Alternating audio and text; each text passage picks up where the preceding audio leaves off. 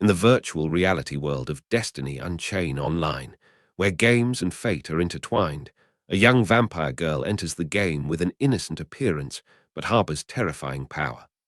On her first login, she accidentally triggers a rare hidden event, causing the entire game world to call her the Fresh Blood Demon Lord, the holder of a power sealed for hundreds of years. Her sparkling eyes, sharp fangs, and mischievous smile signal the beginning of a bloody and mysterious adventure, where the weak will bow their heads and even the strong must be cautious. In Destiny Unchained Online, the story begins when the protagonist enters the virtual world in Chapter 1, into the virtual world, where she quickly realizes that this is not an ordinary game. In Chapter 2, non-tutorial quests, she is thrown into quests without guidance, forced to adapt and survive using her instincts and intelligence. In Chapter 3, medicine materials and raid boss, she explores the medicine crafting system and faces the first raid boss, a giant creature that demands superior tactics and strength. In Chapter 4, defeating the strongest monster, she is drawn into a battle with the strongest monster in the area, where she must reveal her true, sealed power. Finally, in Chapter 5, Blaze Blood, the vampire blood within her erupts violently, making her the center of attention in the world as she wields power that can change the entire balance of the game. In the full-sensory virtual reality world of Destiny Unchained Online, a VR MMORPG where players fight for territorial control, PvP competition decides everything. Amidst the numerous warriors, a swordsman known by the legendary name Demon Lord stands out, possessing unimaginable skills that spread terror on the battlefield. When other players face his presence, they have only one choice: to retreat urgently and rejoin their party before it's too late. Just as the group of players decided to retreat, a nightmare arrived. A figure with long hair rushed through the air at terrifying speed like a whirlwind, with cold, sharp eyes and a sword raised without warning, knocking one person away in an instant. The remaining players panicked, realizing that the one called the Demon Lord, had tracked them too quickly. As one player asked in amazement whether the opponent was acting alone, the armored warrior immediately drew his sword and shouted a challenge in a desperate counterattack, despite the desperate warnings from his teammates behind him. In a frenzy of anger and bloodlust, the armored warrior shouted, "Don't be complacent," and charged forward with all his might, wielding his sword in a powerful strike that tore through the air. However, the girl with long hair and a cold smile simply and gently drew out a giant scythe. The black curve of the scythe's blade seemed to embody death itself, cutting through the opponent's attack in an instant. With a fluid motion, she closed in and launched a swift counterattack that left the attacker unable to react. His face showed clear surprise and fear as he realized that the gap between them was not just a few levels, but a bottomless chasm. As the sharp black sickle swept by, the armored warrior froze, his eyes filled with confusion as he realized his body was no longer intact. He stuttered in despair, saying he wasn't dead yet, but his words were cut off by a ruthless slash that ended everything, leaving behind a splattered trail of blood and deadly silence. The teammate behind him could only tremble and scream in fear, reproaching himself for not warning his companion that they couldn't afford to take on someone like that. Meanwhile, the girl, the Demon Lord, stood silently on the battlefield, her presence alone being an absolute negation of any resistance. Sitting on the ground with a racing heart due to fear, the player finally cursed under his breath as he realized he was in the worst possible situation. He tried to reassure himself that if he could rejoin his party, he still had a chance to survive. However, just then, a black sickle flew through the air, lodging itself in the ground just a hand's breadth from his chest, causing his blood to freeze. His eyes widened in panic as he looked towards the dark figure approaching with cold, calculated steps.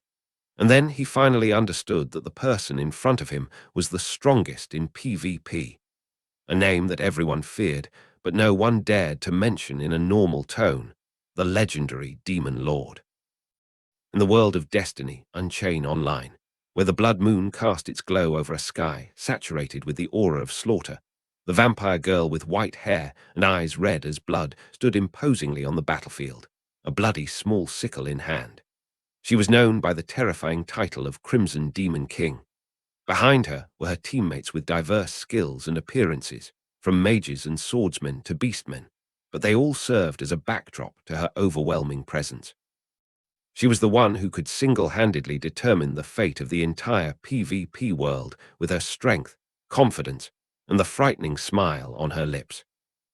A few months ago, on an energetic morning, the third-year middle school student Mitsuki woke up feeling excited because he could play games early. He stretched, smiled, and told himself it was okay since it had been a while since he last played.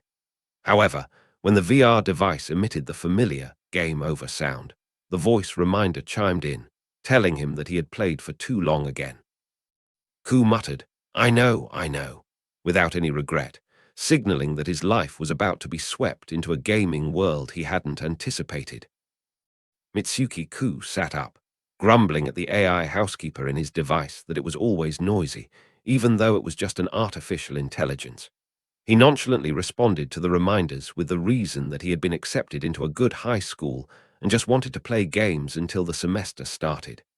However, as he was still half asleep, the reminder, you have an appointment today, don't you, caught him off guard, and was taken aback.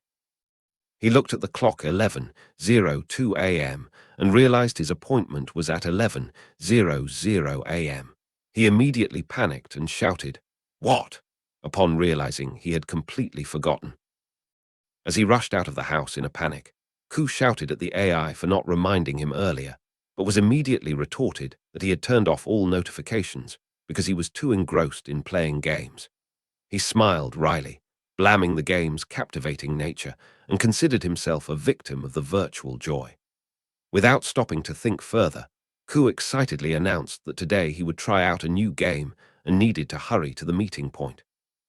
The AI could only sigh, worrying about the future of its master, who was too obsessed with gaming, as the door closed and opened to a completely new chapter, and a world from which there was no turning back. Despite rushing through the modern streets with the risk of being late for the appointment, Mitsuki still managed a relieved and excited smile. Today, he was not just trying out a new game. It was a game developed by his own father, which filled him with pride and anticipation. The AI beside him muttered that his mood was quite good for someone about to be late, but just murmured, well, yeah, and continued on his way, unaware that this login would change his life completely. In the large lobby of the game development company, Mitsuki arrived, panting, and was immediately reminded by his father, Mitsuki Sora, the head of programming and hardware design of Duo, that he was late due to being too engrossed in VR gaming. Scratched his head, smiled awkwardly, and apologized, excusing himself by saying he had run as fast as he could. His father smiled kindly, but reminded him that playing games was fine as long as it was in moderation. Promised to be careful, unaware that this trial today would thrust him into the eye of a storm in a world where joy, danger, and legend awaited. In the familiar office, Mitsuki Sora smiled as he received the lunch his son brought, sighed, and reminded that he looked like he had stayed up all night again and needed to rest properly. Awkwardly apologized and changed the subject. Sora smiled lightly, accepted, and mentioned that he had a change of clothes in his bag since he would be staying overnight at the company again, a habit he downplayed, as sleeping is boring. Then he solemnly took out a game box, handed it to with a proud look, calling it a product I'm very fond of. Excitedly confirmed that today he would officially become the trial player for his father's new game, the starting point of a destiny that would lead to many changes. Today was the official launch day of Destiny Unchained Online *, a highly anticipated full-dive VR MMORPG. With the game box in hand and a sparkling gaze, felt both excited and a bit perplexed as he prepared to enter the world created by his own father. He murmured that it felt strange to play a game developed by his own family. His father, Mitsuki Sora, just smiled quietly, full of confidence, unaware that this journey would lead his son to a destiny that no one could have foreseen. When father reminded him that Destiny Unchained Online was a game focused on PvP and required player skill more than any other factor. He responded with enthusiasm that he was completely ready, excited to the point of being unable to wait any longer, and immediately turned on the device to download the game as soon as the server opened. However, just as he was about to start, Sora smiled and revealed a surprise. He had developed a brand new gaming device, specifically for Ku, and he would be playing duo using this device, leaving Ku stunned and exclaiming, "Ha!" as he realized that his journey was about to begin not just as a gamer, but also as a pioneer of unprecedented technology.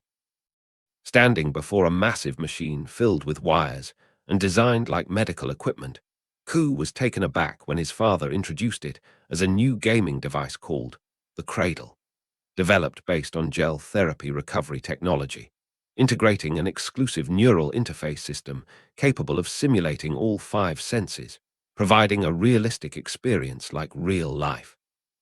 Sora proudly showed it off, asking if it was cool, while Ku was heavily shocked and stuttered to himself, thinking that no matter how you put it, this thing doesn't look like a gaming device at all. Ku was surprised to see the cradle, and exclaimed if it was some kind of hardware cheat, but his father reassured him that the device didn't provide any in-game advantages, but rather aimed to perfectly simulate the senses, making the user feel like they're really there.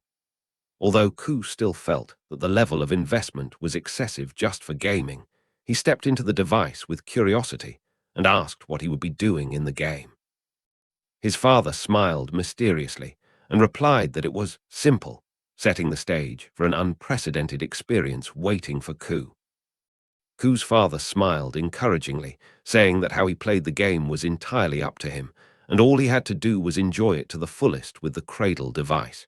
He suggested that since Asterisk Duo was a PvP game and Ku was very good at it, why not try to become the strongest player? Ku was taken aback by the idea, the strongest player, but immediately blushed and looked away when his father brought up his dark past, where Ku had once declared that he would become the most feared gamer in the world, to the point of playing PvP every day like he was obsessed. Ku cried out in despair, "Don't bring up my dark history again." As Ku stepped into the Cradle device, he couldn't help but feel anxious and amazed, muttering to himself if he was really going to log in using this thing. His father remained calm, confirming that, of course, and then surprisingly softened his tone, apologizing for having asked his son for help with work many times. Ku was taken aback by the rare seriousness, but then smiled warmly and sincerely, replying that he did it for his own sake, because he really loved the games his father created and was always eager to play them. This brief confession was filled with deep family affection before the moment of entering the fateful game world. When his father suddenly mentioned Ku's mother, he fell silent and responded calmly that he didn't care, because the truth was that he hadn't seen her for many years and that wouldn't change. Even if she suddenly appeared, he wouldn't know how to react.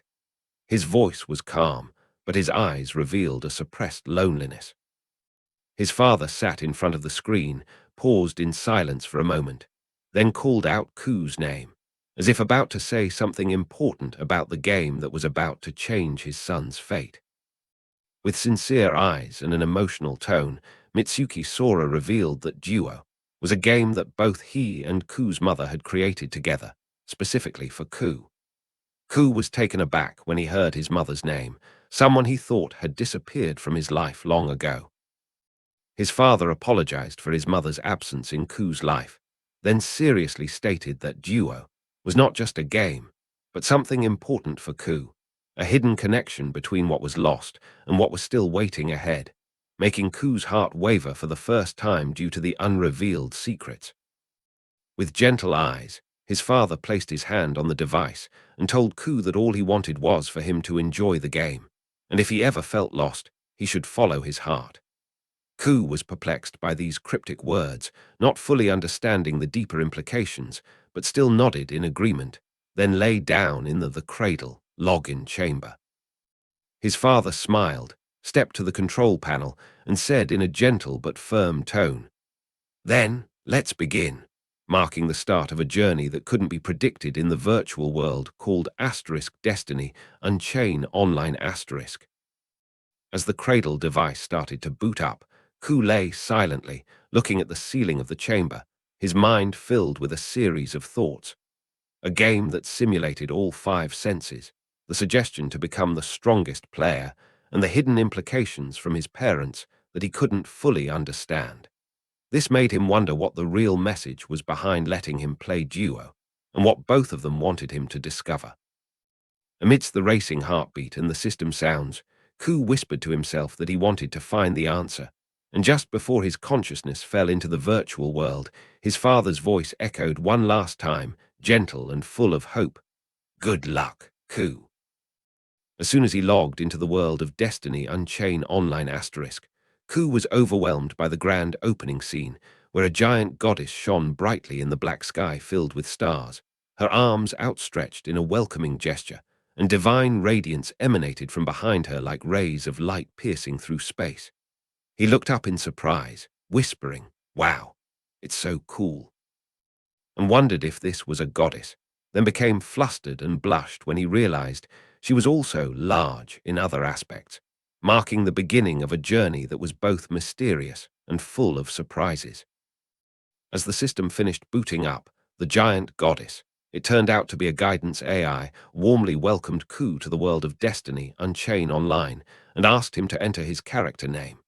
Ku realized this was the familiar step of creating an account and immediately used his usual nickname, Crim, a shortened form of crimson, meaning red, a color associated with Ku's real name. After confirming, the AI's voice announced that from now on, Crim Sama would be his representative entity in this world, officially marking the birth of a name that would later be remembered by the entire duo community. As soon as Ku, now Crim, finished naming his character, the system moved on to the character creation step and introduced 6 races to choose from. But before they could be fully displayed, all the illustration models suddenly suffered a serious glitch, distorting and shattering into pieces of data, causing both the guidance AI and Crim to be perplexed. Ku exclaimed in alarm, "On the day of release, and it's already glitching like this," and tilted his head in confusion as he saw the models of the races gradually fade away, the glitch being so severe that it was impossible to select an unusual start to a game that was designed to be meticulous, and also the first sign of the hidden instability within the virtual world of Destiny Unchained Online. Just as the system was experiencing a glitch in displaying the races, an unexpected notification appeared before Ku. Unique DNA sequence detected. A special race has been added to the selection list. He was taken aback by the notification related to his own physical body, muttering, "In my DNA," and widened his eyes when the AI clearly stated that this was a unique race, a rare race reserved for individuals with special biological characteristics. Immediately after, an incomplete character model with a slender figure and long hair appeared amidst the data stream, flickering with light, as if it was downloading something unprecedented, marking the beginning of an identity unlike any other in the world of Destiny Unchained Online. When the new character model was complete, Ku's eyes widened in surprise. "Is a girl." And he was even more shocked when he saw that the displayed image was completely naked, causing him to blush and look away, muttering, "Why isn't she wearing any clothes?" Meanwhile, the system clearly announced that this was a unique race called Noble Red Asterisk, the ancestor of vampires, with white hair, white skin, and red eyes like blood, having a deep connection with the night soul. The AI goddess confirmed that this race appeared due to Ku's special DNA structure, allowing him to play as an extremely rare character, so rare that it had never existed in the usual system, leaving him both perplexed and curious, muttering, "So, this is a rare race." The noble red asterisk race, the ancestors of vampires, is divided into 2 branches, pureblood and half-blood asterisk, each possessing unique magical characteristics. This is a tribe that specializes in asterisk physical strength, SDR, and magical power, MAG, with a common build being a magical swordsman. Players of this race can use their own blood to activate a unique skill called asterisk, blood magic, asterisk, but must compensate for the lost blood by sucking blood from others. Ku gradually understood the mechanism. A vampire sucks blood, huh? But deep down, he also realized that this is not just a strong tribe, but also a choice that makes him completely different from others, carrying both a dangerous and alluring power, fitting the name noble bloodline. Ku, in a confused effort to object to bloodsucking, hastily affirmed, I am a vegetarian sucking blood, then, with a mixture of awkward and helpless expressions. However, the narrative AI responded nonchalantly that he could completely avoid using the blood-sucking skill, making Ku immediately retort, then why should I play as a vampire? Although the noble red tribe brings superior strength, both pureblood and half-blood branches have certain weaknesses. The subsequent images show two powerful silhouettes of the tribe, but also hint at the price to be paid. While the AI continues to analyze calmly, Ku is standing at the boundary between curiosity, power, and vegetarianism. Ku is shocked to learn that the pureblood tribe will lose all HP after just 20 seconds of exposure to sunlight, exclaiming, isn't that too disadvantageous? Meanwhile, the half-blood tribe also suffers consequences. All stats are reduced by 20% under sunlight. Still quite severe, he whispers, but quickly weighs his options. If I want to play all day without rest, then choosing half-blood is the most reasonable. Although he acknowledges that pureblood is fundamentally stronger, Ku still decides, there's no way I can choose a tribe that can't play during the day. With a clear determination, he chooses the path that best suits his non-stop playing style. Additionally, players can also choose their preferred weaknesses, a strange system that makes Ku exclaim, preferred weaknesses. Legendary factors such as being unable to appear in mirrors or photos, being weak to fire, holy objects, silver, being unable to cross running water, dying immediately when staked, or being unable to enter a house without being invited, can all be customized. Each added weakness will increase the character's basic stats, making Ku can't help but laugh wryly. So the weaker I am, the stronger I become. How ironic. All that's left is to allocate the starting skill points, the final step before officially beginning the journey. Ku started distributing skill points with a clear direction, emphasizing strength and speed to maximize critical hits. He planned to create a glass cannon character type, extremely high damage but low defense, suitable for ambush gameplay in PvP. When choosing starting skills, he paid attention to darkness weapons and considered the stats. Vitality plus 15, Spirit plus 30, Strength plus 35, Magic minus 50. While deliberating, Ku noticed that the AI guide, the female gidding goddess, suddenly fell silent as if she was dozing off. He secretly wondered, is this really an AI? But then he decided, all right, these attributes are fine, with the final choice being a half-blood, weak to silver, religious items, fire, and light at a strong level. Ku looked back at everything, realizing that he had obtained this race unexpectedly and had put a lot of effort into his current build. However, he still felt uneasy thinking about having to suck blood, something that was unbearable for a vegetarian like him. While other players had already started experiencing the game, Ku didn't want to be left behind. Although other races seemed interesting, he felt that the vampire race gave him an inexplicable sense of familiarity. A strong premonition arose within him. Ku recalled his father's words. If he felt lost, he should follow the path that his heart dictated. He looked at the female character image on the interface, wondering if it was just a graphical glitch. But the AI confirmed that players couldn't choose a gender different from their real one. After a moment's hesitation, Ku smiled, his eyes shining with a clear determination. Being a male vampire sounded cool too. All right, I've decided. Ku raised his hand, his eyes full of determination, and shouted, I choose to become you. The system screen immediately responded. Confirmation accepted in the subconscious, biometric data analysis complete, genetic information adjustment complete, transfer to cradle successful. The system officially recorded Ku's chosen race, Noble Red. The body restructuring process began, and a ding sound signaled the start of a new journey. He took a deep breath. I can smell it. The scent of earth, grass, and flowers, a fragrance belonging to this world. It was a unique experience available only in the full dive system. His eyes opened, and the scenery above was reflected through the trees, with sunlight filtering through the gaps between the leaves. He slowly raised his hand to look. His fingers were now longer, with sharp claws. He was stunned. This was his new form. Is this a ruin? She sat up, her hand gently touching the stone floor covered in the dust of time. The broken stones and fallen pillars surrounding her made the space eerily quiet. The light shining through the broken dome highlighted the long hair that unexpectedly fell in front of her eyes. Wait, my voice. She touched her throat, her tongue trembling slightly. The voice that came out was no longer that of Ku the boy, but a low and soft female tone. My voice. The boy's face showed clear horror as he looked at his own reflection, a girl with long hair, pointed ears, and white skin characteristic of the vampire race. The screen displayed the name Krim, but the body in front of him was completely different. Ha! He touched his cheek, then gradually looked down at the dress. What is this? Did I really start as a girl? An image of nakedness flashed back into his mind. The girl he had thought was just a display glitch. I thought that was just a graphics bug. But no, it was the truth. The boy Ku had now become a girl in the world of Destiny Unchained Online.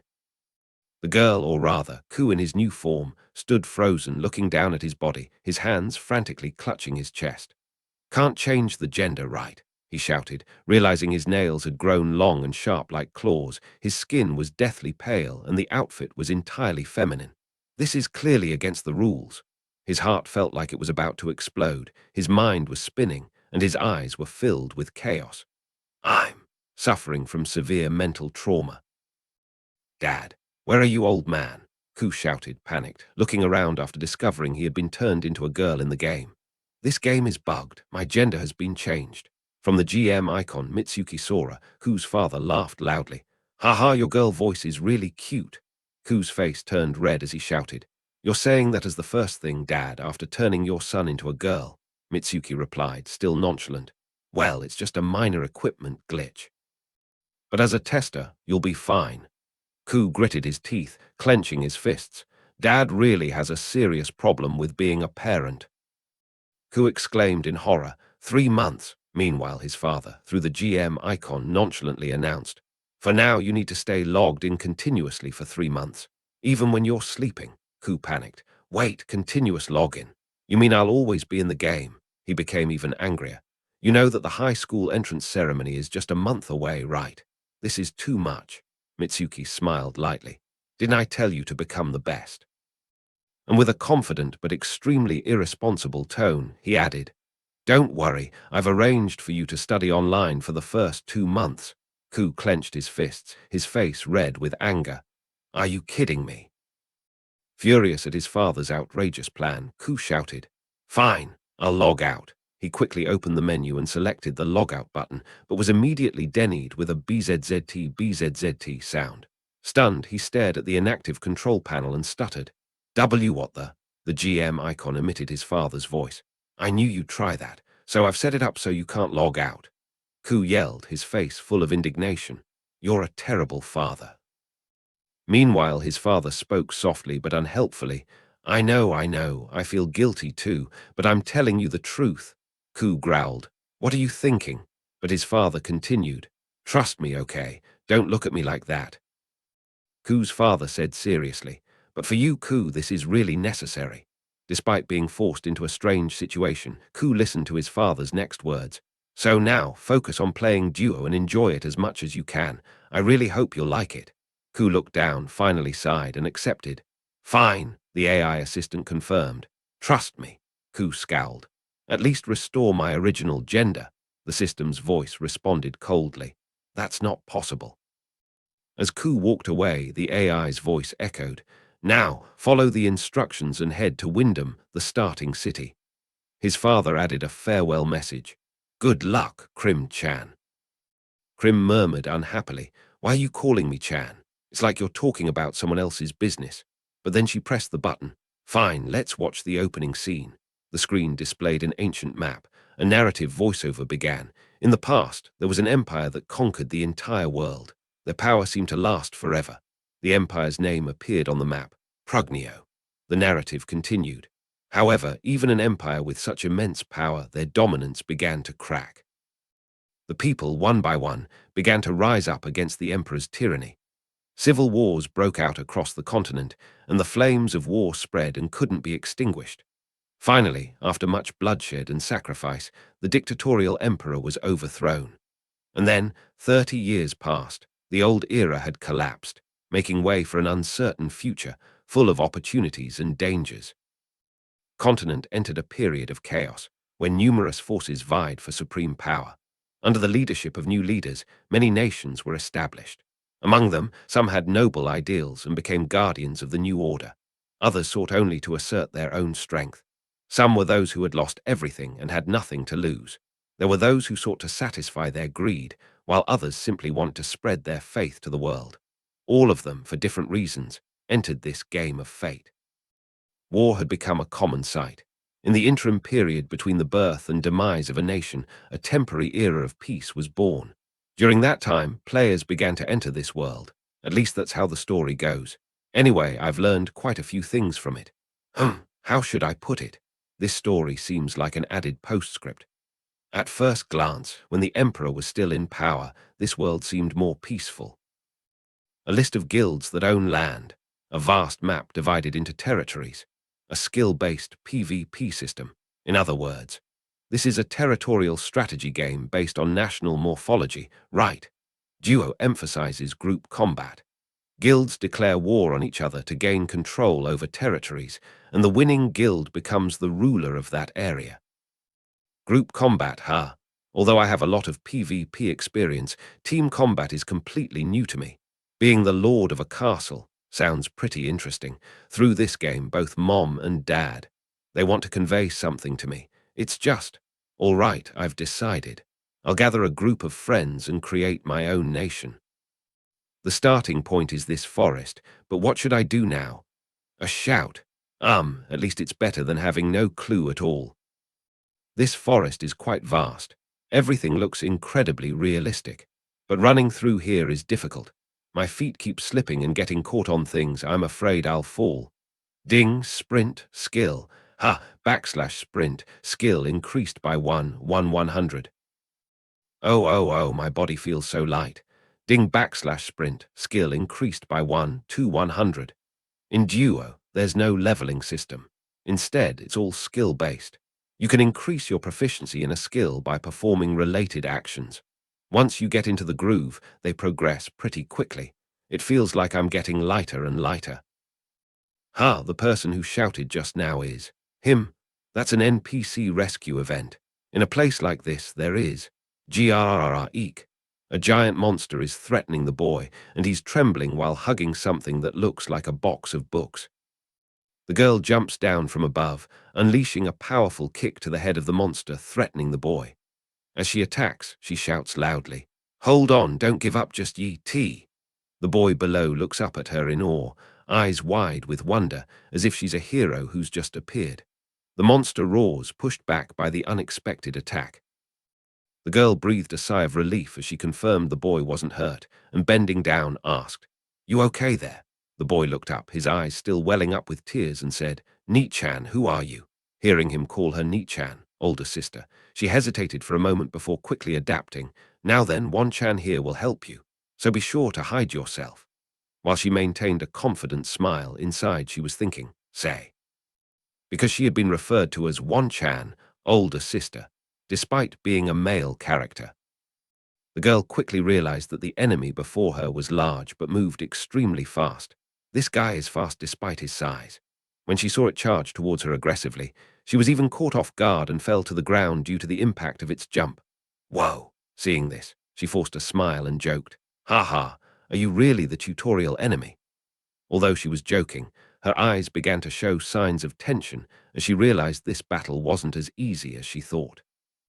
The boy cried out in horror, What are you doing? You can't fight him." But the girl still charged forward with determination, her eyes shining with confidence. Duo emphasizes raw player skill. She laughed and shouted loudly, "You'll be in trouble if you underestimate me." Believing that a critical hit would turn the tide, she launched a decisive attack with strong conviction. A critical hit should kill most enemies. The girl launched a critical hit with all her confidence, jumping into the air with a victorious smile. However, just as her blade was about to hit its target, the monster suddenly spun around and swung its claws extremely quickly. A soft asterisk, tap, asterisk sound was heard as she landed on the ground, but instead of the finishing blow she had expected, the situation was immediately reversed. Wait, what? She exclaimed in surprise, as she realized the counterattack was beyond her predictions. Girl had launched what she thought was a critical hit, but then a look of panic appeared on her face as she realized, my blade didn't pass through. The blade hadn't pierced through the thick fur of the beast.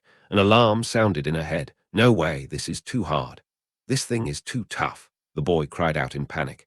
You can't beat him, that's what I said. She glanced down at the wound that was only bleeding slightly without leaving a clear injury, if he doesn't take physical damage.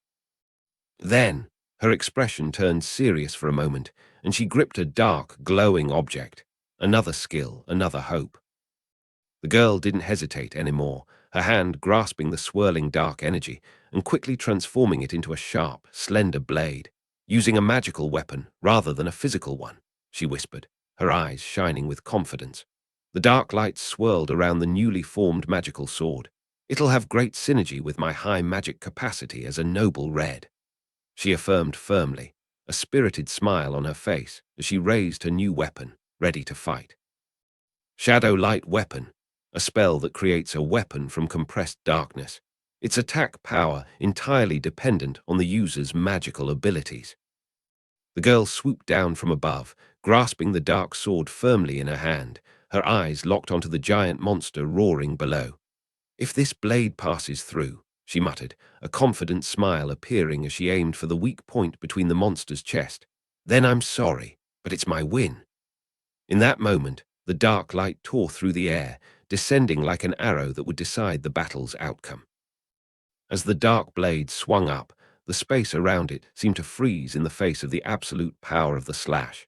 And with just one fatal blow across the monster's neck, the text hit appeared amidst the spouting black blood, confirming the victory, because in this world, cutting off an opponent's head would immediately sentence them to death, regardless of their remaining HP. After unleashing a critical hit with her self-created dark weapon, the protagonist defeated the giant enemy with just one strike. In the moment of triumph, she raised her weapon with a joyful expression, shouting in exhilaration. The battlefield behind her still bore the scars of the fierce combat, but she didn't show any signs of fatigue. Instead, she was filled with excitement, feeling pure joy from the perfect victory, a single, powerful, and precise finishing blow. After the intense battle, the protagonist approached the young boy, who was hugging a basket full of leaves, and asked him gently. The boy stuttered a response, his eyes wide with surprise at the strength he had just witnessed. As he accidentally stumbled forward, he fell into her, causing both of them to become flustered, especially when his head hit her chest. He quickly apologized, his face flushing with embarrassment, while she smiled kindly and gently reassured him, asking again with a soft, inquiring gaze, "Are you really okay?" The scene was both humorous and heartwarming, marking the first connection between the two characters after a life-or-death battle. The girl smiled softly as she introduced herself as Krim when the boy, George, thanked her for saving him. Everything went smoothly until Krim unconsciously used the masculine pronoun, or, prompting George to ask in surprise. Krim's face showed clear embarrassment as she realized her mistake, quickly correcting herself and using watashi, a pronoun typically used by females, while reminding herself that she was once again forced to face the reality. She was now a girl. It was a moment that was both humorous and endearing, highlighting the conflict between her old identity and her new body. On the way back to the city, the young boy George anxiously asked if it was really okay for him to stay with Krim, the one who had just saved his life. Krim gently replied that they had an empty room, but thought that she was actually the one who had been saved.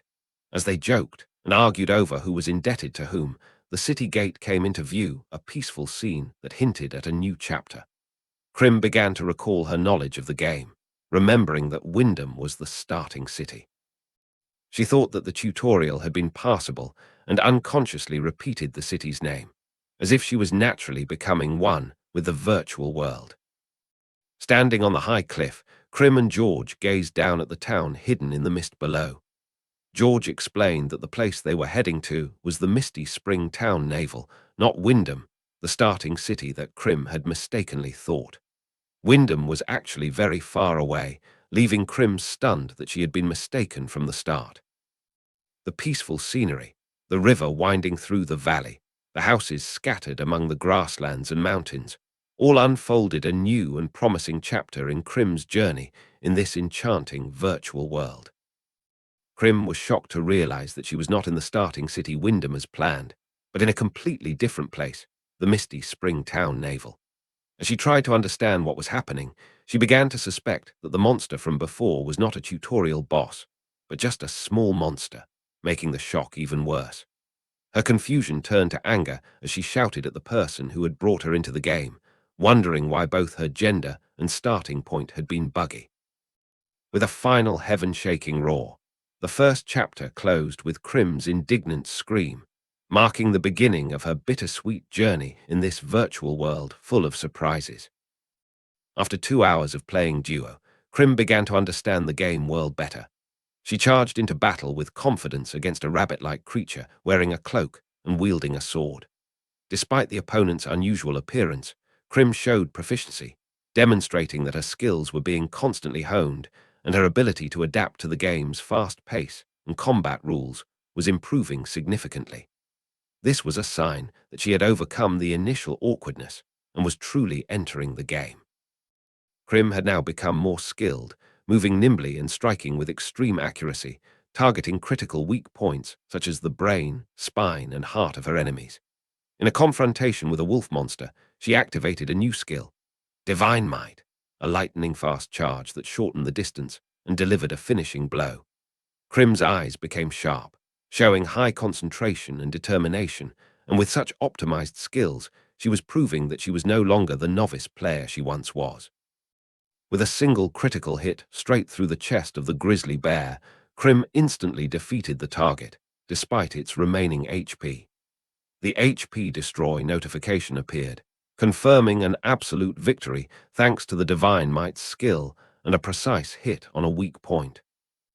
As the dust dissipated, she walked away confidently, smiling in satisfaction, muttering that fighting was easy if she kept targeting critical hits, proving that she had grasped the game's mechanics and knew how to maximize her strength. Krim smiled confidently after an easy victory, thinking about using the instant defeat mechanism in future PvP battles. She felt excited when she realized that what she had just applied was not only useful against monsters, but could also become a trump card when fighting other players. Meanwhile, the boy George held a bundle of medicinal herbs in his hands, his eyes full of gratitude as he thanked her, now feeling safe to collect ingredients for medicine. Another child peeked out from behind a tree, exclaiming, "I knew Krim Ni-chan was strong, making the atmosphere light and warm." Krim was not only a powerful player, but was also being recognized as a reliable protector in this world. After discovering that she had spawned at the wrong starting point, Krim temporarily headed towards the nearest town, Naval. On the way, she not only moved forward, but also helped George collect medicinal ingredients. Although she was slightly disappointed at not finding the expected ingredients, Krim tried to remain optimistic. Meanwhile, George continued to search the swamp, believing that there must be necessary items around. The journey continued, and despite starting at the wrong place, Krim seemed to be gradually adapting to this strange world. Krim realized that rescuing George was not actually a tutorial as she had thought, but just an ordinary quest, with the next stage being to collect ingredients. She also noticed that no other players had arrived in this area, indicating that she had unintentionally skipped the tutorial. However, Krim was not too concerned. Instead, she chose to be more proactive, treating everything as an opportunity to practice her skills and accumulate skill points early on. Krim realized that the task she was undertaking was not just a simple tutorial, but a series of interconnected quests. Although this was not the starting area, she still doubted that simply gathering materials would be enough to complete the task. This made her start to wonder about the true purpose of the quest and George's motivations. Why did the boy risk venturing so deep into the forest in the first place? Krim felt that there was something hidden in the storyline that she had not yet discovered. Krim asked the boy why he had ventured into the forest alone to gather materials, worrying that it was too dangerous.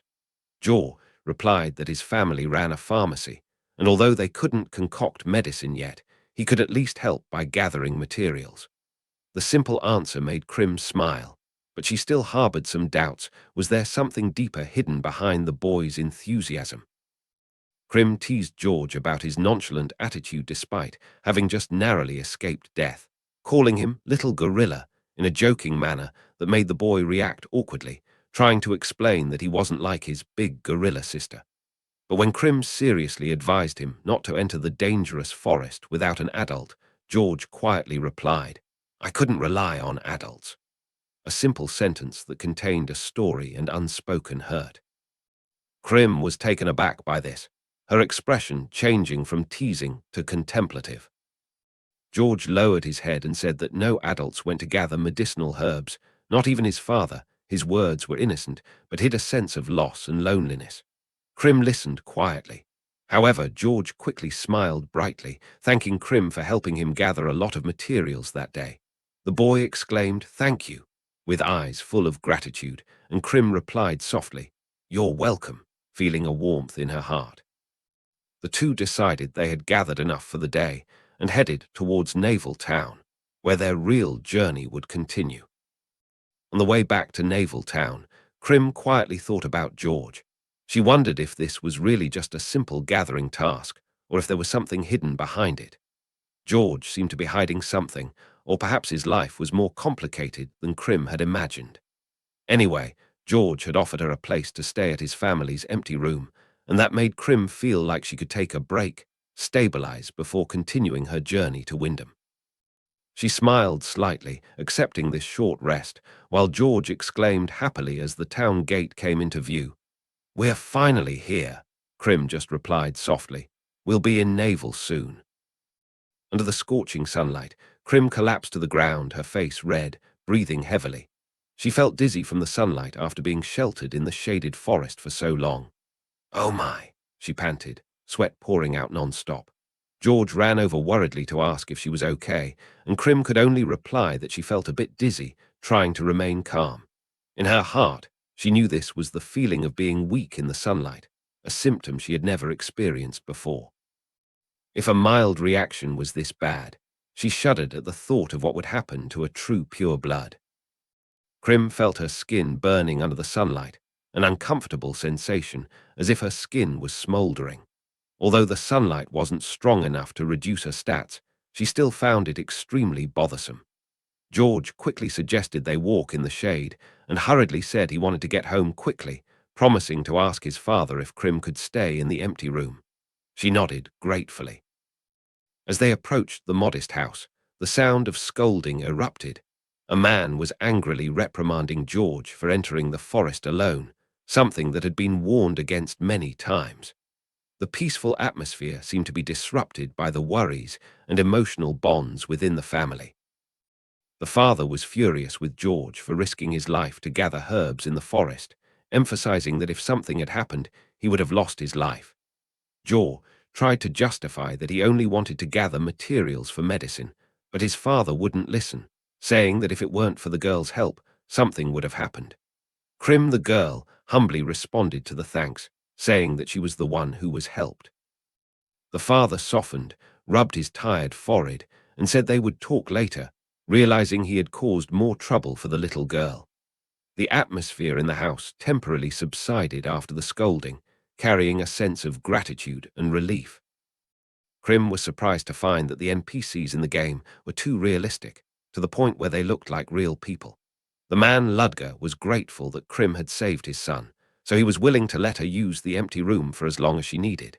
He introduced himself as the owner of the pharmacy in town, and Krim introduced herself again. However, she unconsciously used the pronoun or, a way of speaking commonly used by men, which made both Ludger and George surprised. The atmosphere was relaxed and ordinary, but still maintained a humorous tone due to Krim's mixed gender expression. Krim was thrown into an internal panic when she accidentally used male pronouns while her current form was that of a beautiful young woman. She was embarrassed and didn't know how to explain, thinking of confessing that she was a man, but it was too late to turn back.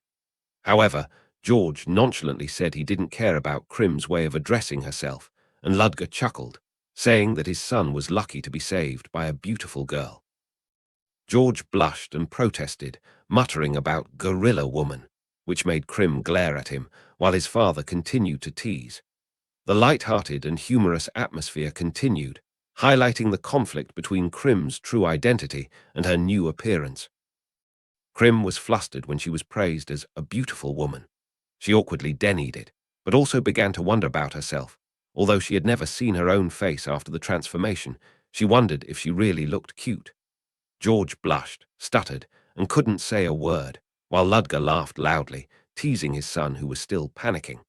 Despite still being uneasy about her new appearance, Krim began to realize that her feminine side could be an advantage. Krim muttered to herself, recalling how she was transformed into a girl due to a game glitch. In other games, she thought that even if her body changed, her face would still retain masculine features. But this time was different. She checked herself and confirmed that her face was now truly feminine and soft. Meanwhile, Ludger kept teasing his son, urging George to be friendlier if he had feelings for Krim. George's face turned red with anger, and he reacted by shouting, "Shut up, you stupid father." The atmosphere in the house became both warm and awkward, filled with mixed emotions. George's face turned red as he ran away, using the excuse of going to prepare an empty room for Krim, leaving behind an awkward atmosphere. Ludger watched him go, sighed, and smiled, muttering that kids grow up too quickly. However, his expression soon turned serious. He invited Krim to talk privately and began to talk about his daughter, who was lying sick in her room. The girl had been weak for a long time, and the available medicine here was ineffective. Krim silently looked at the girl sleeping in the small bed, realizing that this task might be related to something more important than just collecting materials. Krim listened quietly as Ludger told her about George's secret visits to the dangerous forest to gather medicine for his sister, a deed that was both touching and reckless. Despite being scolded by his father many times, George didn't stop. Ludger was helpless and could only hope that Krim could keep an eye on George and prevent him from doing anything reckless. Krim nodded in agreement, her eyes filled with understanding. She realized that this task was not just about collecting materials, but also about protecting the small hope of a family. Krim sat alone in the quiet kitchen, thinking about Juna, George's sister, who was quietly fighting her illness. The thought made her contemplative. She planned to take a stroll around the town, but first she should help with the cleaning after all that had happened. She began to look for the empty room Ludger had mentioned, silently urging Juna to be patient. Suddenly, a weak cough echoed from the hallway, making Krim pause. She was about to meet the girl. In the small room, Krim quietly looked at Juna, who was lying unconscious on the bed. The girl's whispered words about wanting to play outside were like a small knife stabbing Krim's heart, innocent, weak, but full of a desire to live. Krim reassured her that she was gathering medicine, but deep down, she knew that this illness wouldn't be easily overcome with just a few doses of medicine. When George called out to her from the door, Krim didn't respond immediately.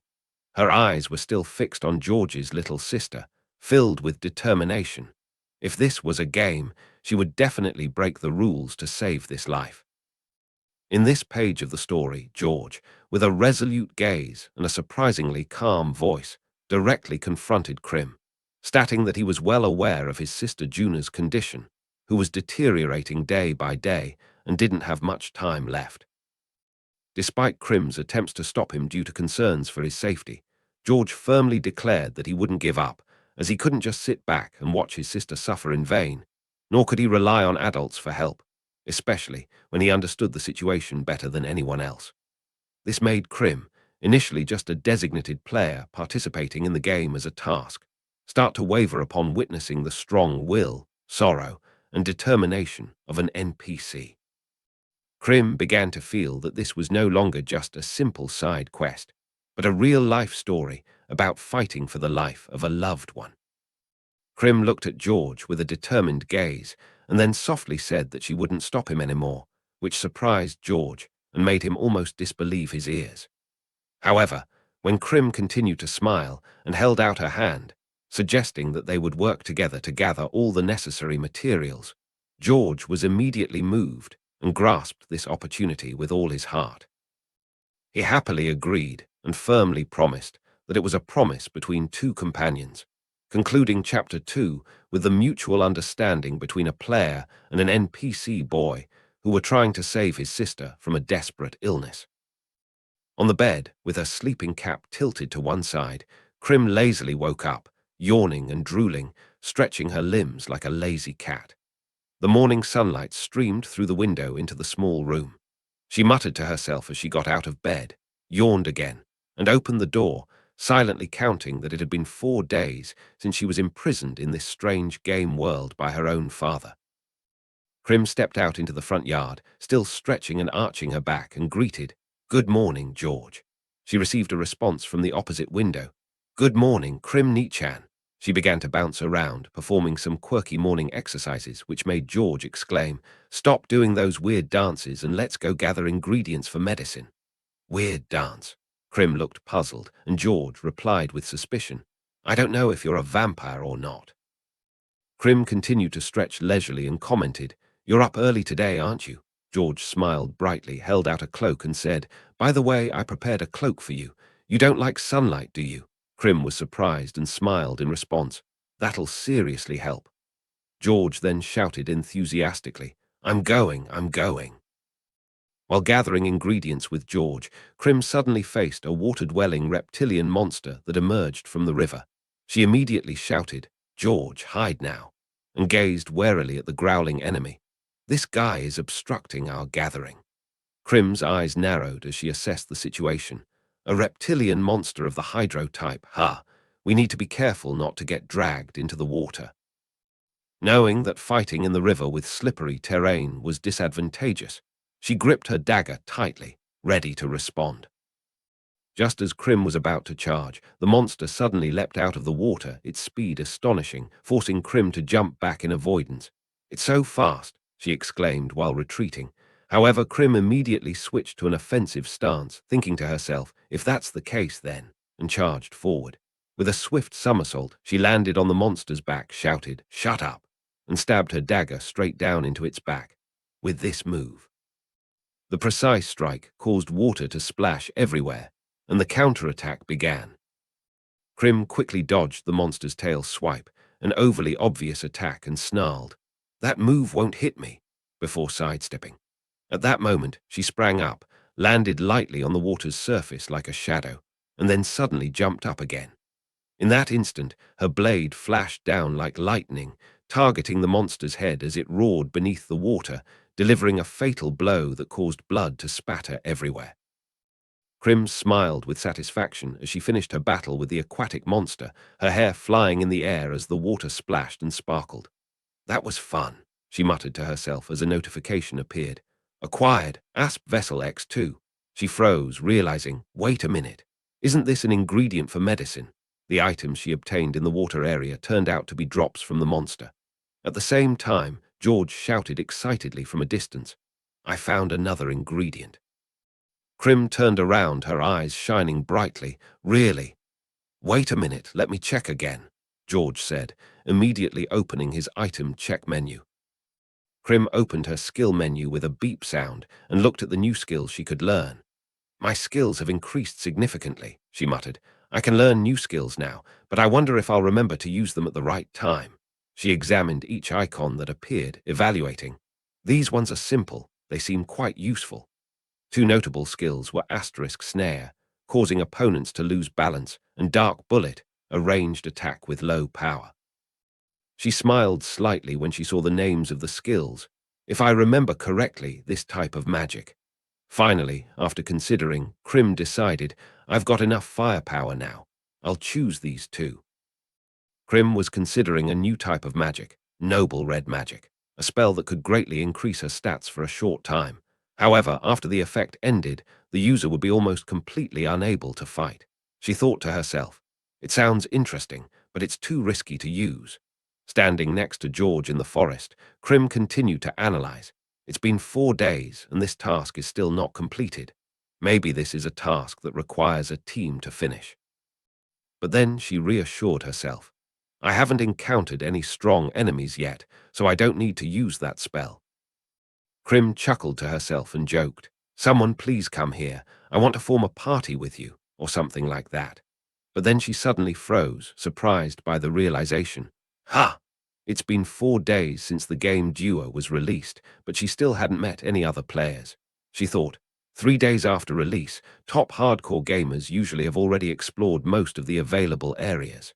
But despite the VR MMO community being usually enthusiastic and quick, this time was different. No one had appeared.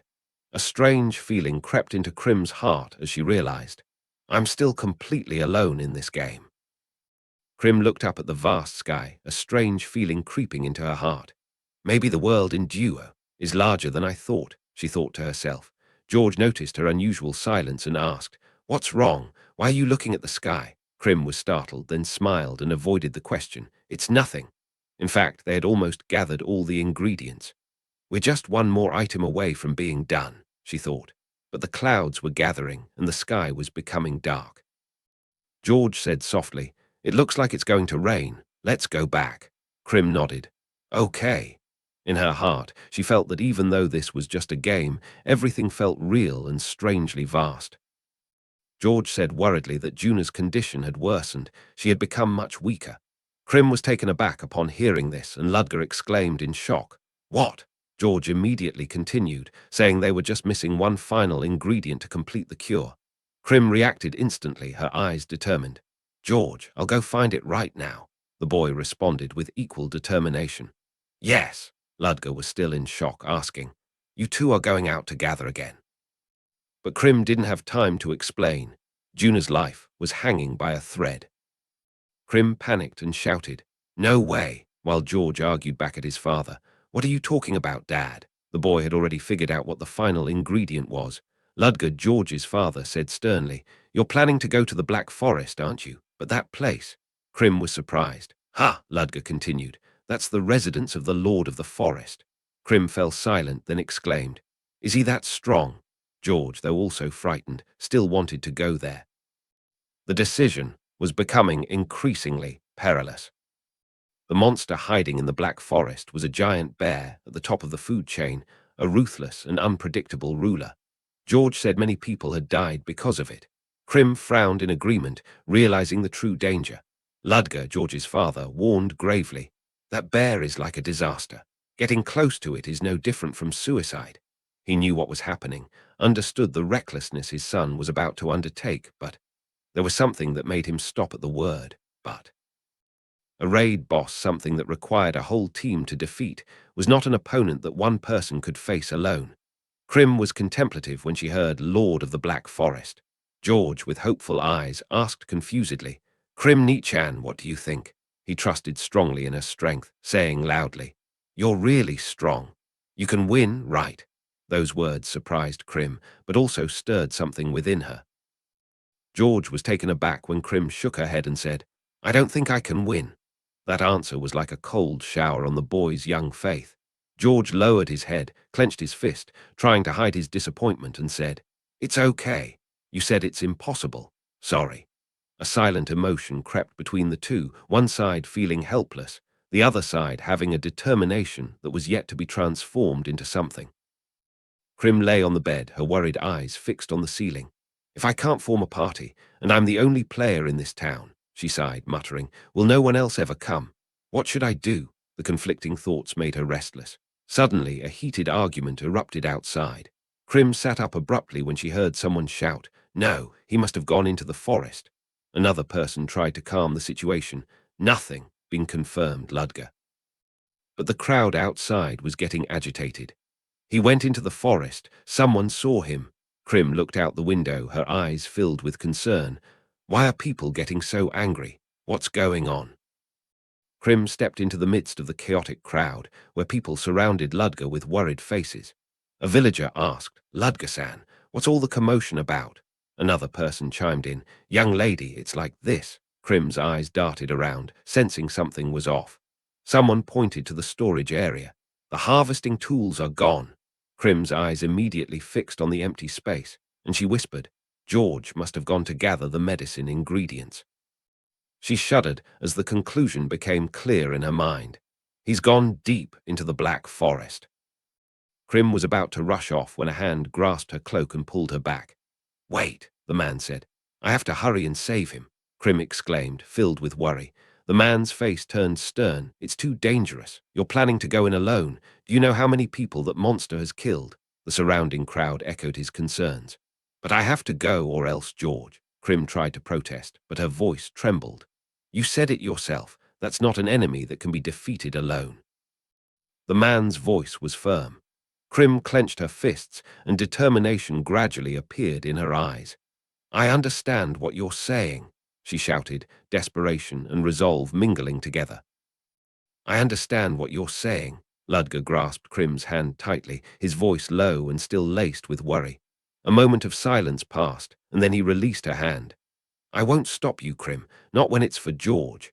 Krim's expression softened, a mix of surprise and emotion, but she didn't let it show too much. In her heart, a quiet thought emerged. In times like these, let's gather the ingredients together. George's bright smile appeared in Krim's mind as she stood there, her eyes resolute. Let's do our best, she recalled. The two of them had promised to do it together.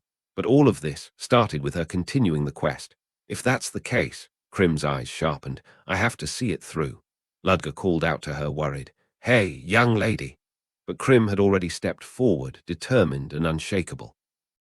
The final ingredient needed for the medicine was hidden in a cave deep within the forest. If I follow the trail of events on the map, it will lead me straight to it. Krim ran through the dense foliage, her eyes fixed on the floating map in front of her. I have to hurry, I hope George is safe.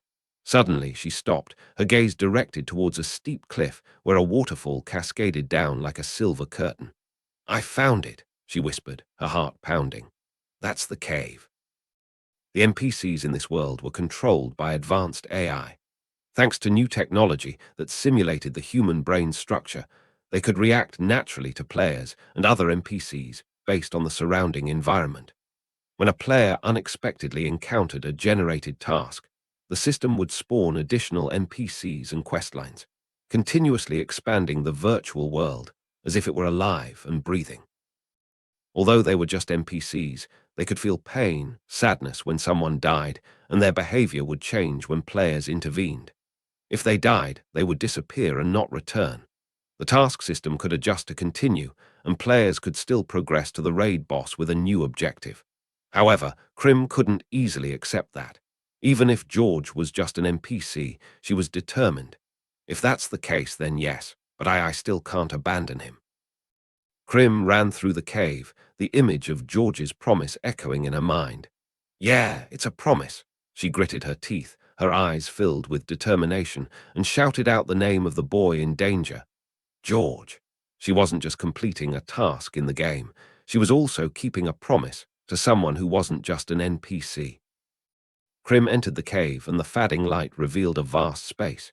She froze. This is a boss arena. The sound of her footsteps echoed through the cave as she rushed towards the center, where a familiar figure came into view. There he is, it's him. Krim breathed heavily, seeing George hiding behind a sharp icicle, and beyond him the darkness began to move. Behind him, it's... Krim landed forcefully in front of George, calling out his name in relief. George, you're safe, thank goodness. Let's get out of here, quickly. But the boy panicked and shouted. No, hide. Krim froze, but it was too late. The space suddenly became silent and oppressive. The ground began to shake. She turned her head, her eyes wide. Something enormous was awakening in the darkness, right in the arena where she stood. From the darkness deep within the cave, a giant monster with thick fur like armor and sharp fangs emerged. Its eyes glowed bright red, filled with murderous intent.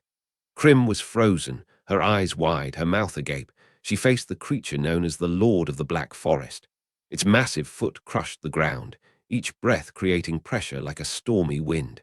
The battle for survival had begun. Under the dim light shining from the cave ceiling, Krim faced the giant creature charging from the darkness, the lord of the Black Forest, a beast with the appearance of a wolf but many times larger than a human. Its thick fur shone like armor, reflecting the cold hue of snow and ice, and it let out a thunderous roar that shook the air, compressing it as if a storm was brewing. Krim did not back down.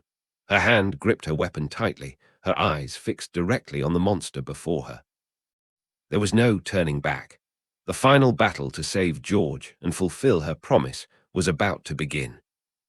Krim woke up on the fourth day in the game world, where she was imprisoned by her father, and along with George, they went out to collect ingredients to brew medicine.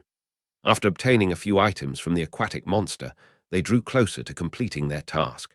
Krim learned new skills such as Dark Bullet and Snare, but she also discovered a red magic spell that came with significant risks, causing the user to become exhausted after temporarily increasing their power.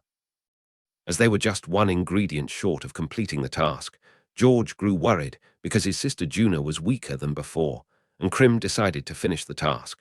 However, the final ingredient was located deep within the Black Forest, the habitat of the Lord of the Forest, a giant bear that had killed many people. Despite knowing that this was a raid boss-level opponent, Krim remained determined to continue, feeling responsible for everything that had happened.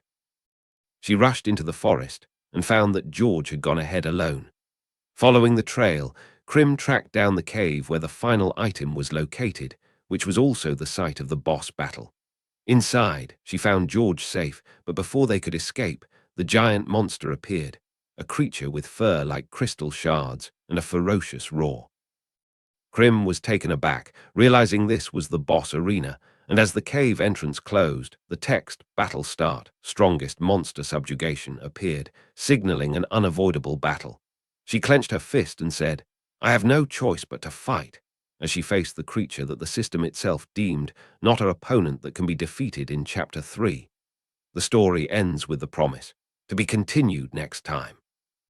Chapter 4 opens with Krim facing a giant monster in the middle of a cavernous arena, her eyes wide with disbelief as she exclaims, "This must be a joke." Before her stands a creature known as the strongest monster, its appearance resembling a bear but its size and strength far exceeding any imagination.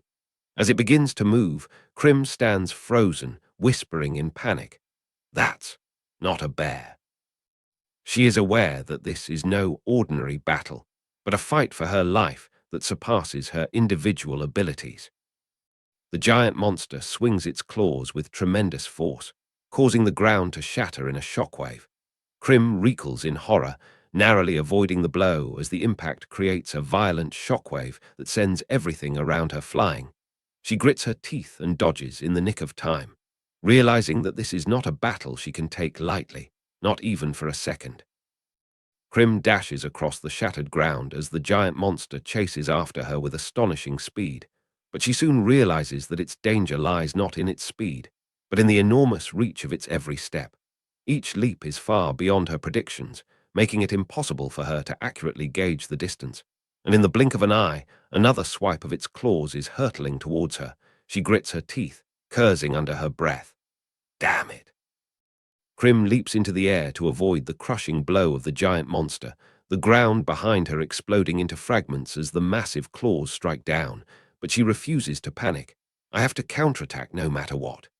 With that, she shouts, "Shadow-light weapon," and unleashes a lightning-fast thrust, stepping onto the back of the furry creature bathed in light, and lands her first counterattack. The sword descends with unimaginable speed and force, but instead of piercing through, it strikes against the hard, steel-like scales encasing the monster's neck, producing a harsh clang. Krim is taken aback. Impossible! The sword didn't penetrate. She steps back, her face filled with confusion as she sees the sword rebound, and then realizes its neck is covered in an extremely thick layer of hard scales. This is a defensive mechanism against instant finishing blows.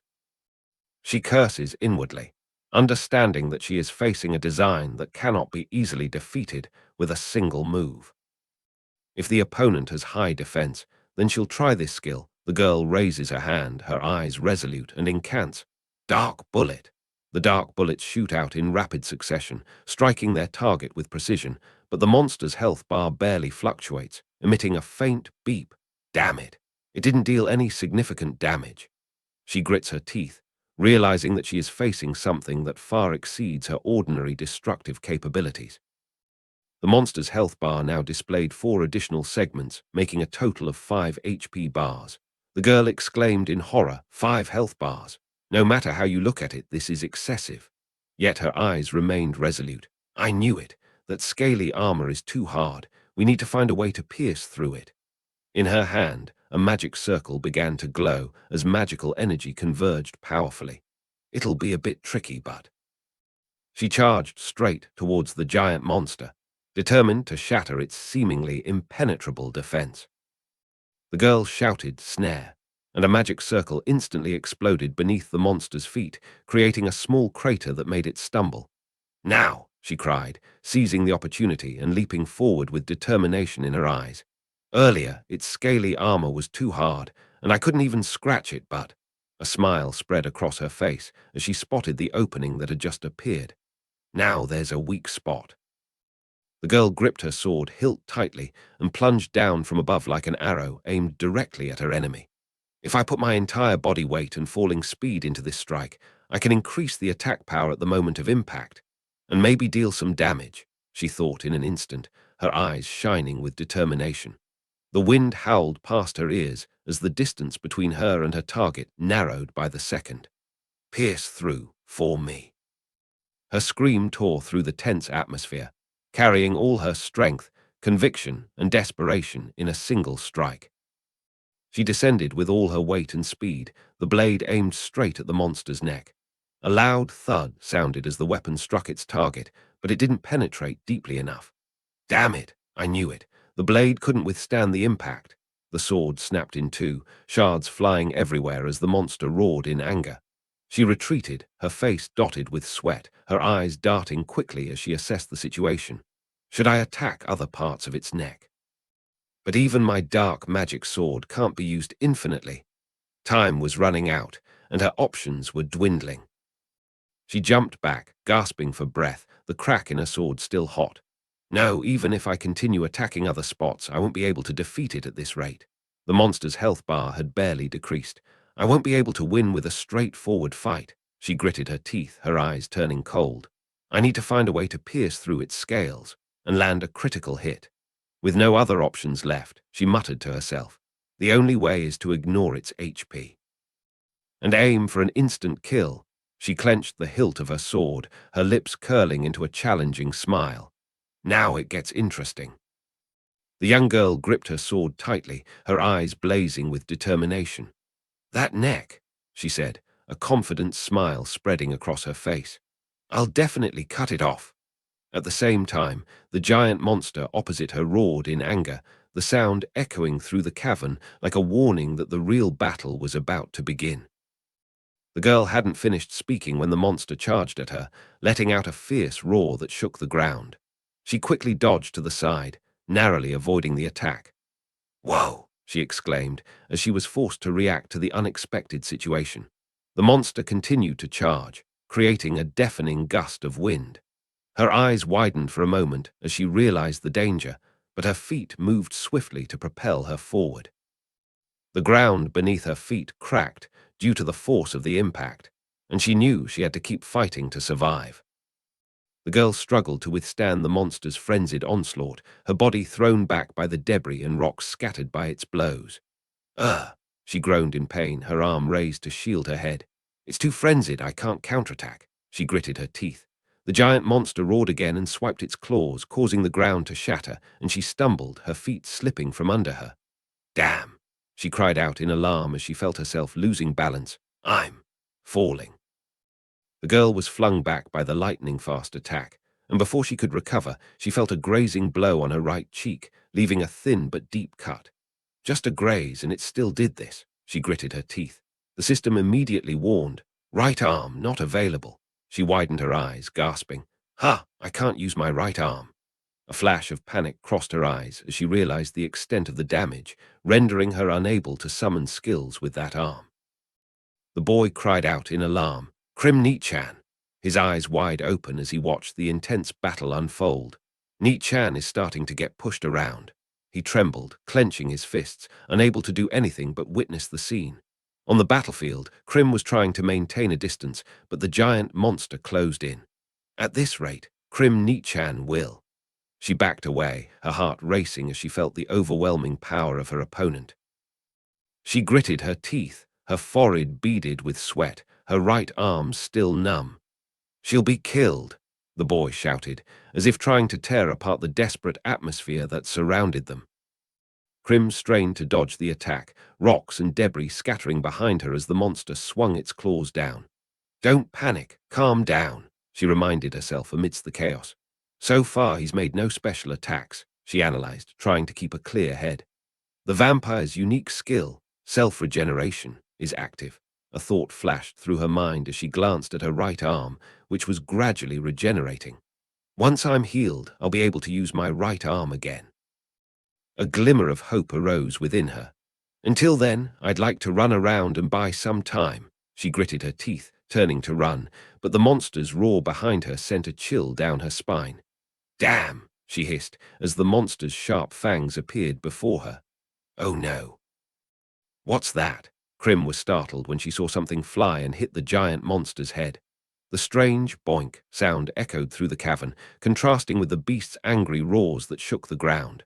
Her eyes widened in surprise. "It can't be! Is that a stone?" In an instant, the monster's ferocious gaze shifted. It let out a thunderous roar, its eyes blazing with killing intent as it glared at the person who had thrown the stone. And there George stood panting, his fists clenched and trembling, yet his eyes shone with determination as he shouted loudly, "If you're gonna go after someone, come after me, you giant." Krim was taken aback when she saw the monster turn its attention to George. "Oh no, he's going after George." But then she realized, that's no way, the shadow weapon, it stuck in. Unlike before when it was repelled, this time the shadowy weapon had lodged deep into the monster's body.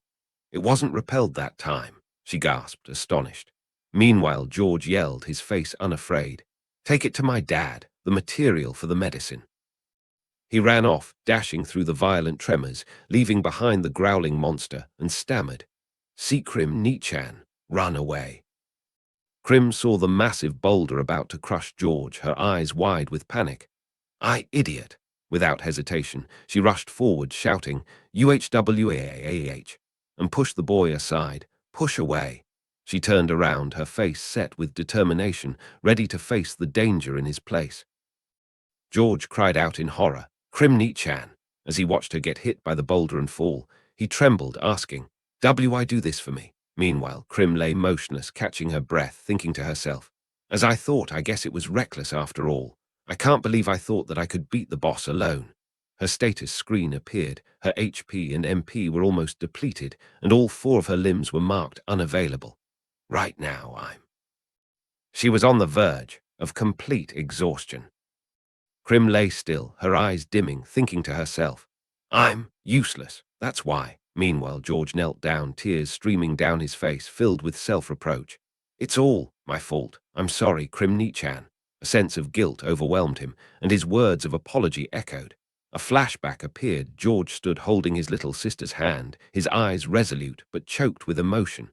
"I'm sorry," as if trying to make amends for something irreparable. A poignant moment connected the past and present through regret. Krim lay on the ground, gasping for breath, but her eyes suddenly lit up. George called out to her anxiously, "Krim Nichan," she replied with a firm voice. "You're not useless." Krim's mind was racing. She still had one option, the special magic of Noble Red. Although this skill could only be used once and would severely weaken her for 30 seconds, it would grant her overwhelming power to turn the tide. If she couldn't defeat the monster within the time limit, she would fail. But thanks to George, she had regained her courage. "It means that I haven't given up yet." Her statement was a declaration of war. The decisive battle was about to begin, and this time, Krim was no longer fighting just for herself. Krim unleashed a lightning-fast counterattack, causing rocks and dust to swirl up like a storm. The collision echoed across the battlefield. She knew she had inflicted damage on the monster's neck. A stream of dark, thick liquid gushed out from the wound, signaling that the attack had pierced the defensive scales. The monster roared in pain and took a step back, while Krim gasped for breath, thinking to herself, I just need to wear down those scales a bit more. The battle was reaching its climax, and Krim had caught a glimmer of hope in this desperate confrontation. The monster screamed wildly as the battle reached its intense climax, while the boy could only stand by, watching with worried eyes. Little sister, he muttered, as he saw Krim's hair fluttering gently in the wind, a clear sign that something within her had changed. Krim's hand transformed, emitting a dark aura that enveloped her, as if magic was gathering. I wanted to fight normally just a little longer, she thought, but now it's not possible. She stood up, preparing to activate her last resort, the power that would decide everything. Krim summoned her ultimate innate magic, Blaze Blood, a burst of energy that swirled around her body as if her very blood was on fire.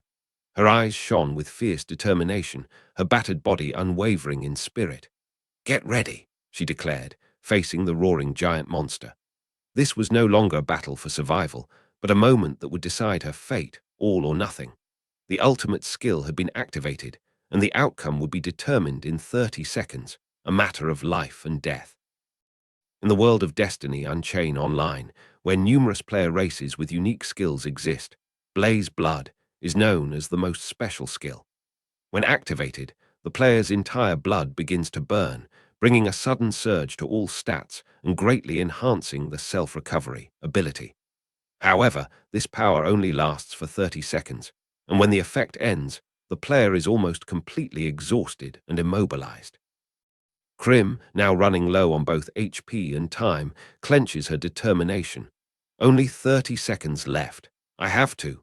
She charges into the final battle with a fiery gaze. Krim dashes forward like a whirlwind, shouting with determination. Finish it quickly. As her enhanced speed pushes her to the limit, her attacks start to break through the hard scales of the monster that had previously rendered her attacks ineffective. The sword slices through the air, the clash resounding like thunder, and Krim clearly feels the effectiveness of Blaze Blood. Her speed has skyrocketed, and her strength has increased. My attacks are now breaking through those scales. She thinks to herself, her eyes blazing amidst the chaotic scene. The first cracks have appeared. This is the moment to counterattack. Krim charges forward like the wind, her sharp eyes locked onto the giant monster before her, with only one thought on her mind: to end the battle within 30 life-or-death seconds. Her body ablaze with the Blaze Blood skill, she moves with lightning speed, dodging damage by a hair's breadth, and then unleashes a counterattack at the weak point on the monster's neck. The hard scales have started to crack, and her speed far exceeds her usual limits. Each slash is accompanied by a tearing force that makes the beast roar in pain. But Krim doesn't stop, knowing that even a second's delay will cost her her life. With all her strength concentrated in her muscles, she continues to charge forward, determined to end everything before her body collapses from exhaustion. Krim leaps into the air, her gaze like a sword piercing through the hard scales, her sword shining with the light of unyielding determination. She spins around in midair, unleashing a full-powered slash at the scales of the giant monster, and then, shatter! The sound of shattering echoes as the hard scales fall like shattered glass. The audience is stunned into silence, and George can't believe his eyes as Krim seems to be playing with the most powerful creature he's ever seen. Krim is ready to unleash her next move, a strike that was once sealed away, now summoned back in a life-or-death moment. It's too close, but if I want my attacks to hit him, I have to move really fast. Anyway, my strength is still not enough. If I don't act now, I'll collapse. I'll put all my strength into this one. Krim, in a state of fury with the Blaze Blood magic, poured all her remaining strength into a final attack. She spun around in midair, her body blazing with forbidden energy, and plunged straight down at extreme speed, targeting the giant enemy below. The ground shook from the explosion of magical force, reflecting her determination to end the battle with a single strike, all or nothing. Krim focused all her strength on the ultimate strike and charged straight at the giant monster's neck at lightning speed, creating a violent collision that shattered rocks. She successfully broke through the hard scales, protecting the weak point, but at that moment, something unexpected happened. Her weapon cracked and shattered, signaling that the attack, despite hitting its mark, was still not enough to finish off the beast. The battle was far from over, and Krim was left with only her unyielding will to resist her fate. With less than 10 seconds remaining, Krim exerted every last bit of strength in her decisive attack, as the activation time for the Blaze Blood skill was running out. She clung tightly to the body of the wildly screaming monster, knowing that if she was thrown off, the battle would end in defeat. Her eyes flashed with absolute determination. This time, it will be decided. Because if she didn't finish it now, everything she had poured her strength into would vanish into thin air. In the final seconds of the Blaze Blood skill, Krim poured all her strength and speed into the fatal attack. The time on the screen counted down continuously. 6, 12, 4.46, 2.89, 1.37 seconds, each of her slashes deeply biting into the hard scales, blood gushing from her arm burned by the magic. Krim's face showed a mix of pain and unshakable determination. She knew that even a moment's delay would cause everything to collapse. This was a life-or-death moment, a choice with no turning back. At the moment the countdown reached 0 seconds, a brilliant light like shattering crystal enveloped the entire battlefield. Krim, panting and trembling, stood on the carcass of the giant monster with a resolute expression and eyes still burning with the fire of battle. She had succeeded, defeating the boss of the Dark Forest, the strongest monster that had never been beaten. The system notification sounded, awarding her the title Strongest Monster Hunter. The boy beside her, running towards her while shouting with worry, witnessed his sister not only surviving, but also achieving a spectacular victory in the most perilous moment. The morning light shone through the window, the chirping of birds awakening Krim in the familiar room. She opened her eyes, feeling the bright sunlight and the softness of the bed beneath her. After the intense battle, Krim was now safe, cared for and resting. Upon waking, she looked around in confusion, mumbling George's name in her subconscious, the one who had always been by her side. Her hands slowly reached out, as if to confirm reality that she was alive, and that the boy was also safe. Krim came to after a life-or-death battle, but the first thing she felt wasn't pain or exhaustion, it was something completely unexpected. Her body had shrunk to that of a child. Confused and disoriented, she looked at her hands and feet and let out a shocked cry. Just as Krim was still trying to understand what was happening, the door burst open and George rushed in, overjoyed to see her awake. But Krim's mind was fixated on one question: why am I so small? After defeating the strongest monster, Krim woke up in the body of a little girl, leaving everyone confused and unable to recognize her. Despite her smaller stature, she retained her memories and demeanor. George was overjoyed to confirm to everyone that this was indeed Krim Nichan. Ludger and the rescue team arrived after the battle, bringing George and the mysterious little girl, Krim, home safely. Things seemed to have calmed down, but this bodily transformation was sure to mark the beginning of a new and strange chapter. Krim sat down to chat with George and Ludger, explaining that the reason she had shrunk to a child's size was due to the side effects of her special skill, Blaze Blood, a trait of the noble red bloodline. When this skill was activated, it consumed a large amount of blood in her body, leaving Krim temporarily out of fuel and resulting in her current state. Although she wasn't entirely sure herself, it was clear that this was an unforeseen consequence of the power she had used to defeat the strongest monster. Krim hesitantly confessed to George that she was a special type of vampire known as a noble red, a demon that survived by sucking blood. She feared that this truth would make George loathe her and that he would be willing to leave if he wanted to. However, George immediately dismissed her concerns, slammed his fist on the ground, and shouted that it didn't matter at all, demonstrating his unconditional acceptance of her. George spoke out boldly to defend Krim, asserting that even if she was a vampire, it didn't matter because she had bravely come to save him. This sincerity was unanimously acknowledged by everyone. The elderly man continued, emphasizing that Krim had saved his children and was therefore considered a family member. The fact that Krim had brought back precious ingredients to cure Juna's illness deepened their gratitude, erasing the boundaries between humans and demons.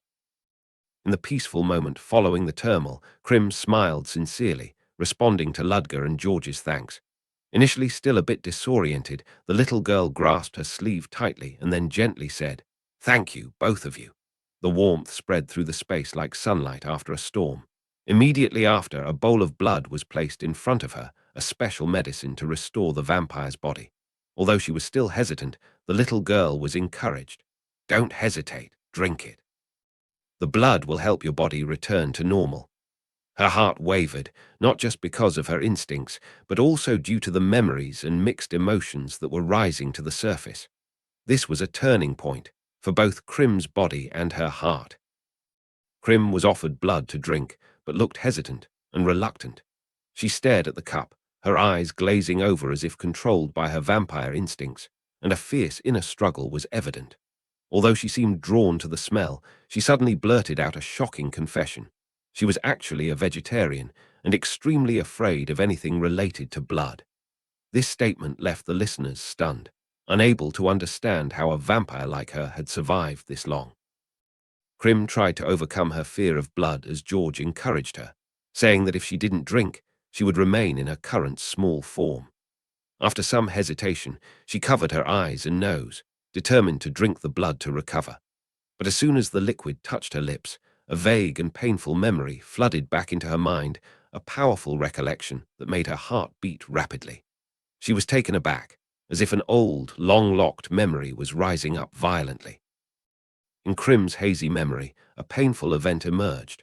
A boy named Ku, trembling in panic, was surrounded by accusations after he unexpectedly bit his classmate, Hijiri. The sight of blood shocked everyone, and Ku couldn't stop shaking due to the shock and fear of himself.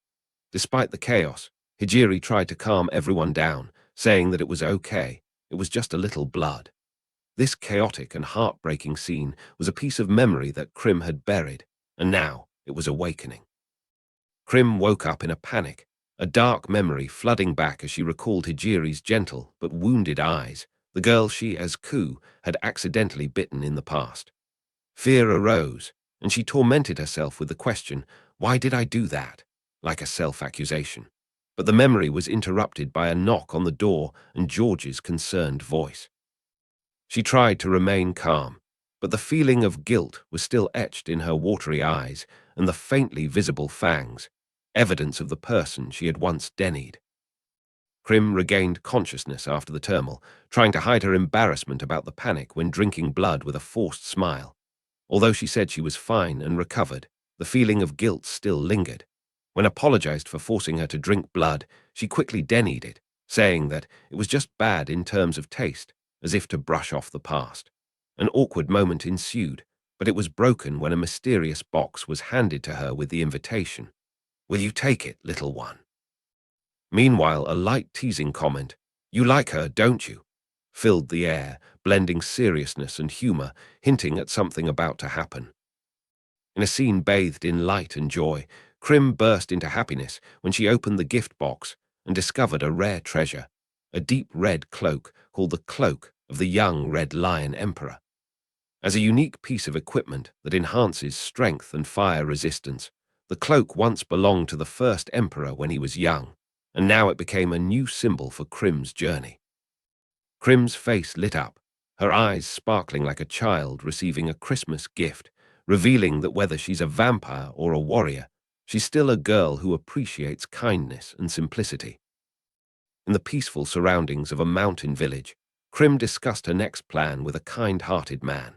She mentioned her desire to go to Wyndham, the true starting point of her journey, but was unsure of its exact location. The man suggested she visit a trading city to gather information, as it was a hub for adventurers. Krim walked away, her heart filled with determination as the bright sky behind her hinted at the promise of a new journey. Krim finally arrived at the trading city floating in the sky, unlimited trade city Valhalland. Looking up at the massive city suspended among the clouds, she couldn't hide her awe and excitement. Below her was a bustling square where numerous players chatted, exchanged goods, and prepared for their next tasks. With shining eyes and a radiant smile, Krim felt that she had entered the center of the adventure world, where all possibilities became limitless. In the quiet night at a university hospital, a massive device called the cradle had just been successfully transferred. Two men exchanged brief words, a thank you for the hard work and a nod of farewell. But behind the cold exterior, one of them approached the device as if he had a deep connection to it. He stood silently in front of the glass chamber containing a body inside, whispering words filled with emotion. "It's been a while, my life partner." The somber atmosphere suddenly became heavy, revealing a great secret behind the machine and the unbreakable bond between the person and past memories. In the quiet hospital room, a little girl lay motionless in a special nurturing chamber, surrounded by strange symbols and advanced equipment. A man approached, sighing, seemingly familiar with the person inside. "Oh, it's you."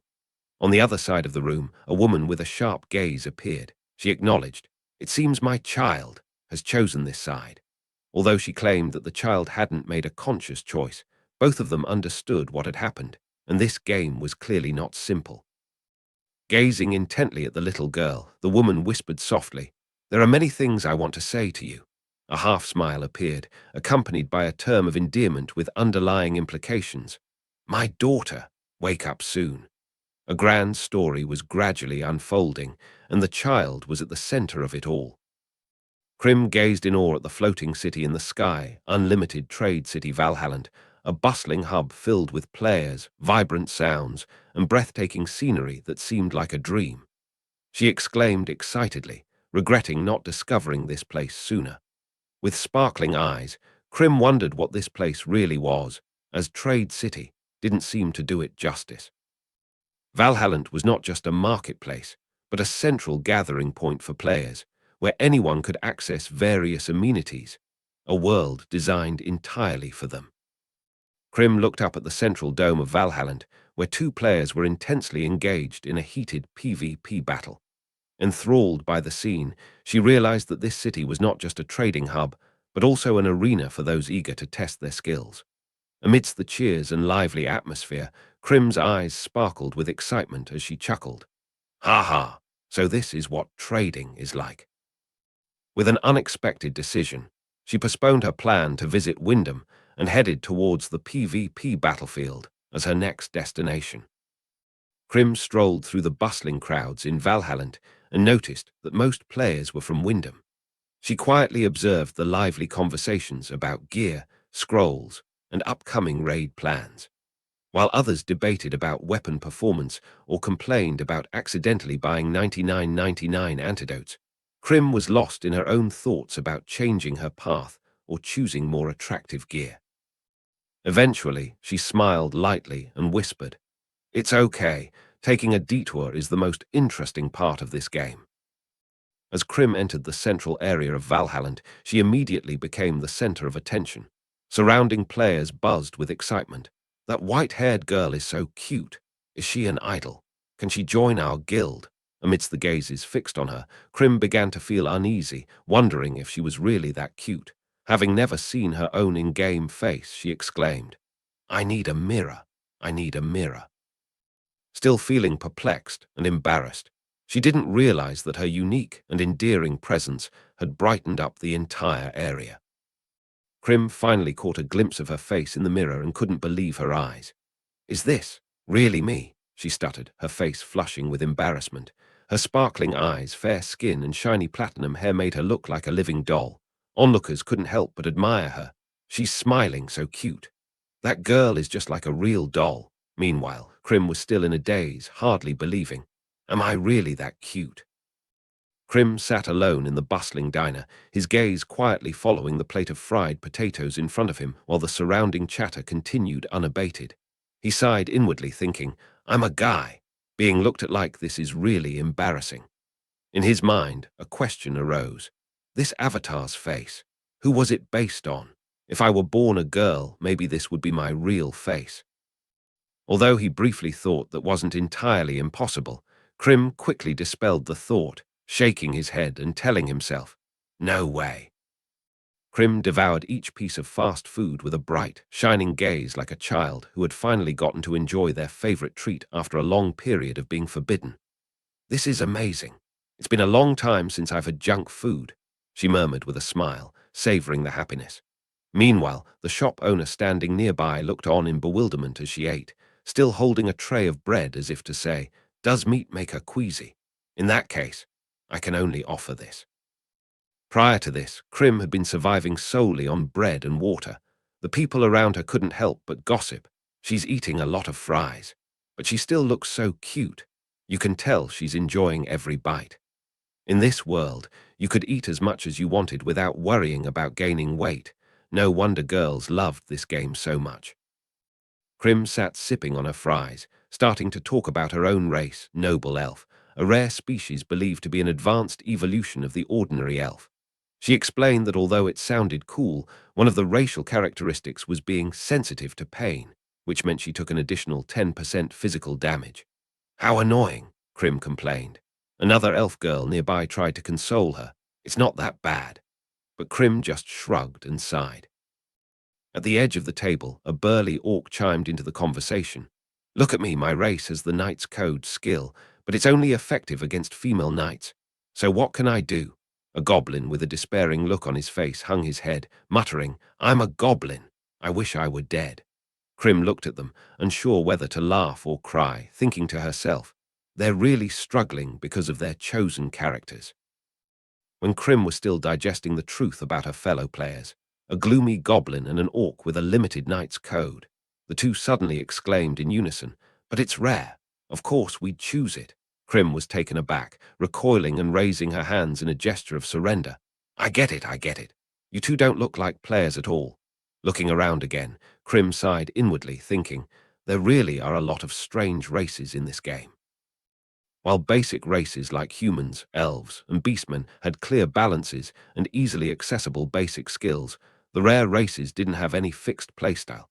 No matter, everything has to be figured out on your own. This is hardcore, Krim thought.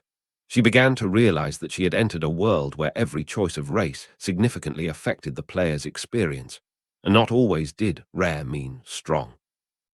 As Krim was still pondering the complexity of the game's racial system, a voice called out from behind. Hey, you! She turned around to see a brightly armored young man approaching her with a friendly smile. Your cloak looks awesome, but the rest of your gear, it looks like the default equipment. Are you new? He asked. Before Krim could respond, the young man continued. My name is Elmir. If you want, I can guide you through the basics. Are you interested? Krim stood frozen, with only one thought echoing in her mind. Is this what they mean by hitting on someone? Krim forced a polite smile and deflected. Well, I'd like to try things out on my own for a bit, she thought to herself. This is a hassle. I need to find a way to get rid of him. However, Elmir continued to grin, seemingly oblivious to her gentle rejection. You're really beautiful. There's no way you got that face just from the character creator. Krim started to sweat. He's not listening to me at all. She quickly turned around and walked away, calling back, I'll play solo for a while. But Elmir hurried after her, grabbing her arm. Wait! Just then, Krim's wrist felt a sudden burning sensation where it touched his hand. Hot! She exclaimed, looking down in alarm. Krim was horrified as she felt her wrist being scorched, her eyes falling on the sparkling silver rings on Elmir's hand. He's wearing silver rings. She shuddered, instinctively recoiling. Silver reacted strongly with vampires like her, even in the game. She cried out in pain, Stop it! Her wrist showed burn marks, the skin red and blistered, causing Elmir to panic and release his grip. Wait! He exclaimed, but Krim just bowed her head slightly. Sorry, and turned to leave.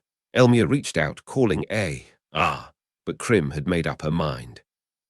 Krim froze as Elmir suddenly wrapped his arm around her shoulders and declared loudly, You're a vampire, aren't you? In the crowded square, his words rang out like a thunderclap. She widened her eyes. You! Her heart racing with shock.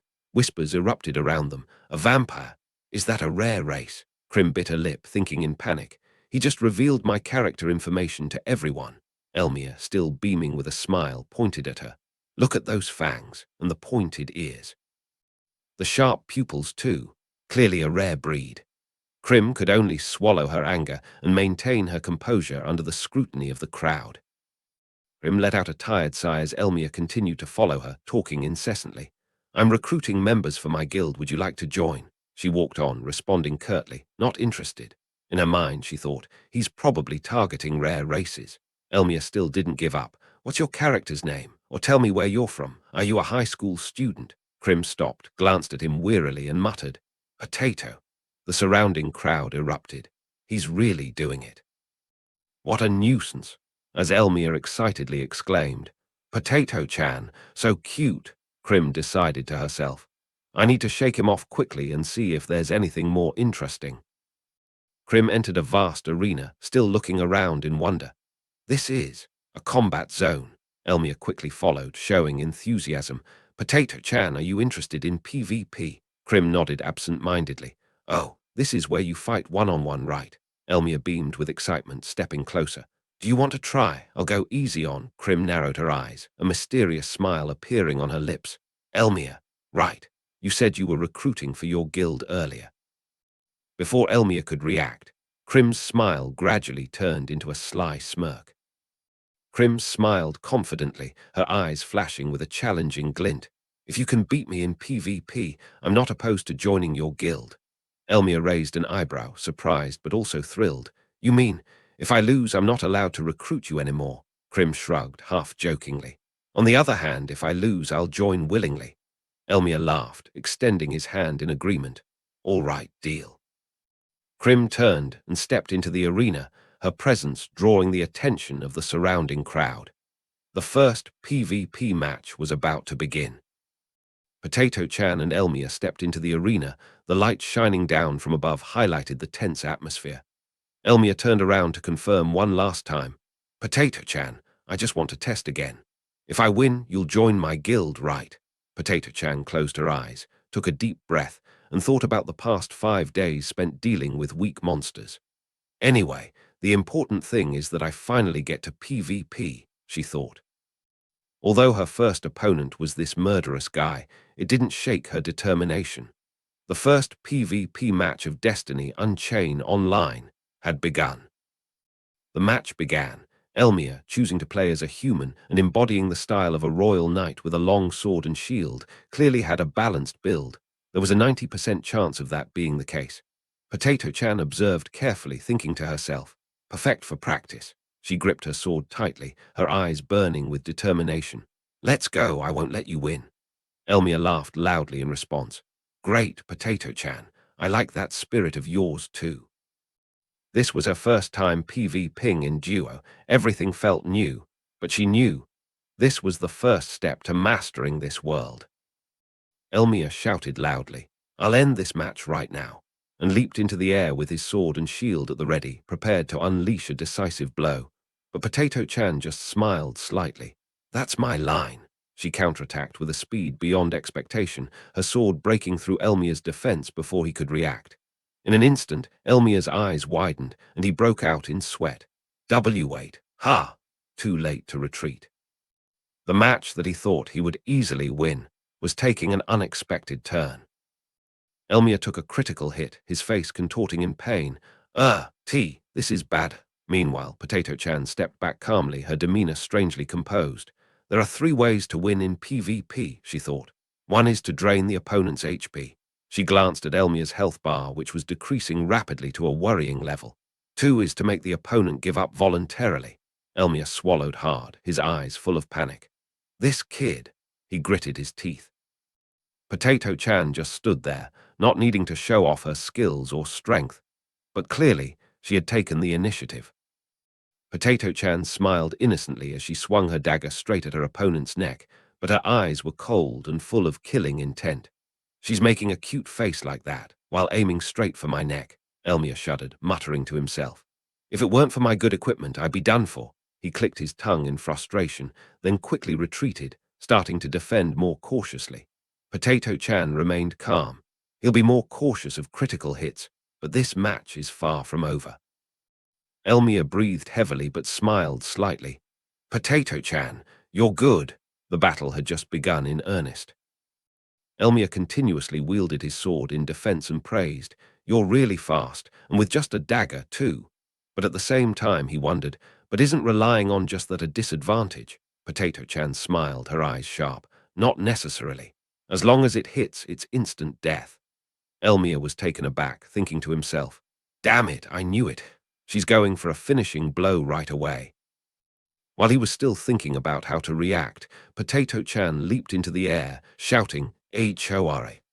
as she stabbed down with the dagger in her hand. Elmia could only manage a woe before being forced to defend hastily.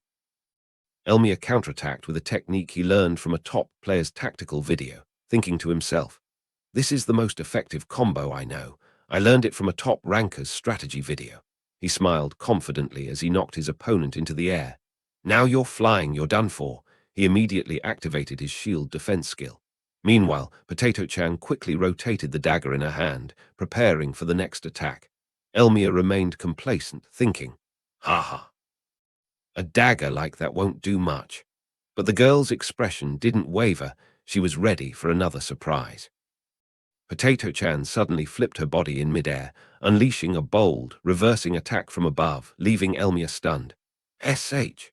In that moment, his eyes widened in surprise. She had exploited the blind spot as he prepared to deploy his shield skill. Although Elmia quickly regained his composure and stepped back to defend, exhaling, "I was caught off guard for a moment." But he still maintained a confident stance. As Potato-chan descended like a whirlwind, Elmia blocked the attack, gritting his teeth. "Shield BA," and finished with, "But that was a good hit." The match was still extremely tense. Potato-chan plummeted from the air, delivering a fatal blow to Elmia's neck with a radiant smile and an excited declaration. "Well, looks like I won." Elmia could only shout, "Gah," before being hit, and having his HP bar immediately turn to DSTR. The attack was so perfectly executed that it left him sprawled on the ground, while she stood up with a calm demeanor, continuing, "You know," as if she had just gotten started. A dominating and unexpected victory, true to Potato-chan style. Krim stepped out of the arena with a satisfied smile, her eyes sparkling with joy after the win. She said softly, "That was pretty fun. Let's play again sometime," as if the PvP match had just been a casual, friendly exchange. Meanwhile, Elmia was still lying motionless behind her, completely defeated by an unexpected finishing blow. The text, "Krim win," appeared in bold, affirming the victorious girl's triumph, showcasing her fang-like teeth and the heart of a true warrior. Krim sat down to rest after the battle, calmly praising Elmia. "You were pretty strong there." Elmia approached her with a sincere smile, addressing her as Potato-chan, and admitting that despite his loss, fighting her was truly exhilarating. Krim responded with a statement that shocked him.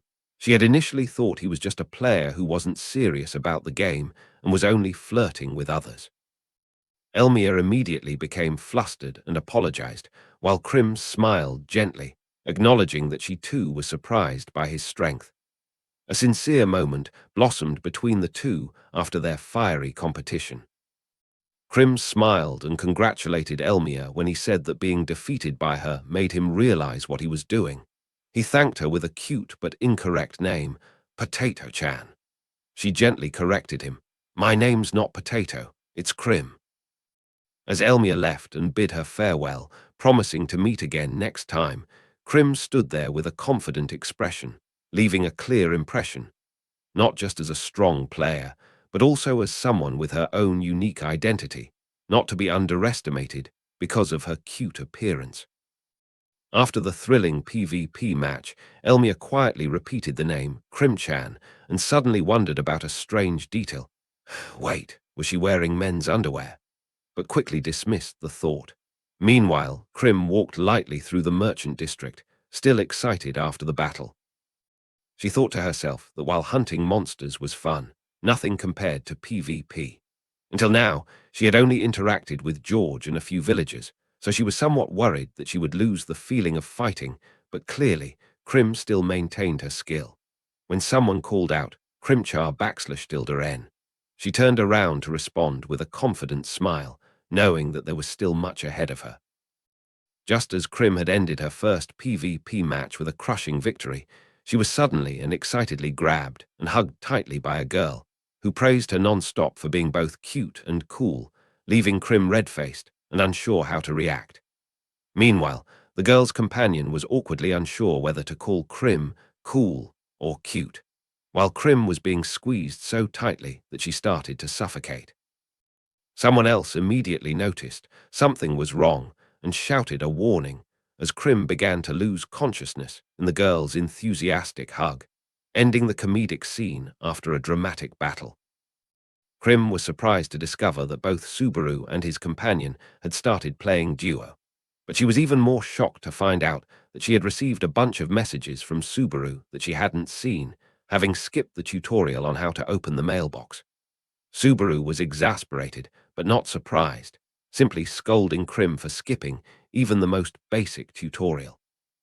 While Krim was still stunned by the number of unread messages, Subaru nonchalantly mentioned that he didn't think his childhood friend would play as a female character, but Krim immediately refuted that it wasn't by her choice. Krim thought to herself that although Subaru was always competitive and hated losing, he was still her closest friend, and his in-game name was Frey. She is Subaru's twin older sister, Furuya Hijiri, whom Krim always considers as her own older sister when her father is busy and can't come home. In the game, she uses the character name Freya. When she accidentally calls Krim by his real name, Kukan, she teases that his face always has a feminine touch, so it's no surprise he's playing as a girl. Krim immediately blushes and denies it, still being in the game. Krim thinks to herself, "We're in a game, it's not like she has a scar there," but then forces a smile to hide her thoughts, saying that if the three of them formed a party, they would definitely be strong. Frey immediately excitedly says that if Krim and Freya formed a party, they would be unbeatable, making Krim wonder, "Hey, what about me?" The twins immediately start arguing because Freya suspects that Frey is planning to create another unusual character, while Frey insists that this time he'll play a tank-healer combo, so it'll be fine. The story then shifts back to Krim. According to the system, all players should have started in Wyndham City. However, due to a strange game bug, Krim was spawned alone in Naval City, and since she didn't know Wyndham's location, she couldn't return. The three of them are discussing ways to meet up in the game. Currently, they can teleport to Valhalland from any area, but they don't know each other's specific locations, so they're unsure how to meet up. Just then, a mysterious man wearing a cowboy hat appears and says, "You guys want to go to Naval?" When they're still in a daze, he continues, "I can take you there. Want my help? It won't be free, of course." The chapter ends with a suspenseful note. A new character has appeared. What will this suspicious man demand? Krim had returned to Naval City, but the others were still nowhere to be seen. 2 days had passed since the suspicious man said he would lead them here, making Krim start to doubt whether he would actually keep his word. Nevertheless, she took the time to practice her axe skills and complete gathering tasks while waiting to see how the situation would unfold. Krim received a notification about a new shadow weapon and was confused by the information that just appeared when she suddenly saw Runasuk along with Frey and Freya emerging from the forest.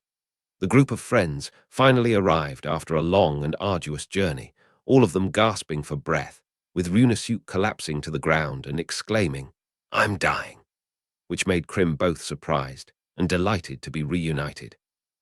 This page is the title page of Chapter 8 of the manga Destiny, Unchain Online, named the Kaimai Pass.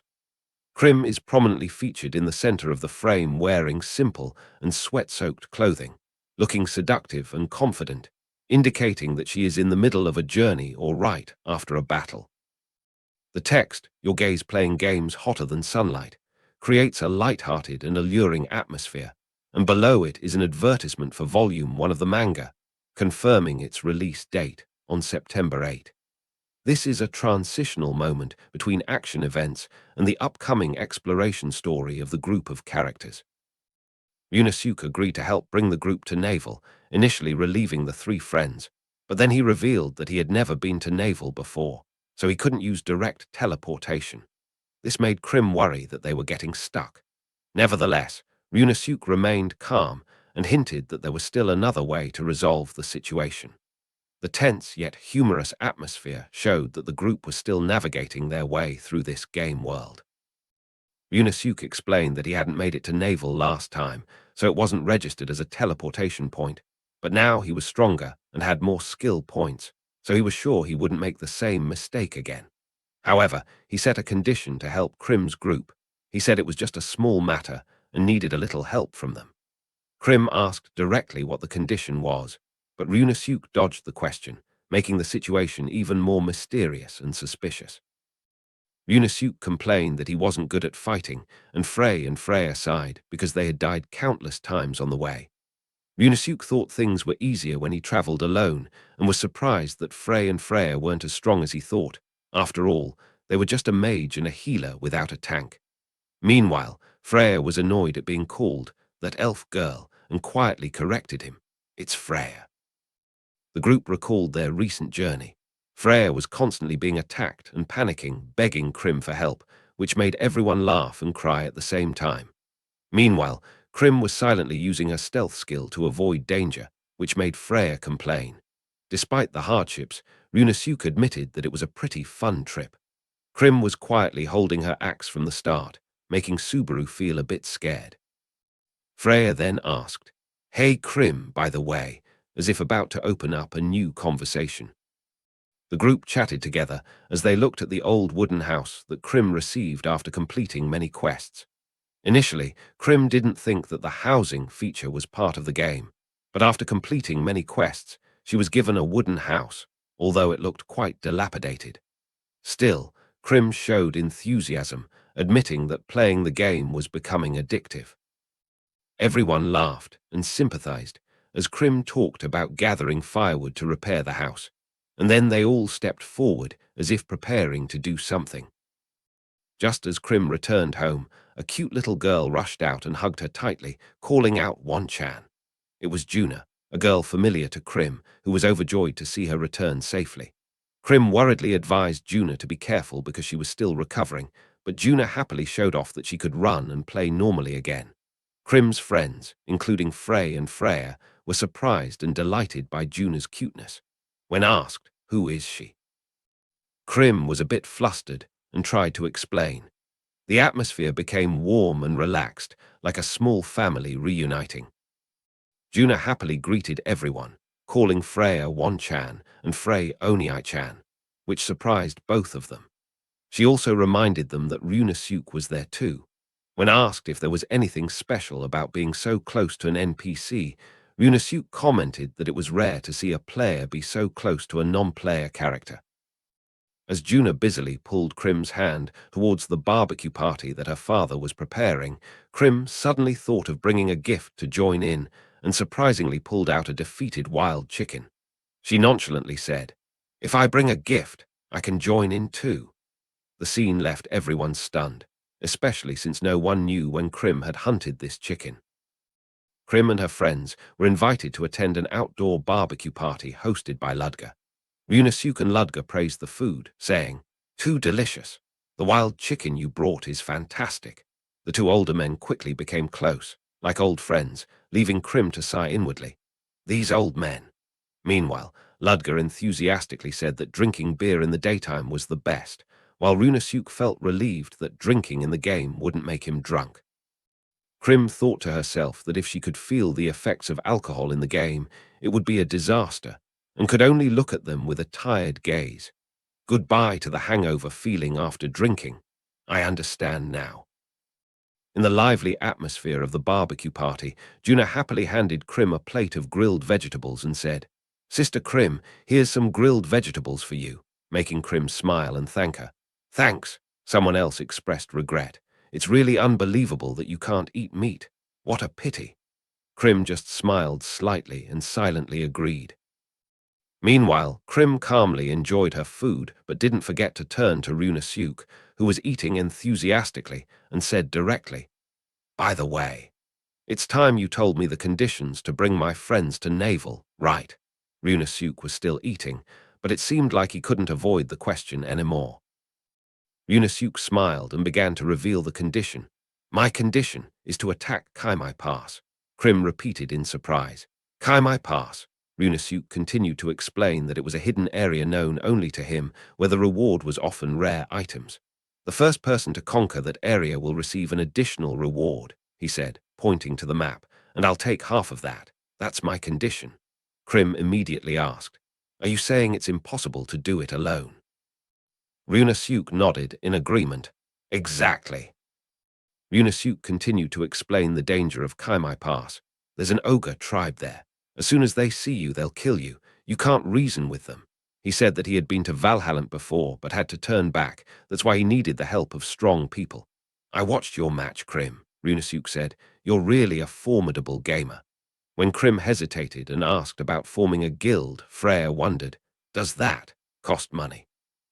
Subaru said, if there are only 3 people, it will cost a lot. Krim honestly admitted, I haven't thought about that yet. Freya turned to ask, Krim, do you want to do it? Krim responded with a confident smile. Of course, we already have an agreement, but above all, it sounds fun. When asked about the location, Runasuk explained, it's quite close, in a canyon just after the Black Forest. The group proceeded to a large cliff. He continued, there's a small crack here that leads up to the pass. When we get there, you'll easily recognize the path we need to take. The group hid behind a bush and observed. Runasuk said, all right, we're here. This is the Ogre village. Before them was a ghastly scene. A stew pot was boiling with body parts inside. He continued, it's time for us to infiltrate. By us, I mean Krim. Everyone looked at each other nervously. One person whispered, the stew pot. Are we really going to attack that place? Another person thought, no matter how you look at it, that place is like hell. Is it okay? Krim and her teammates stood before the suspension bridge leading into Kaimai Pass with a tense atmosphere surrounding them. One person exclaimed in surprise, are we really going to infiltrate this place? Runasuk calmly confirmed, this is the entrance to Kaimai Pass. The 2 girls secretly peeked through the rocky wall, commenting, this place looks really barbaric. Someone else admired, you're really brave, Runasuk, to dare to come in here alone. He just shrugged, I knew they wouldn't be able to find me. Meanwhile, Krim sighed, sigh. Why do I always get assigned the tough tasks? She walked along the narrow mountain wall, muttering, but I guess it's only a matter of time before this happens. Her teammates called out after her, good luck, Krim-chan. She drew her weapon, stepped forward seriously. All right, it's time to charge in and give them a good fight. Chapter 9. The Unparalleled Intruder. Krim was advancing into Kaimai Pass when suddenly an attack came from above. She was caught off guard and stepped back, exclaiming, whoa! The enemy was an ogre wielding a large sword, charging straight down from the rocky wall. In an instant, Krim grasped the situation. An ambush! They knew we were coming. At that moment, a teammate shouted a warning, Krim-chan, watch out around you. She immediately turned around, ready to face the hidden threats. There was no doubt anymore. The real battle had begun. Krim was surrounded by a massive army of ogres, each one muscular and wielding a menacing great sword, encircling her from all sides. She swallowed hard, breaking out in a cold sweat. Ah, this is a bit too much. Her eyes widened, filled with panic as she looked around. Is this for real? It seemed the number of enemies far exceeded initial expectations. All she could think was, isn't it? Too many. But then she gritted her teeth, gripping her weapon tightly. Because this was a game, and this game was never gentle. A surge of energy began to swirl beneath her. The characters, RIN, appearing in the light. A skill was about to be activated. A swift strike tore through the ground, leaving Krim stunned. A mysterious girl appeared from behind, her long hair flying, and the giant sword she had just swung down still vibrating in the air. Before Krim could collect herself, a cold voice echoed among the ogre ranks. Stop, everyone. The girl. No one could clearly see her movements, too fast, too precise. She is one of us. One of the ogres said, and Krim heard every word from the newcomer. From you. There's a faint scent of an oni. She, a swordswoman, seemed not just a helper, but also hid secrets related to Krim's true identity. Swordswoman Martu smiled and apologized to Krim for her previous actions. She explained that with so many people around, she hadn't detected the scent of one of her own kind. It turned out Krim wasn't considered an enemy because she was playing along with the demon clan. Martu's question, did you come here to play? Sounded both teasing and probing. Krim was taken aback when she realized the ogre's different reactions were due to her clan affiliation. When Martu pointed towards Krim's 3 friends hiding behind a rock and said, they're your friends, right? Just call them over, Krim hastily replied. Ah, okay. On the screen the text appeared, Swordswoman Martu. The initial hostile atmosphere had dissipated, but now a bigger question loomed. Was this encounter the start of an alliance, or a sweet trap wrapped in goodwill? Krim entered the ogre village with her friends. surprised to find that having a character of the demon race helped her avoid being attacked by enemies. She realized this was a system event that allowed different races to have their own affinity points, and if they had the right allies, they would be treated more friendly. When asked if Martu was an important person, Martu just smiled and referred to herself as an ordinary blacksmith, despite being called swordswoman by the locals. Soon after, an elderly ogre teased Krim for smelling like a young demon and guessed she was only around 5 years old because she didn't have horns yet. Krim blushed and protested. "Fifth, I'm 15, others exclaimed. 15? You're too small for an Oni teenager. This is child neglect." The tense atmosphere of the demon village suddenly turned humorous, leaving Krim's group both relieved and perplexed. A strange start to their infiltration of Kaimai Pass. As Krim and her group drew closer to the ogre villagers, a strange old man suddenly presented a welcome gift, a fresh goblin head, which shocked Krim. She stuttered, "I thought you demons were on the same side," but received a cold response. "When they attack us, that's a different story." While Krim was still shaken, Martu continued to tease her. "You're a discounted version of a real Oni." Krim's face turned red as the group jeered that she didn't even know how to suck blood, leaving her both embarrassed and battered by their blunt remarks. The atmosphere, both humorous and tense, made Krim realize that being a demon in training in this world wouldn't be easy. As Martu explained that the locals simply loved giving nicknames, a large ogre suddenly presented a freshly severed goblin head and shouted, "Eat it to regain your strength." Krim was taken aback, shocked. She stuttered, "I thought you monsters were supposed to be on the same side." Martu just smirked and replied, "That's different if they're the ones attacking us." While Krim was still trying to wrap her head around the flexible moral code of this world, the whispers behind her made the situation no more comfortable. "She's a discounted version of an Oni. She doesn't even know how to suck blood." The whispers left Krim, who was trying to maintain a calm demeanor, slightly paralyzed with embarrassment. The trip to the ogre village was indeed a living lesson in cultural differences in the game, especially when you're a demon in training, who's considered lacking in demon blood. In the crude arena in the middle of the Oni village, a massive warrior stood triumphantly after defeating his opponent, declaring, "It seems I've won again." Below him lay the lifeless body of another Oni, a testament to his undeniable superiority. "This isn't even worthy of being called an appetizer," he roared disdainfully, then turned to the audience watching the match and bellowed, "Is there anyone else who dares to challenge me? Anyone will do. Come on up." Krim observed the scene with a heavy gaze, muttering, "These Oni, are they fighting each other?" The ruthless, unyielding competition among the Oni tribe was now starkly apparent to her. Not everyone could survive in this brutal game. Krim watched in awe as the fierce battles between the Oni unfolded, asking, "Are they fighting each other?" Martu smiled calmly, explaining, "It's a form of training. An Oni must be strong enough to keep fighting even after drinking." She added, "Drink, fight, and then drink some more." Subaru and Ijiri were both sweating bullets as Martu continued, "If you can defeat 3 of them, that's considered a feat." Krim's eyes widened. "Is there a reward?" Martu nodded, "I'll even give you a reward. However, it came with a brutal condition. If you're weak, you'll be expelled from the village." Ryunosuke was still talking when he suddenly realized Krim was gone. "Wait, where did she go? If it's Krim-chan, she must have." Martu smirked, not surprised at all. Krim, who always acted before anyone could stop her, had likely jumped into the fight already. Krim stepped forward to face a giant Oni and spoke in a polite yet determined tone. Tilda Oni-san, can I try too?" The Oni growled softly, eyeing Krim suspiciously. "You're not like an Oni, but as long as you're strong, I don't care who you are."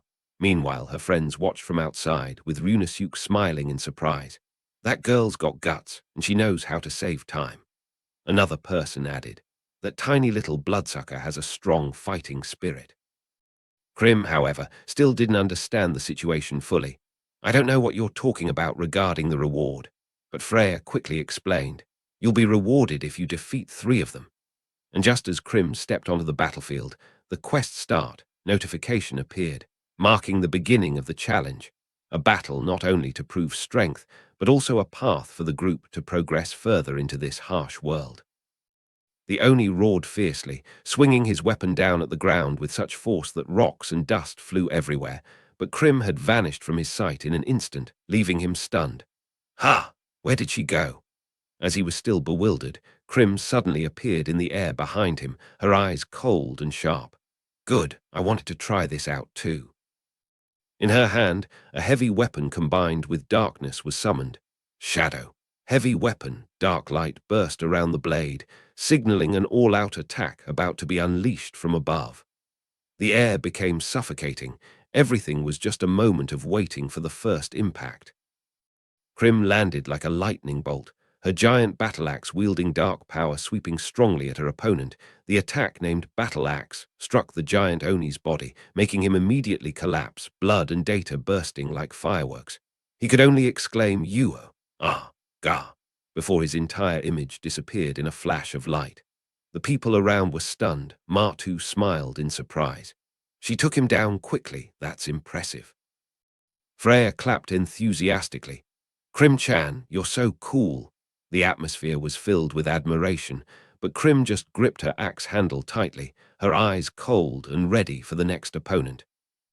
As Krim finished off her first opponent, the Krim win notification rang out, making her smile in satisfaction. Great, I can use brute force for the next battles. I like this style. Meanwhile, the defeated Oni could only groan in pain. HNGH, she took me down. Before Krim could rest, she heard an angry roar from behind. What have you done to my little brother? Another Oni, larger and fiercer, charged towards her like a storm. I'll crush you, Korra. Krim turned around, her eyes icy cold. But before she could react, the Oni swung his giant sword at her with a threat. I'll kill you. She immediately stepped back, preparing for the next battle, where the enemy's fury only made her more excited. Krim unleashed an attack that shook the ground, and the opponent's heavy slash was repelled, sending dust flying everywhere. The Oni was taken aback, realizing, my weapon is being pushed back. Before it could recover, Krim closed in, flashing a confident half-smile. We both missed our attacks, didn't we? She said, her eyes still cold. The Oni could only stammer in panic. This is not good. Meanwhile, Krim gripped her axe tightly, ready to end the battle. Krim spun around, using her war hammer to blast the Oni opponent away with a swift motion, amidst cheers and applause. It was a decisive, swift, and merciless strike. As the opponent was still reeling, the onlookers behind Krim began to discuss. For her, these battles are child's play. She's my longtime rival. Krim stood up, dusting off her hands calmly. I like the war hammer's immense power, but the swing is a bit slow. Still, she smiled confidently. As long as I take them down one by one, it's not a problem. Just as the atmosphere had calmed down after Krim's victory, a seductive and majestic figure emerged, walking towards them with a half-smile, her long hair gently swaying in the wind. The sword on her shoulder glinted with a cold light.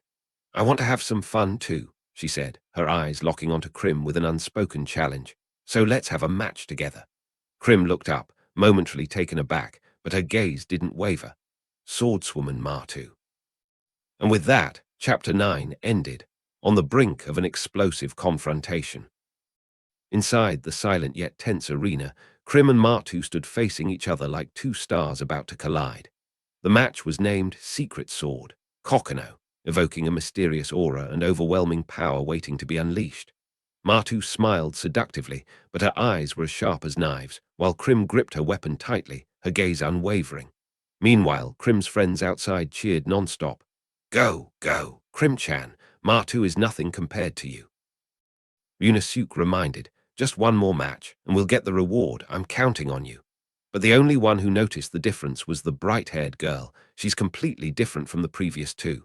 Krim took a step forward, her voice cold and determined. I want to play with you a little. I hope you won't be knocked out in just one hit. And so, the final confrontation began, between watchful eyes and a light touch of the blade, setting the stage for a promising Chapter 10. Martu charged forward like a storm, her speed and strength far surpassing any opponent Krim had faced before. The first slash tore through the air, and Krim gritted her teeth to dodge, her heart racing, so fast, and so heavy. Unlike the previous two, Martu was completely superior, both sharp and overwhelming. Krim was almost pushed back immediately, struggling to maintain her breathing and stance. Martu smiled, as if enjoying a dance rather than a fight to the death. I see you still have good reflexes. The remark wasn't meant to tease, but was a genuine acknowledgement, like a master testing their apprentice. Krim tightened her grip on the axe handle, knowing she couldn't rely on brute strength alone this time, but had to fight with all her instincts and skills. Martu's speed was too superior. If Krim couldn't keep up, she would be crushed in an instant. With no other choice, she decided to use the new magic she had just learned. Slave chain. From her hand, black chains woven from blood shot out like lightning, targeting Martu. Martu was caught off guard, unable to react before being pulled back. Krim gritted her teeth, pulling the chains hard, forcing Martu's entire weight back. If I can restrain her movements. A clear strategy formed in her mind. The battle axe was powerful, but hard to maneuver at close range. If she kept the distance tight, Martu wouldn't be able to unleash her full strength. Krim turned, delivering a precise slash, the chains rotating in the air, creating a trajectory that forced Martu to retreat. You have some interesting skills, Martu said with a smile, her voice light but revealing excitement. I'm surprised you actually hit me. Krim narrowed her eyes, glancing at the HP bar above Martu's head, the blood gauge long but decreasing gradually. Her HP isn't that much, just need to whittle it down slowly. She smiled sharply. You're surprised, yet you can still counterattack. You're really resilient. The chains tightened further, the fighting spirit burning brighter. Krim maintained a vigilant gaze, her breathing steady as if adjusting her energy expenditure. On the stands, her teammates began to murmur. No way is she intervening again, one of them wondered. It seems like whenever she sees someone she likes, she takes over for the real opponent, another replied, not sounding particularly surprised. Yunosuke just sighed. Oh man, give me a break. Meanwhile, Krim realized the person she was facing wasn't the original third opponent in the mission. If that's the case, then the one I'm fighting isn't part of the original script. Martu, with a delighted smile, tugged lightly on the chain still wrapped around her hand. Not bad at all. You're stronger than I thought. Martu stepped forward, her hand resting lightly on the hilt of her sword, her voice calm but with an edge. Even with an unfamiliar weapon, I was worried about you, but it seems you're fine. Krim bowed her head slightly, gripping her axe tightly, her confusion evident. Sorry. A thought flashed in her mind, she knows. Martu tilted her head, her eyes serious. But if you don't fight in your own way, you'll definitely lose. Krim's eyes lit up with determination. She reached out, pulling down the cloth covering her chest, if it's her. Then I can show her that. Martu stood tall within the mystical circle of light, exuding an intimidating aura. Ancient characters fluttered behind her like a living mythological painting, swirling lights encircling the sword she was slowly drawing. Her voice echoed like an ancient oath, secret sword, Kokino. Everything fell silent. The air thickened with rising murderous intent. This was no longer just a simple match. This was a declaration of war from a true swordsman. Krim swung her axe with all her might, but Martu's sharp attack with the RIN technique charged towards her like a bolt of lightning tearing through the air. In that instant, everyone thought Krim would be hit, but she blocked it. Her two friends behind her were shocked and cried out in amazement. The impact made the battlefield shake, but Krim remained standing firm. Looking at her determined eyes and rapid breathing, it was clear that her previous experience at the pass entrance had given her this one chance. Although Martu's technique was a close-range attack, Krim was ready. Martu's attack speed was terrifying. Krim could only raise her axe to defend, with sweat beading on her forehead.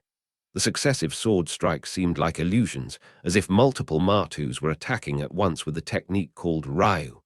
But in the heat of the moment, Krim's eyes lit up. She realized the problem wasn't the speed.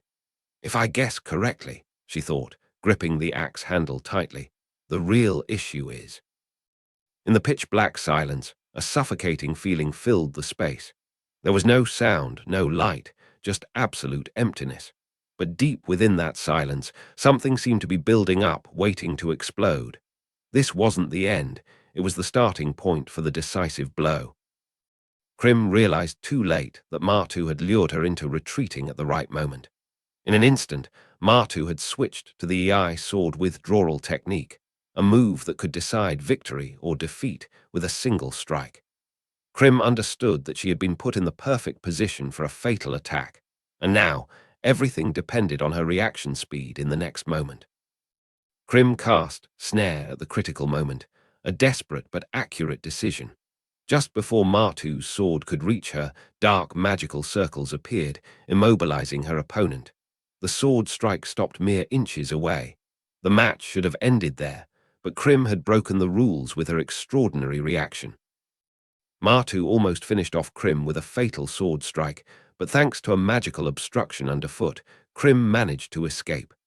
Martu wasn't angry. Instead, she laughed in amusement, saying she was starting to like Krim. Meanwhile, Krim's teammates outside panicked when they saw that her arm was seriously injured. Ryunosuke explained that without a healing mage or recovery items on the spot, the wound couldn't be cured. It could only wait until the battle ended and they returned to a safe area. With a severe arm injury, Krim hesitated between using her Blaze Blood skill with all her might or choosing a different strategy. She decided to use her Slave Chain skill once more, throwing a blood chain towards Martu to maintain distance and look for a counterattack opportunity. However, Martu wasn't caught off guard. She calmly asked Krim what she was aiming for, showing absolute confidence in her defensive abilities. Krim knelt on one knee in the arena, sweat dripping down, but her eyes remained undaunted. The chains from the Slave Chain skill crisscrossed around her like a trap about to snap shut. Martu watched from outside, arms crossed, smiling with interest. I wonder what you're up to. Chapter 10 ended in a tense atmosphere, leaving a big question mark about Krim's bold counterattack plan. Krim smiled confidently amidst the chains that filled the arena, marking the beginning of Chapter 11, the decisive move. Martu was taken aback upon realizing the arena was covered by Krim's Slave Chain skill. Krim admitted that this wasn't the intended use of the skill, but it was this very creativity that she had bet on. In a flashback, Krim was seen testing Slave Chain on a round, cute bird-like creature, but failed due to the distance being too great. Despite being hard to control, this newly learned blood skill had now become a decisive weapon in the high-pressure battle. Krim looked on in confusion when another person accidentally got entangled by the chains she had created using the Slave Chain skill.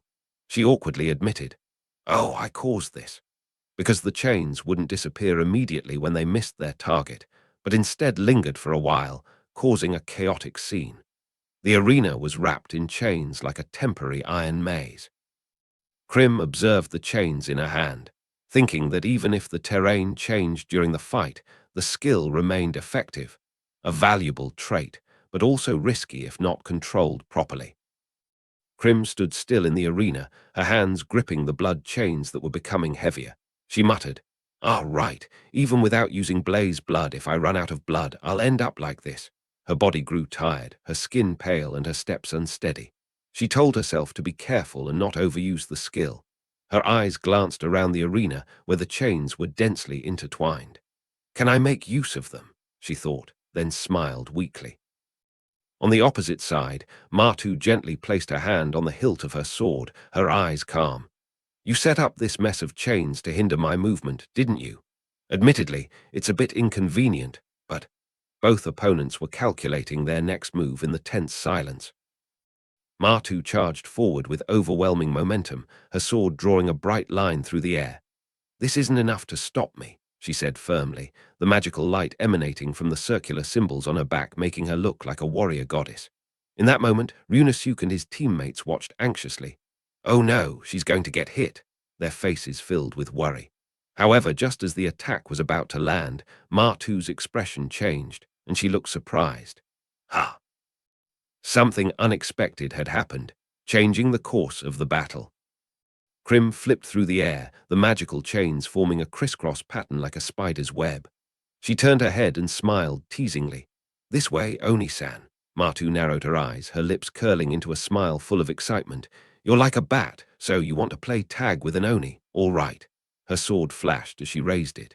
Krim, with eyes sparkling with challenge, looked up and replied, "I'll play with you." The two strong wills seemed to dance in a dangerous ballet between the binding chains, and the cold blade. Krim leaped into the air, gracefully dodging Martu's sharp attacks that came like a rain of swords, with shouts of Jin, I tears you, echoing like the rhythm of a deadly sword dance. Martu spun around, unleashing a series of technically precise slashes, but Krim nimbly avoided them by a hair's breadth. From the stands, her teammates cheered her on. The bespectacled friend exclaimed that she was doing great, while the masked Oni nodded in acknowledgement of her incredible agility. Unisuke couldn't believe that such movements came from someone as petite as Krim, even wondering if she had a background in sports.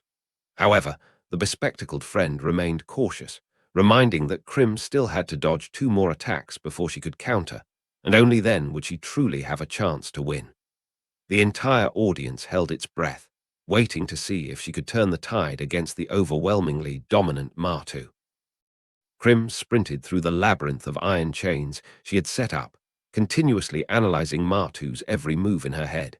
She knew that losing focus for even a second would cost her life.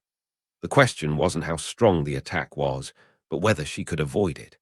The chains were still doing their job in restraining Martu, making it difficult for her to fully unleash her ultimate technique, Kokono. Krim told herself that there couldn't be a skill that's strong without a weakness. If she could use the chains to neutralize the final parts of Martu's attack, she would have a chance to win. The battle between the two had been dramatic, but Martu remained nonchalant, as if it were just an entertaining performance.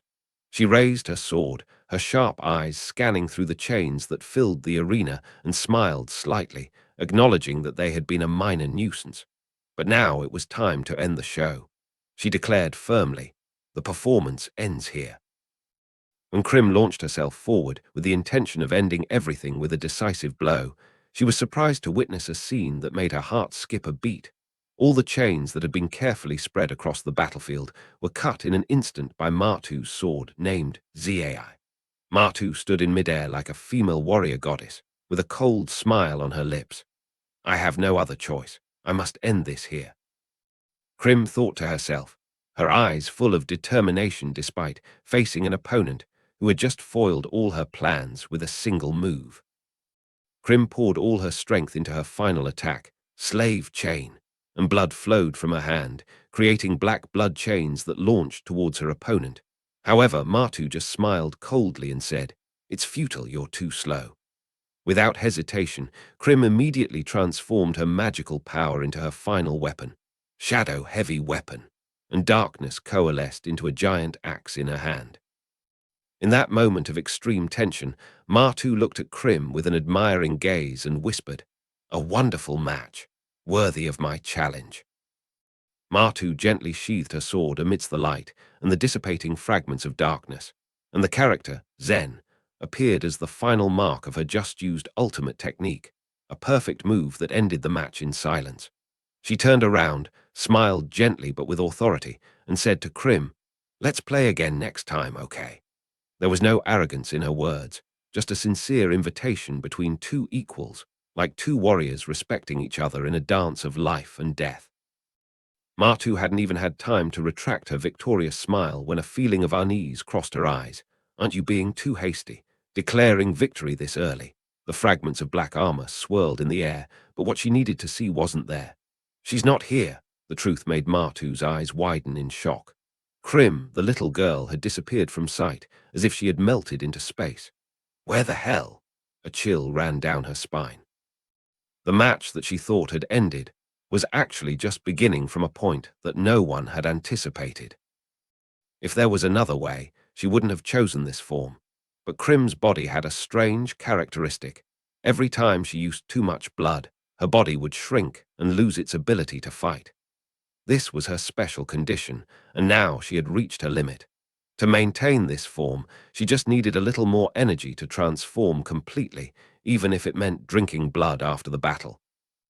In her small and cute form, Krim couldn't face her opponent directly, but she still had a trump card, the giant armor now transformed into a surprise attack vehicle. Martu was taken aback, sensing something was off. "What? Don't tell me those chains were for..." But it was too late. The combination of plan, body transformation, and tactics had already been set in motion. Krim charged forward in her miniaturized form, her eyes shining with determination, and her remaining arm controlled the giant transformed armor like a destructive lever. Martu was startled when she realized her opponent was using the very chains she had once underestimated to accelerate and direct the impact. It was a surprise attack that utilized the entire terrain and skills as a weapon. This isn't just a game. Krim gritted her teeth, focusing all her remaining strength into the final blow. Space seemed to tear apart as the armor collided with the sword. A flash of light appeared, and the match came to an end in a stunning conclusion. Krim-chan had just won, but before she could catch her breath, she was tightly hugged by Freya, causing the little girl to feel dizzy and exclaim, "Close, close, you're too close." Freya. Meanwhile, Martu smiled, acknowledging her defeat, and said, "To think you had a trick like that. You got me there," then asked lightly, "That was your trump card," as if she was amused by the surprise Krim had in store. Krim blushed but remained proud. At the corner, Martu looked at her hand and exclaimed emotionally, "This is," while Freya cheered, "You did it, Krim-chan," and Martu prepared to give her the promised reward. Everything led to a gentle but moving moment after the intense battle. Krim-chan rejoiced when she discovered she had acquired a new skill. Oh, katana skills. That was a skill acquisition event, a special event to learn a skill. She beamed, holding the katana in her hand, and proudly said that she was always among the top players in any game involving Japanese swords. While Krim was yet to try out the skill, others were abuzz about its importance. Seriously, everyone wants to learn that skill, but no one knows how. Is that true? Everyone wants to learn that skill, but nobody knows how. Someone even exclaimed that Krim could make a fortune if she sold the information about the skill, although Martu commented, "Selling information? You're rough." The atmosphere was filled with excitement because Krim had discovered something extremely rare in the game. After the event where they learned the Japanese sword skill, the whole group started discussing the difficulty of the previous quest. One person wondered, "For being a skill acquisition quest, isn't the difficulty too high?" Another person explained according to the quest summary, "If the player defeats the first two opponents without getting injured, they will have the right to challenge Martu, a side battle that doesn't change the reward." Krim, despite only using the starting equipment, still emerged victorious, making Martu admit, "She beat me using such inferior equipment. It's a great accomplishment." Krim humbly thought that if she had better equipment, she could have won even if she had taken a hit from Kokino. Another person asked her how she returned to her original form after transforming, revealing a secret about the strength and limitations of that tiny form. Krim hesitated to tell Martu about the blood-sucking part because she was afraid Martu would recall painful memories, so she only answered vaguely that she just needed a little time to recover, like MP regenerating. Her friend immediately returned to her normal form, surprising the group. Someone suggested, "Want to come to Wyndham with us?" But Martu just smiled and bid them farewell. "Feel free to come back anytime." Krim thanked her for giving blood. The atmosphere relaxed, and everyone agreed to head to Wyndham. A new journey was unfolding. As soon as Krim's group finished saying goodbye to Martu, they were immediately faced with the next challenge, the desert. Against the vast sandy backdrop, a giant creature emerged from the ground, causing a shockwave and demonstrating the danger of the new area. The scene left Krim and her companions utterly shocked, their faces frozen in surprise, as if they hadn't had a chance to rest before being thrown into the next battle. Chapter 11 closed in an atmosphere of urgency and tension, signaling a difficult journey ahead in the scorching desert land. Krim was frustrated and desperate due to the harsh desert heat, regretting her choice to play as a vampire character, a race clearly not suited for this blazing sun. The group continued on, their fatigue evident on their faces as they trudged through the scorching heat. Meanwhile, Freya remained cheerful, voluntarily carrying Krim on her back despite being red-faced from the heat, leaving Krim extremely embarrassed. Chapter 12 begins with the title, From the Desert, with Love, setting a humorous and heartwarming tone that signals a challenging yet bonding journey ahead. Despite Krim's current frail appearance, the group was still amazed by her previously displayed formidable skills. One of them couldn't help but wonder what she had eaten to be so skilled. At this moment, more was revealed about Krim's background. She had trained with a virtual reality game called Master of Swordsman, created by her father, an extremely challenging swordsmanship simulator that was as tough as fighting a superhero. This made everyone even more impressed, and they questioned whether it could still be considered just a game. Krim-chan had spent most of her time at home alone, and the first game she received was a gift from her father, a virtual reality game simulating swordsmanship. She had been challenging herself with it since she was young, although she still hadn't managed to win. The scene of little Krim facing a giant warrior character wielding dual swords clearly depicted the harshness of her journey. One of the group members recognized it as similar to a controversial VR talent education program where using VR games for combat training was once considered inappropriate but had now become more widely accepted. Freya had also tried playing Master of Swordsman, but was clumsy and got frustrated because she couldn't do well. She honestly described the game as a nightmare for ordinary people. Krim, on the other hand, recalled the past when the three of them used to play many games together, and she was always the slowest learner. Now, however, with a positive spirit, she was confident that she could support the group, or so she thought. Just as they were halfway through the desert, the ground began to shake violently, reminding Krim of the terrifying memory of being swallowed whole. A horrifying scream erupted as the ground cracked open, spewing dust and sand into the air. Krim screamed in terror, "Kyahhh, it's Hiri-Ri." Immediately after, a giant monster resembling a colossal stone spiny worm emerged from the sand, roaring amidst the dust and causing a violent shockwave. The group's eyes followed the terrifying creature that had just appeared, knowing that the real challenge in this desert had just begun. The giant monster burst out of the sand, its mouth wide open as if to swallow everything. The group panicked and ran, with some shouting "No way, no way, no way," and others screaming "It's so gross, it's impossible." Amidst the chaos, Freya, often considered the slowest in the group, stood up. She looked at Krim, who was trembling, and declared with determination, "I've decided to keep up with you guys. This time, it's my turn to protect Krim-chan." Her eyes shone with unprecedented bravery, ready to face her fears to protect her friends.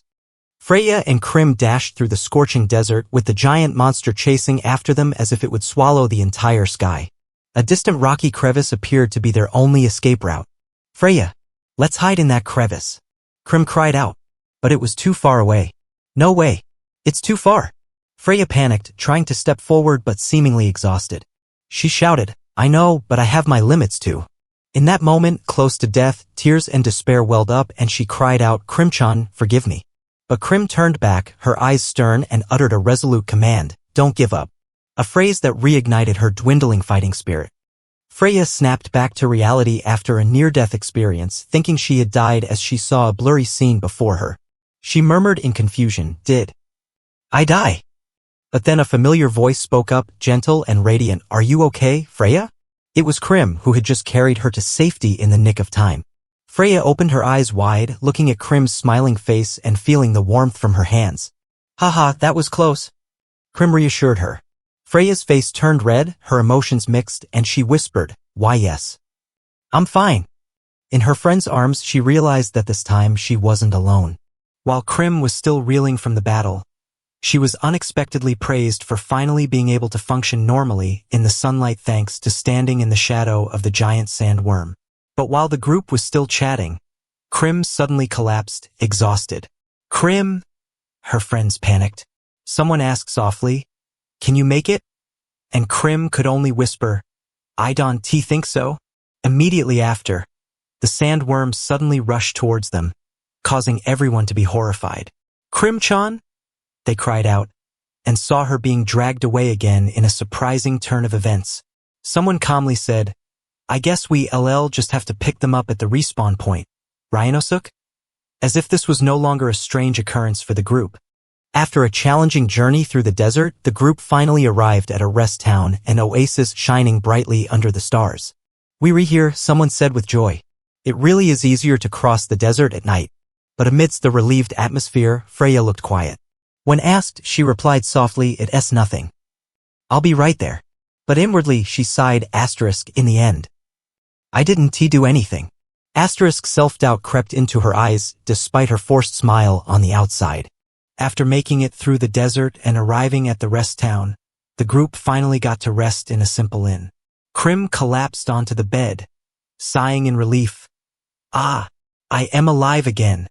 The relaxing atmosphere spread throughout the room, with the sound of the night wind blowing gently through the window. One of the members stood up, looking outside. Good job, everyone. Meanwhile, Ryanosuk, the oldest member of the group, leaned wearily against the wall and announced, I am tired too. Logging out now. The group wished each other a good night's rest. Thanks for your help.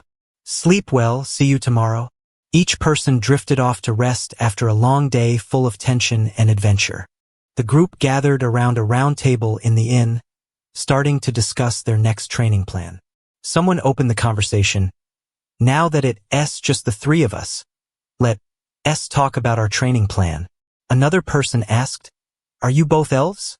But the girl with bright hair quickly corrected confidently, No, that's not right. I am a unique race, a high elf. Is that a rare race? The other person asked in surprise. She continued to explain, We have longer ears than regular elves. In exchange for being physically weaker, we have a huge amount of MP and can use a lot of magic. That's right. The bespectacled person agreed. Another girl still looked a bit puzzled. What's the difference between you and regular elves? The girl with long hair sat at the table, smiled slightly, and said, I am not as good at games as you two. She looked down at her spell book and continued, I am thinking of becoming a healer. A healer tank. Her expression was a mix of hesitation and hope, at least that's what I think. What do you guys think? One of her friends nodded, that sounds good. The other added gently, a healer who can survive is very important in a group. Besides, the girl with long hair still hadn't finished her sentence, her mind still filled with something unspoken. The girl with a gentle smile looked at her friend and said, You'll be happiest when you play in the way you think is right. 1.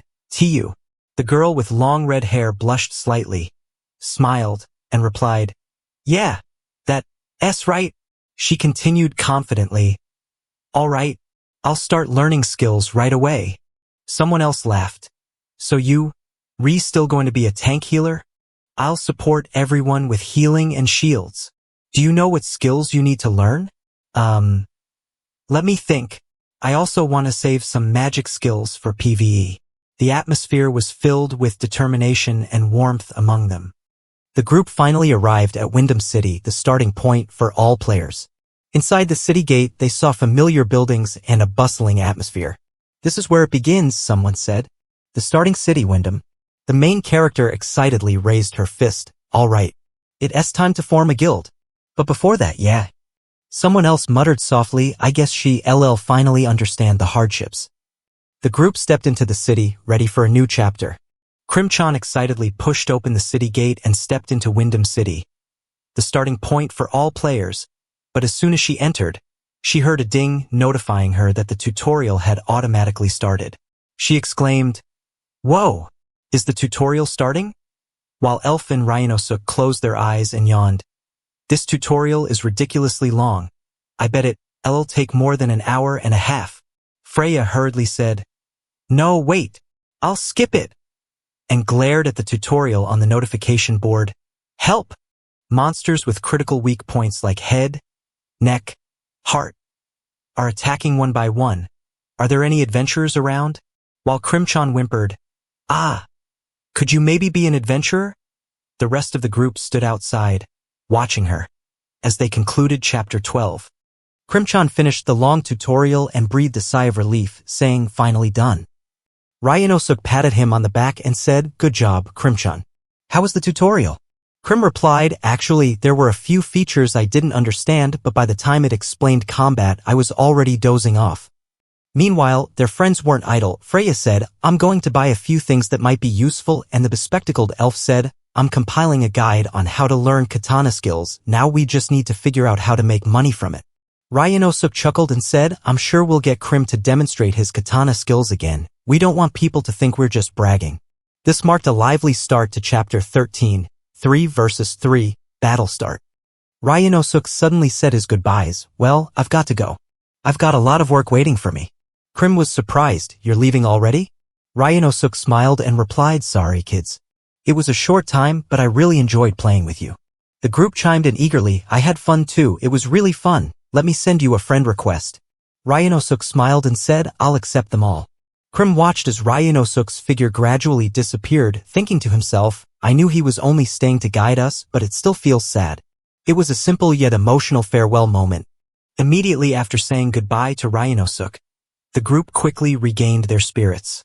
Krim exclaimed with enthusiasm, It's time to form our own guild. Although Freya thought to herself, he forgets quickly, doesn't he? The group was in agreement. One of them said, We've already divided the rewards from conquering Kaimai Pass. That should be enough to form a guild. The cheerful girl confirmed, All we need to do now is head to the guild hall. The scene ended with the group eagerly leaving, determined to form a new guild, with the reward money and the treasure of katana skills that they exclusively possessed in hand. It marked a significant step forward. The attempt to form a guild failed, and Krim slumped over the table, lamenting, It didn't work out. Freya sat beside him, looking dejected. Just to form a guild. It requires 5 people. Another person added, And we still don't have enough money. Krim sighed wearily, Don't remind me. As they sat disheartened at the outdoor cafe, a stranger suddenly spoke up, Hey you guys. They looked up, and Freya suddenly remembered something. If we don't hurry, we'll be late for the open area conquest event. Krim confirmed, Right, the open area conquest event. It was mentioned in the tutorial. The atmosphere began to shift, opening up a new opportunity. A confident-looking young man approached Krim's table and said, Hi there, I heard you talking about forming a guild. So, take a look at my proposal. If you guys join, I'll let you in. Krim immediately recognized him. Oh, Elmer. She smiled and waved, long time no see. Elmer responded cheerfully, Krim-chan. How have you been? Meanwhile, Freya asked warily, Are these 2 your friends? Introduce them to us. The person sitting next to Krim coldly said, Ah, yes. He's the idiot who tried to fight you because you rejected his guild invitation and got beaten up by you. Krim's face turned bright red as he buried his face in his hands, thinking, What kind of impression have I made? Elmer stuttered, Well, that's true. About that, I actually need your help. Freya asked, Help with what? The atmosphere between them suddenly changed, setting the stage for another unexpected development. Elmer panicked. Do you know that everything got exposed on the anonymous forum? It spread like wildfire. From being called a playboy to the PvP incident, everything was dug up. Krim responded coldly, You deserve it. Elmer tried to salvage the situation. I know, but people are saying I'm impotent because you rejected me so harshly. Everything is being blown out of proportion. The internet is terrifying. He burst into tears, pleading for help. Please help me. One of the group members sighed. Well, I kind of feel sorry for him, but how can we help? Krim asked in surprise, A normal match? Elmer smiled wryly. To be honest, most of the trouble has died down. We just need to polish my public image and it'll be fine. Krim immediately agreed, Sure. Another group member encouraged, This game is all about PvP. It's a good chance for you to get familiar with it. Krim hesitated, but I've only done PvP solo. I've never done team battles.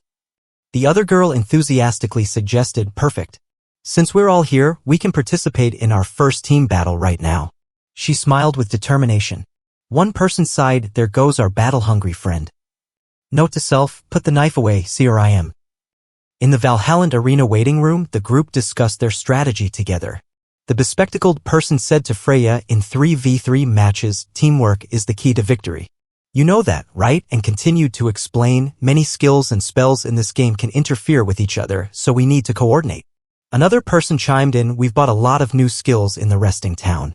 Freya was excited, I've learned a bunch of magic spells. I'm unbeatable now. But she was immediately teased, In your head, didn't you only remember 2 spells? I remember at least 3 spells. Freya retorted awkwardly, her face turning red, making the whole group burst into laughter.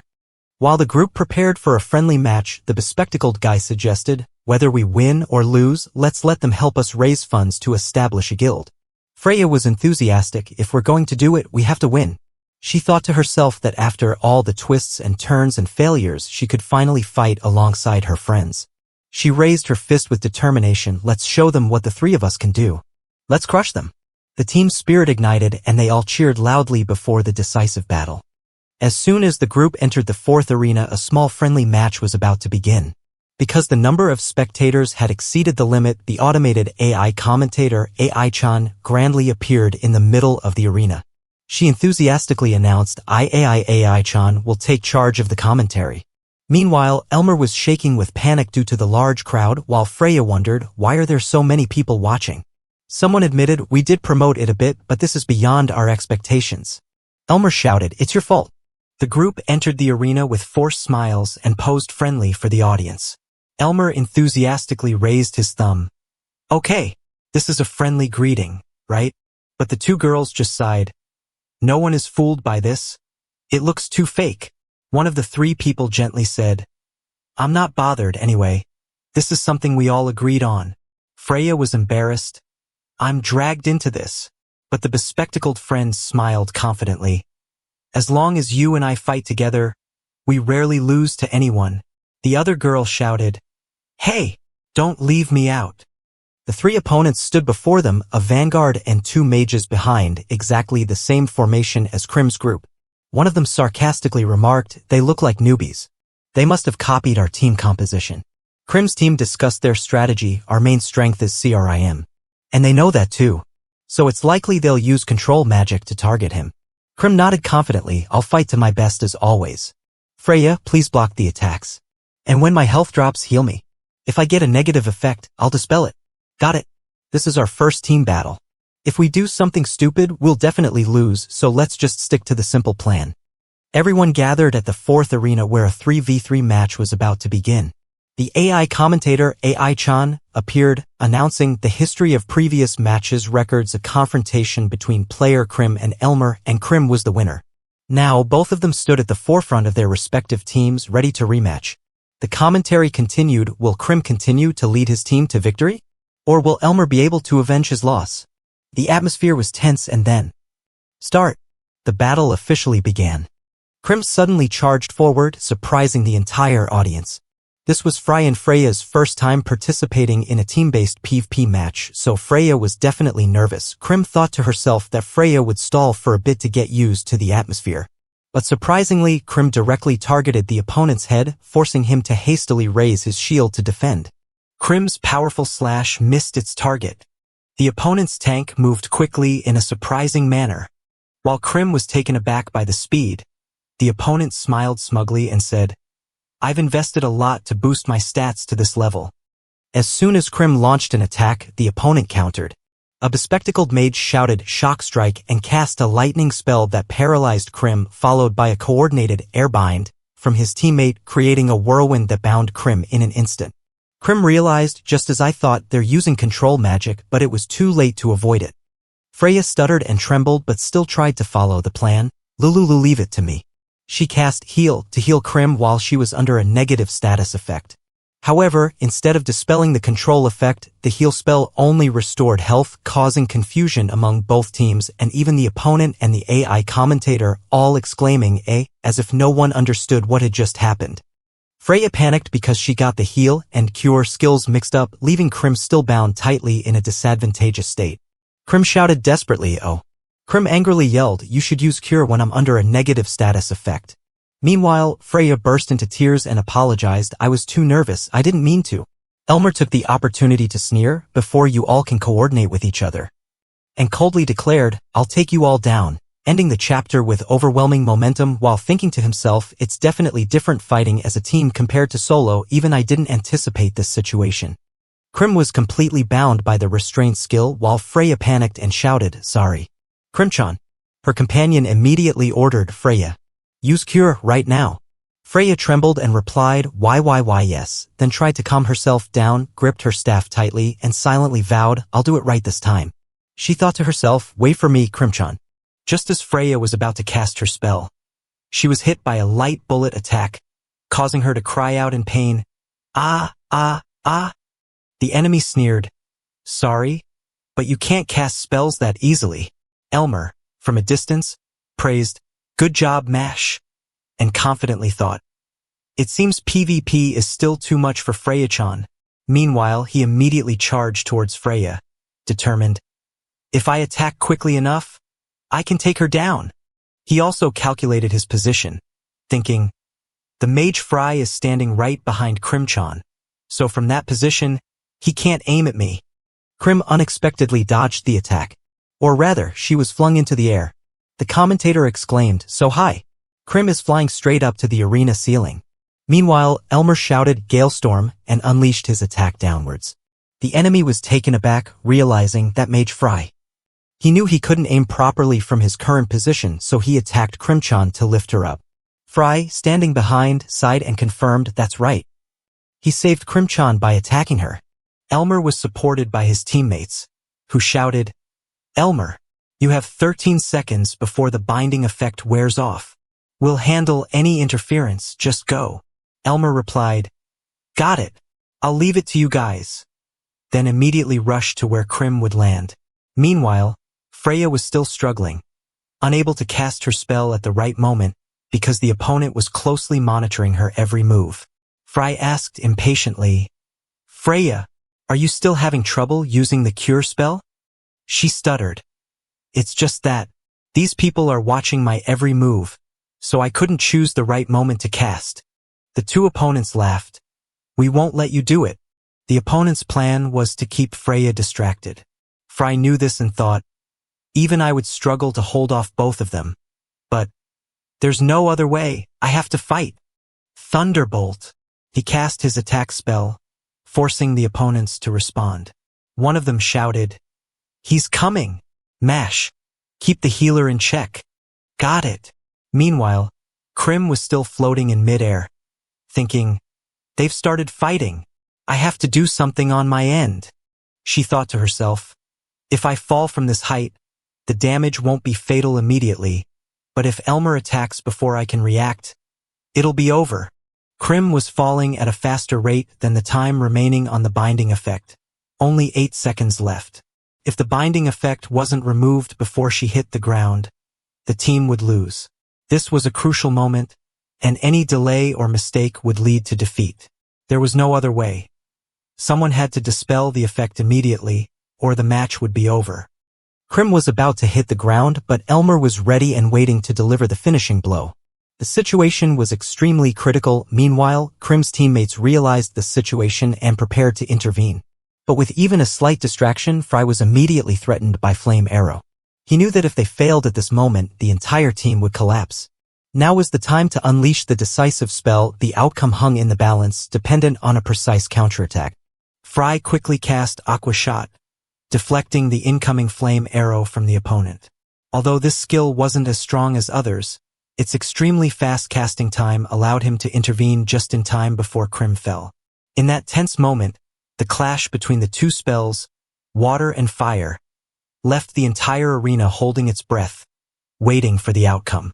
A thick cloud of steam rose from the collision between the two spells, covering the entire battle area and obscuring the vision of both teams. One side panicked and shouted, unsure of what had just happened, while the other side, seemingly having anticipated this outcome, smiled triumphantly. However, with Freya being called out in a state of panic, it seemed the plan was still riskier than expected. Freya shouted in desperation as she tried to cast Cure amidst the chaotic scene, with steam still covering the arena. In the air, Crim was falling like a meteor, while Elmer, with a confident smile, was ready to deliver the decisive blow. Everything seemed to slow down, but it was clear that even a small mistake would cause the entire match to collapse. Crim spun around in midair like a whirlwind, her sword flashing as she struck Elmer, who was caught off guard and unable to react. The unexpected attack tore through the defenses with light flashing and shards of ice scattering everywhere. Outside the arena, Ai-chan was astonished, exclaiming, "This is..." Then, as if remembering her task, she continued dramatically, "Well then, Ryunosuke, you wanted me to do some advertising, so..." All eyes were on the arena where the surprise was only just beginning. In the swirling snowstorm, Crim's silver hair flowed like a moonlit silk as she leaned into a precise sword stance. Her katana shone with a cold, blue light, and the sparkling snowflakes around the blade seemed to whisper about an impending storm. Her eyes were as sharp as a knife, locking onto her enemy. In a moment that made the entire audience hold its breath, she whispered, "Shall I unveil it here?" As her words hung in the air, the atmosphere froze and the text Katana Skill Shiramakuri appeared like a declaration of death, signaling the start of a fateful moment. The entire audience erupted as all eyes focused on the girl standing in the arena, holding the hilt of her katana as if it were her destiny. A katana, right? Someone stuttered, and the response was a confident, yep. That's a katana skill, someone else shouted, while others panicked. How did she get it? I've never seen one before. Down in the arena, the host was also visibly shocked. What a surprise from player Krim. No one had ever obtained the skill before, and Krim was the first, and so far, the only one, to do so. I found it, she whispered, as if declaring the birth of a new legend. I made it in time. Well done, Freya. Right at the last moment. And she beautifully parried player Elmer's attack with it. The real fight starts now. They're on a roll, yeah. Thanks for waiting. It's rare to see you so excited just from watching a match. You think? For sure. I found an interesting team. Heh. Especially that white-haired girl. The cover of Destiny Unchained Online Issue 3 features the main character in a powerful attacking stance, wielding a magical weapon that emits swirling black energy.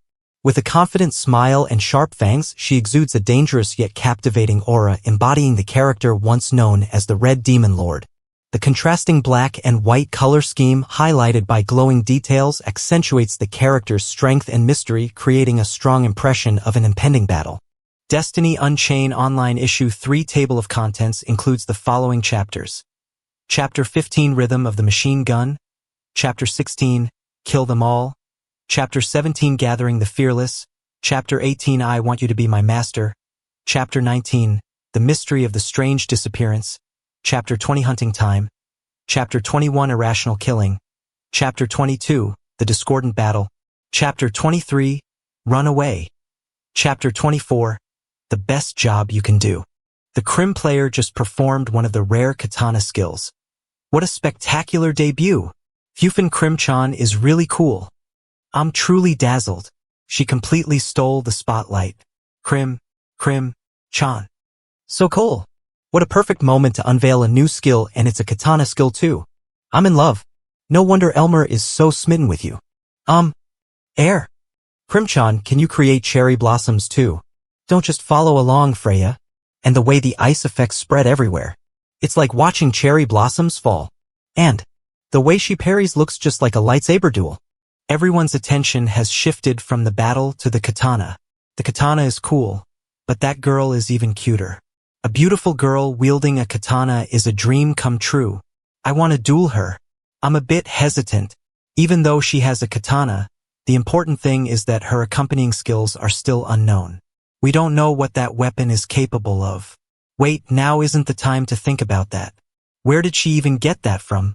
Anyway, we don't know what other tricks she has up her sleeve. In that case, it's time for the tanker to do their job. I've got a few tricks up my sleeve too. Combat skill. Can she really block not just normal attacks but also combat skills? She blocked it again. So she's really strong in close combat. But what about magic? Gurasan. /skill fire arrow. No way. She can even nullify magic. Now I get it. At least when she blocks combat skills, her initial motion always starts from an II stance, meaning the katana has to be sheathed each time. She can't use it continuously. Both of you attack at the same time. Roger. A continuous barrage is coming. Roger. Be ready to heal at any moment. Player Krim. She dodged it. And she counterattacked. Dodged again. And counterattacked again. Seems like nothing can hit her. But it looks like she's putting all her strength into blocking. She can't advance. If this continues, we'll be in trouble. Krim. Krim cast a resolute glance, took a step back in the midst of the battlefield, her hand gripping the hilt of her sword tightly. Meanwhile, her teammates behind her reassured the audience that they could adapt to this intense confrontational atmosphere. From a distance, the AI commentator was surprised to see Krim change her stance, seemingly preparing for something unusual. A completely new strategy was hidden behind her mysterious smile. This was no longer just a match, but the beginning of a well-calculated counterattack. Amidst the fiery arena and the watching eyes, Krim stood still, surrounded by a halo of ancient spellbound flowers rotating around her like radiant petals. With a determined gaze and her hand on the hilt of her sword, she declared that she would end everything within a minute. The rising killing intent and momentum seemed to compress the space around her. She drew her sword and activated the ultimate sword technique, the secret ultimate sword technique Kokono. The entire audience held its breath, for a real decisive battle was about to begin.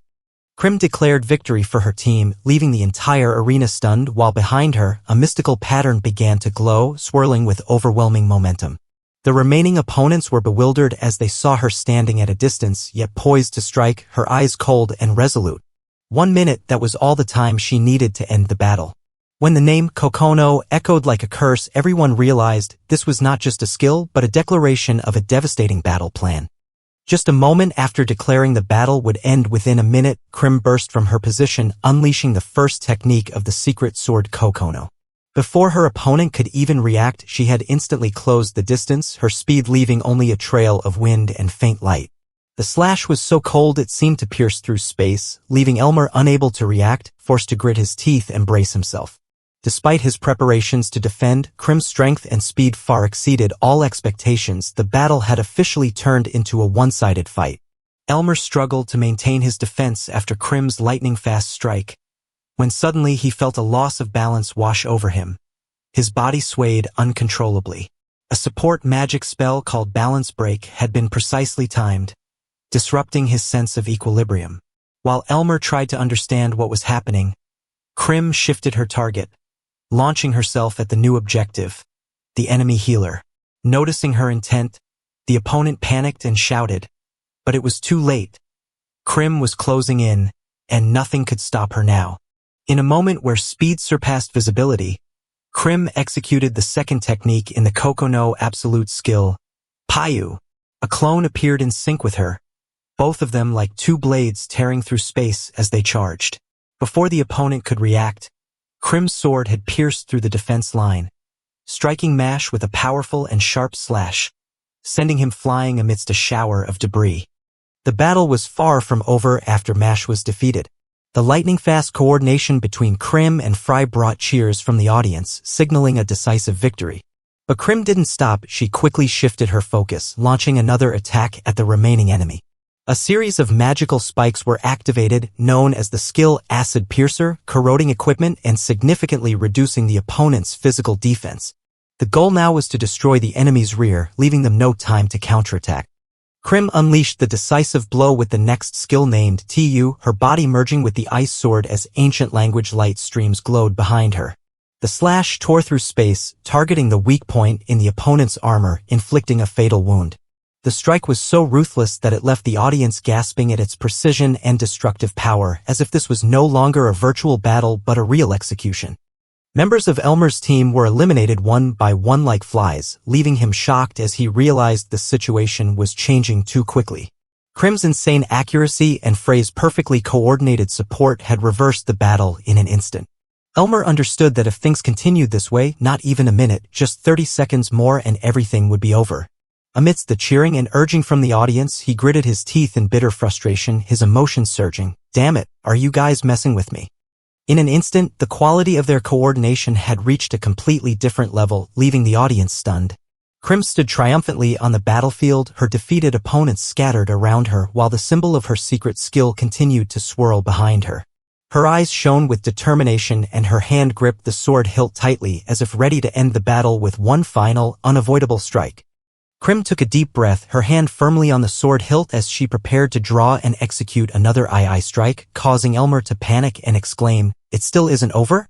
He hastily raised his shield to defend in the last instant, realizing that the upcoming strike carried the speed and power to pierce through any defense if he didn't react in time. The atmosphere on the battlefield froze, waiting for the moment the sword would flash. The sword sliced through the air with a sharp, wind-splitting sound, carrying a cold aura that cut through space. Krim, from a drawn position, swung a fiery II strike. The sound of such echoed like thunder, and a flash of light appeared where the katana passed, leaving Elmer to reflexively raise his shield. But the surrounding air seemed to be crushed. His shield shattered amidst the shower of light, and all eyes were fixed on that decisive moment. Despite taking a full slash to the neck, Elmer remained standing, his life reduced to a mere sliver, a confident smile twisting his lips. The high-level defensive skill Guts had activated just in time, saving him from immediate death. leaving him with just 1 HP. Krim was taken aback by her opponent's survival despite the fatal blow, while Fry stepped forward, resolute. I won't let you defeat all three of us. Once again, the battle shifted into a new tense phase, as the surviving tanker stood firm with a determination not to yield. Elmer exclaimed in shock, "Is it that easy?" when he saw the enemy approach again, their speed undiminished despite having just taken a powerful hit. As sweat still dripped from his brow, his eyes met his opponent, who was drawing her sword with a steady step. Krim charged forward coldly, her aura of killing intent evident in every movement. With her sword poised for the finishing blow, she whispered, "This time it will be the end." Krim launched the finishing attack, but suddenly another figure rushed in to block her way. It was Fry, Elmer's teammate, using the air ride skill to swiftly move into position. Despite being struck, Fry gritted his teeth and endured the pain to protect his team leader, leaving Krim momentarily stunned. The arena erupted in surprise at Frey's sacrifice and incredible reaction speed, which changed the course of the battle that had seemed all but decided. Before the tense match, Freya and her teammates quickly devised a plan to prevent defeat if Krim's final attack /Sha failed to take down the opponent. Kokono could currently only execute 4 consecutive moves /Rin, /Payu, /2, /Sha, after which she needed to recharge. They knew that if the final strike didn't end the battle, Krim would be completely exposed. Thus, Freya's task was to protect Krim at all costs during that critical moment, even if Elmer, the supporter, couldn't intervene in time. Freya agreed without hesitation, gripping her weapon tightly, ready for the worst-case scenario. As the crucial moment approached, Freya shouted out her confidence, "I can do it!" and immediately counterattacked to defend Saram. A precise strike was launched, breaking the opponent's formation and throwing Elmer into disarray. Not only did she keep her promise, but she also demonstrated the true prowess of a defender. In that decisive moment, the perfect coordination among the team members pushed the battle to its climax, leaving the audience cheering wildly at Krim's team's unexpected display. After a series of perfectly coordinated actions and outstanding skills from Krim and her teammates, the battle finally came to an end with an absolute victory. The commentator announced that Elmer was no longer able to fight, with all 3 members of his team eliminated. Krim beamed with joy as she raised her hands in triumph, explaining that Elmer had only 1 HP left, so she had ended it quickly. Freya and their teammates were also surprised by Krim's exceptional abilities, not just as a healer, but as a true tank. As Chapter 16 came to a close, Krim's team was filled with the energy and momentum of their victory, setting the stage for their future battles. Chapter 17 opens with the scene of the end of the match. Krim's team wins resoundingly. The host enthusiastically summarizes and replays the highlights, emphasizing Krim's extraordinary reflexes as she successfully blocks every attack. The audience outside buzzes with excitement, praising her incredible speed and skill. In the waiting room, everyone mentions Krim and Freya with admiration, and they also commend Elmer for fighting well. The atmosphere is filled with excitement and admiration for a well-deserved victory. After the intense and emotional match, the mood suddenly shifts to humor when a masked male character unexpectedly confesses his feelings to both girls simultaneously, leaving them extremely embarrassed and reacting strongly. One calls him a mushroom head, while another is shocked by his declaration that he will love both of them. The young man responds confidently that the other 2 were too slow, so he had to make his move first. Meanwhile, the in-game system is flooded with friend requests to Krim, with flirtatious messages like, "I want to be your master," or "You're the strongest fighter I've ever seen." Krim can't even send a request back because her list is full. The scene becomes lighthearted and humorous after the tense action sequence. In the post-match scene, the atmosphere remains cheerful with a mix of determination. A male character is upset because he didn't receive any friend requests, while the mushroom head offers to manage all the friend requests for Krim, causing dissatisfaction among others. The light-hearted atmosphere quickly turns serious when Elmer, the knight who was once an opponent, straightforwardly expresses his intention to invite the group to join his guild. Despite knowing this might be his only chance, he maintains his pride after his loss and declares resolutely that he will seek revenge in the upcoming guild rank battle. Elmer's determined gaze and confident smile signal that a dramatic rematch is approaching. In this page, the characters begin to discuss seriously an important event, the guild rank battle. When someone asks if this is different from the open area conquest, a character with spiky hair reacts with surprise that others are unaware of it. He explains that the guild rank battle is a tournament-like system where guilds compete against each other to determine their ranking. This is a seasonal event that affects the overall ranking of the guilds. Participants will receive certain benefits when they rank up, although the specific rewards are still unclear. The atmosphere gradually shifts from playful to excited and serious as the group prepares for the next challenge in this virtual world. In this page, the characters are introduced to the format of the Guild Rank Battle, a battle royale-style event where guilds send a team of 5 to compete on a large map until only one team remains. Each person reacts differently. Some are eager to jump into battle immediately, while others want to hide in a safe place to avoid combat, and some quote the philosophy of winning without fighting. Meanwhile, it is revealed that many PvP players from other games are joining this event, and some professional teams even have sponsors, indicating the scale and importance of the guild rank battle in this world. This page shows the enormous scale and popularity of the game Destiny Unchained Online. As professional gamers, famous streamers, idols, voice actors, and cosplayers all participate in the upcoming event, turning it into a real festival. The game is considered a major success in the online gaming world, to the point where there are even commercial advertisements. Some guilds have been formed solely to specialize in the guild versus guild (GVG) mode, astonishing players who never expected the game to have such professional guilds operating from an early stage. This page introduces 3 prominent guilds in the GVG arena. Black Wolf Squad is a guild specializing in offense, consisting entirely of Beast Tribe members on the front lines, fighting extremely quickly whether they win or lose. Tukai Company is a guild focused on production but is famous for having the best equipment and the ability to hire expensive mercenaries, known as a force that uses money to overwhelm others. And Lily Garden, a guild comprising all noble young ladies but is mysteriously and unusually strong. The main characters are overwhelmed upon hearing this, as if they have already lost just by hearing about the insanity of their opponent guilds. This page introduces 2 guilds considered top contenders for victory in the guild rank battle. Nord Glacier, led by Saul Leon, is based in the north and, as its name suggests, has an icy and cold style. And Azure Dragon Tempest, commanded by Shao, is moving eastward and destroying every regional boss they encounter. Both guilds are notorious for their overwhelming strength and the formidable leaders, putting pressure on the main characters as they face them. This page shows the excitement of the main characters as they discuss naming their guild, especially Crimchan, who is extremely thrilled by the cool names of other guilds like Genocide Abyss or Innocence Crusaders. Names that look complex in kanji but sound cool when read in katakana. As they are lost in imagination, coming up with undefeated names, someone interrupts and subtly reminds them that they should start by recruiting members for their guild first. Elmer gave the main characters a fee to form a guild while reminding them to act quickly because there were rumors that the guild ranking battle would take place soon.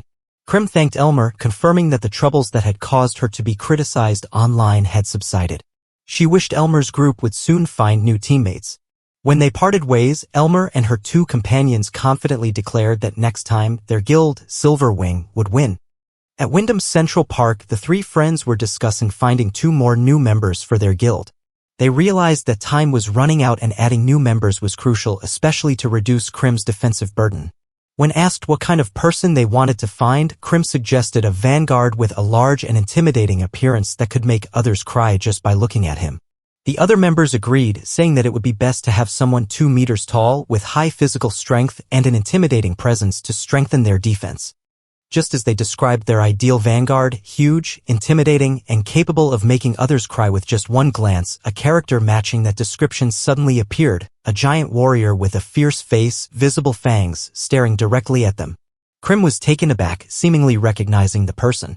However, one of them thought that this person was probably not a player, so they couldn't invite him to the guild. As the giant approached, they had a brief and somewhat awkward conversation like a couple reuniting after work. His mysterious appearance left the group both puzzled and curious. After her teammates logged out one by one, Krim sat alone on a bench in the game's Central Park, lost in thought.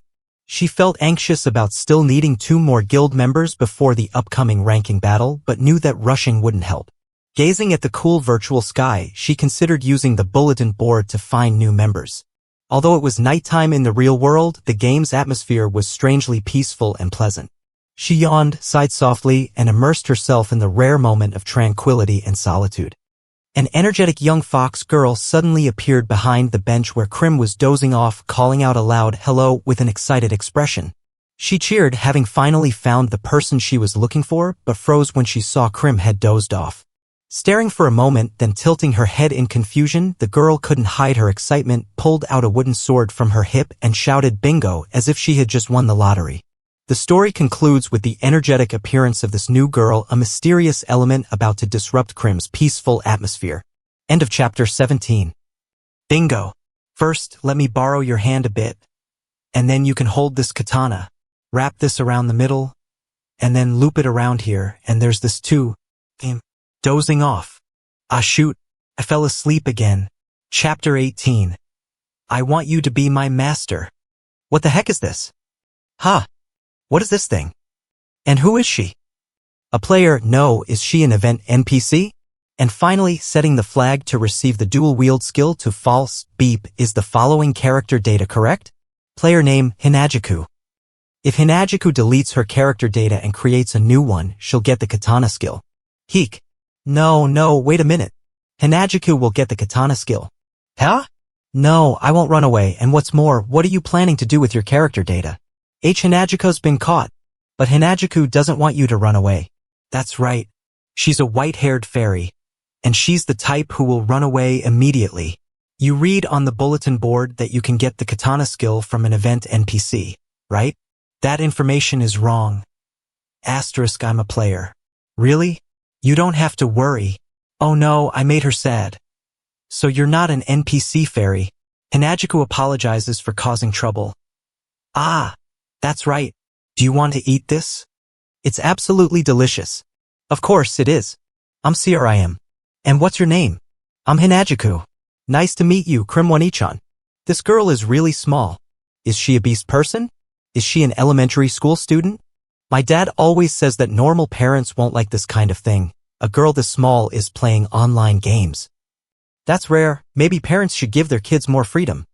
Is it Hinajiku, right? I've been wondering. Where did you get that katana? Hinajiku bought it at a nearby store. What? They sell it in Wyndham too?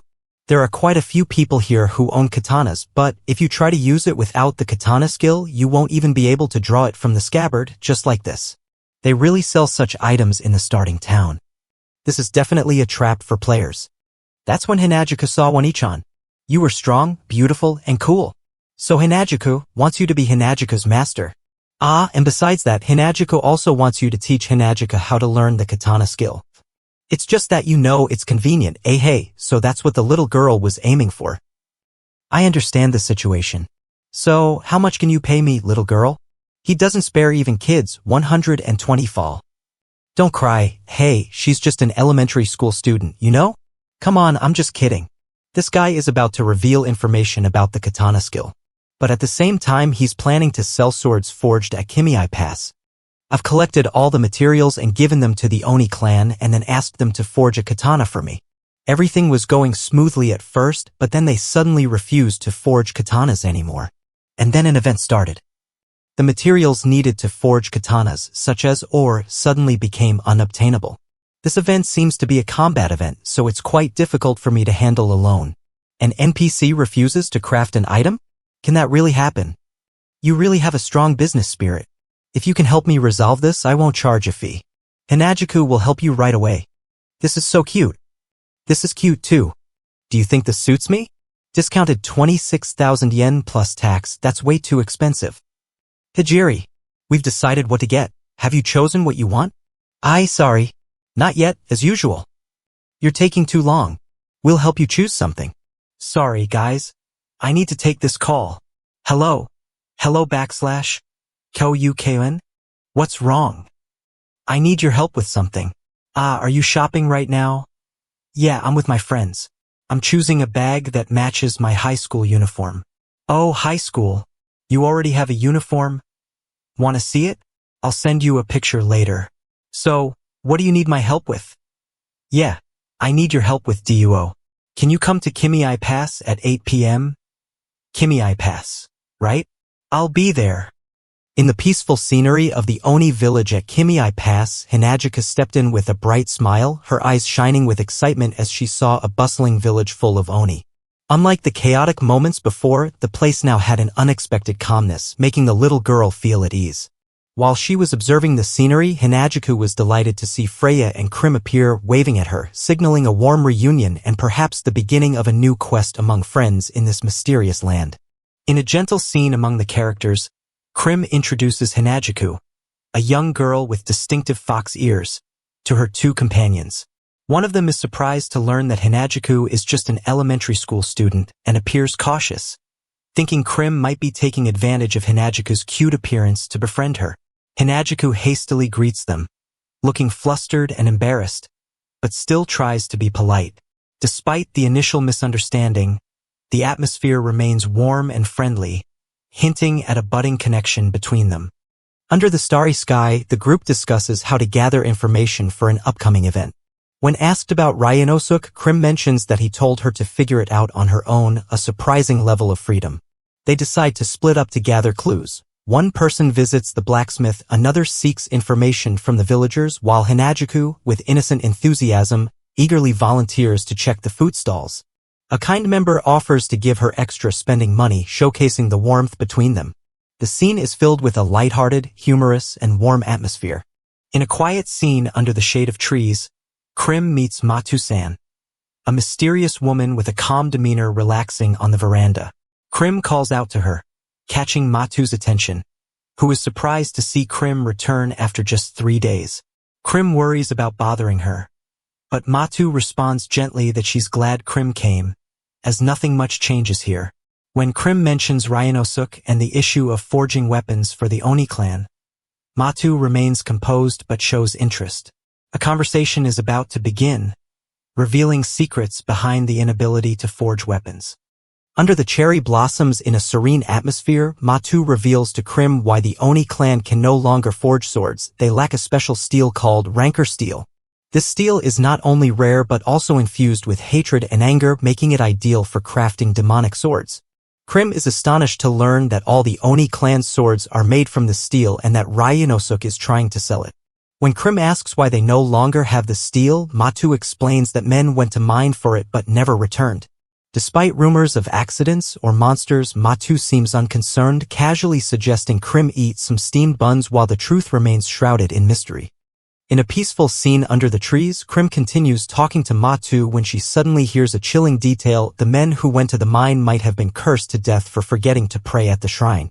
Matu's nonchalant explanation shocks Krim, who lets out a frightened cry. Matu just smiles and teases Krim about being timid. Krim quickly denies it, though she looks flustered. Nonetheless, Matu entrusts Krim with the task of investigating the mine. Krim begins her new quest by continuing to eat the steamed buns with a mix of resignation and determination. Under the night sky, with the sound of crows echoing through the eerie atmosphere, Krim stands before the sacred gate leading to Mount Rakumei, a mystical mountain rumored to be haunted by restless spirits. The chains and talismans sealing the gate add to the sense of taboo and danger. Though Krim is visibly shaking, her eyes wide with fear, and swallowing hard, she tries to maintain her composure when asked if she's scared. With a forced smile, she replies, "No, I'm fine. It's easy as pie." A blatant lie to hide the panic evident on her face. As Chapter 18 ends in the suffocating atmosphere of the haunted mountain, Krim's real dangerous journey is just beginning. Chapter 19 opens with the title, The Mysterious Disappearance. Krim is asked if she knows where they are headed next, and she replies that she knows the location but is still somewhat hesitant. When she hears that it is a sacred mountain, she becomes slightly anxious. The map displays the route from Kimei Pass to Mount Rakumei, a sacred mountain closer to Wyndham than Naval. Krim thinks that the level of enemies there is probably not too high.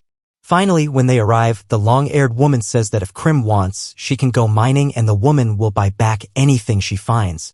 The group has arrived at the sacred Mount Rakumei. The atmosphere here immediately sends chills down their spines.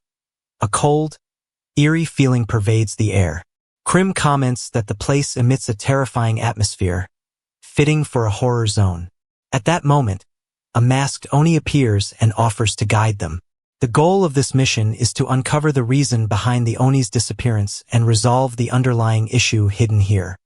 Krim really dislikes horror elements. Even before stepping inside, he wants to turn back because he feels that there's nothing special about this place. Hinajuku is surprised and asks, "Master, are you scared?" but Krim immediately denies it. Absolutely not. Krim explains that he's not afraid, he just dislikes sudden frights in horror games. He believes being startled by a noise is different from being scared. It's like being struck by lightning unexpectedly is startling, not frightening.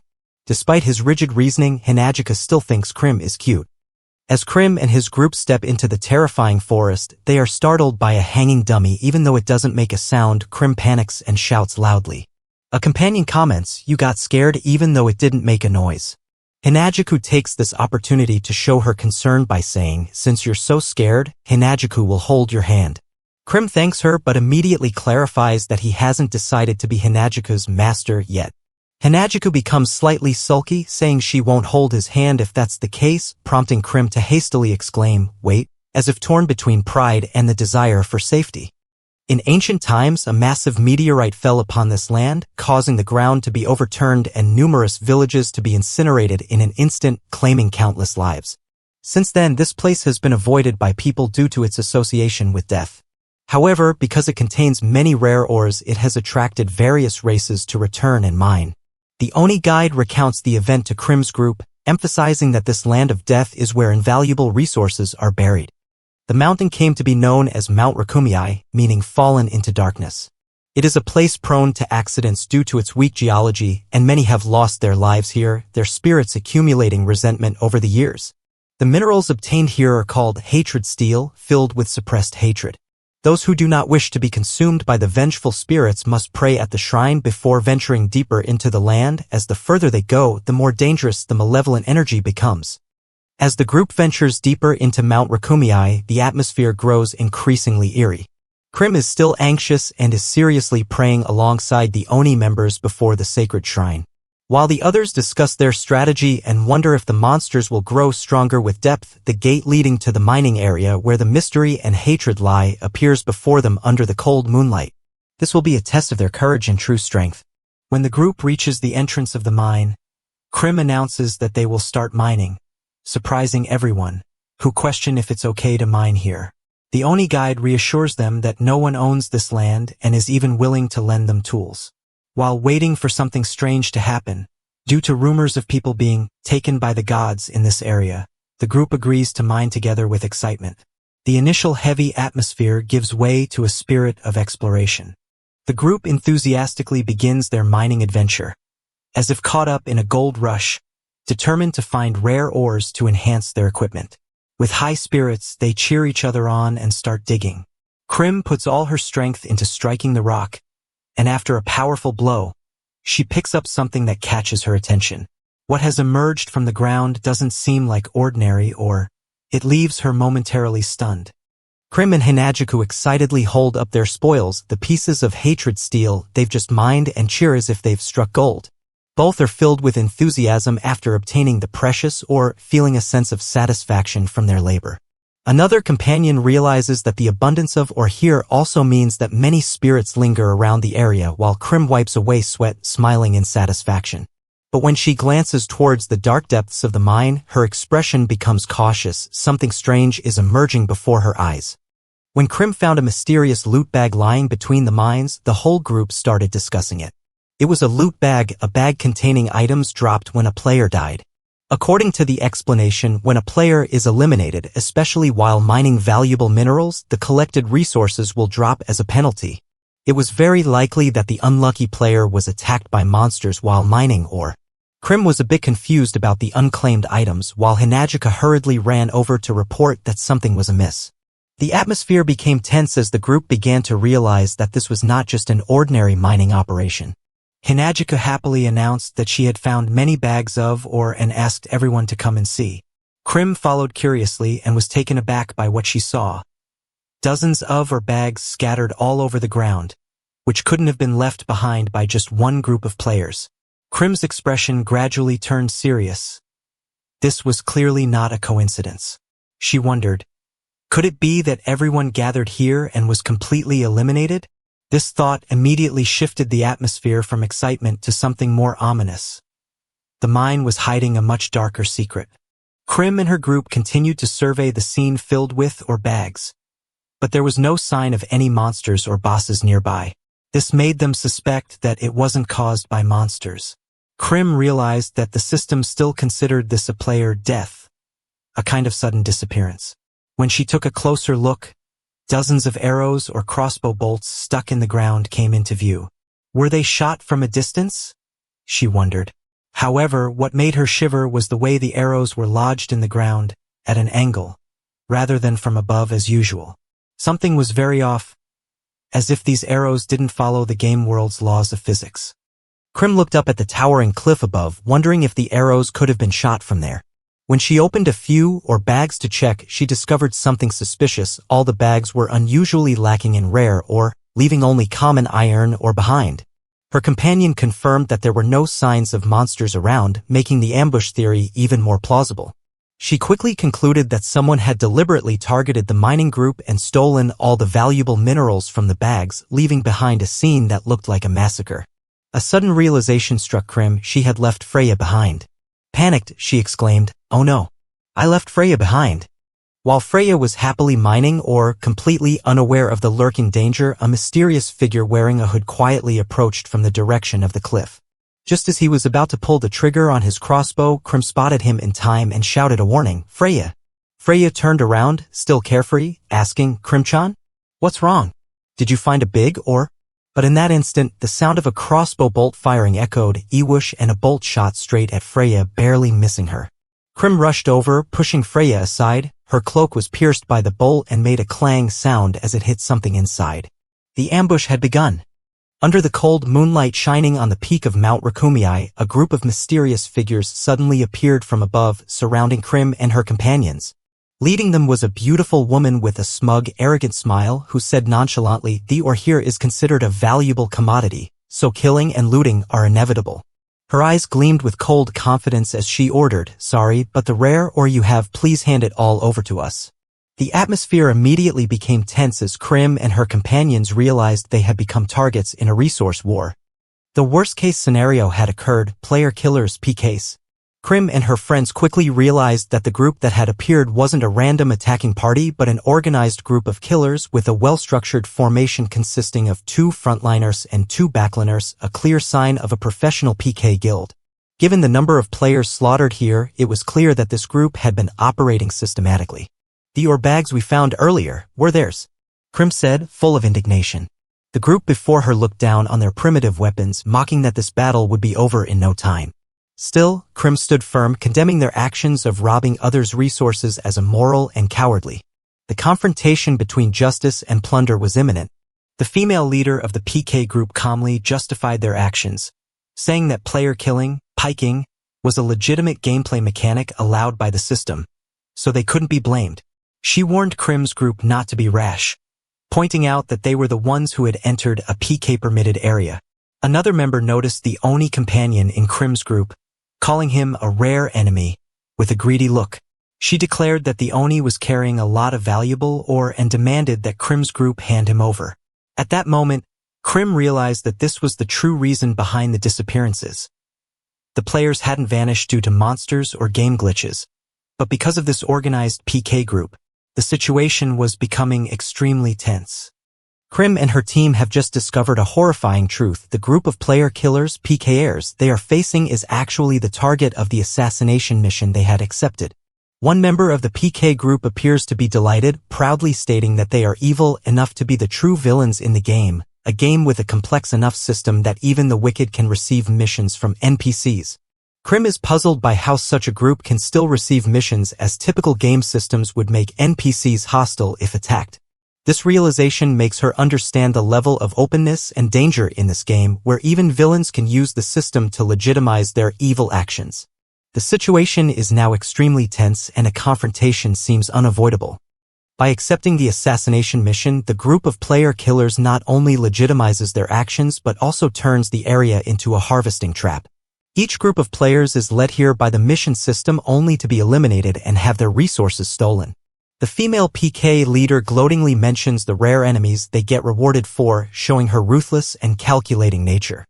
However, Krim is not intimidated. She declares that if her opponents are not demons, she is not afraid, implying that she is ready to fight. Her team quickly realizes that their enemies this time are not amateurs, they are experienced and cold-blooded killers. The tense battle is about to erupt as both sides refuse to back down. The end of Chapter 19 is a dramatic face-off between the two leaders. Krim with a provocative smirk warns her opponent not to be complacent, while the female PK leader curses viciously through gritted teeth, revealing her ferocious and agitated nature. The eyes of both leaders burn with determination, signaling an imminent and ruthless confrontation. The battle between justice and greed is about to begin. Chapter 20 opens with a tense atmosphere as the PK group officially kicks off the hunt. Under the cold moonlight, the female leader smiles coldly and declares, "Let the hunt begin." Immediately, the main team reacts urgently. Krim orders Freya and Hanajuku to fall back, ready to face the challenge. Meanwhile, one of the enemies, with a seductive yet sinister aura, suddenly speaks in a vague tone, leaving Freya bewildered and somewhat flustered. With that intense gaze, "Is it me you're looking at?" This dangerous teasing signals that this is not just a battle of strength, but also a confrontation of spirit and guts. The battle erupts when one of the PK members suddenly charges forward with maniacal laughter, launching a preemptive strike at the main team. An ambush. "Let's see how this little girl fares." He targets Hanajuku, thinking she's the easiest target. But Hanajuku is not intimidated.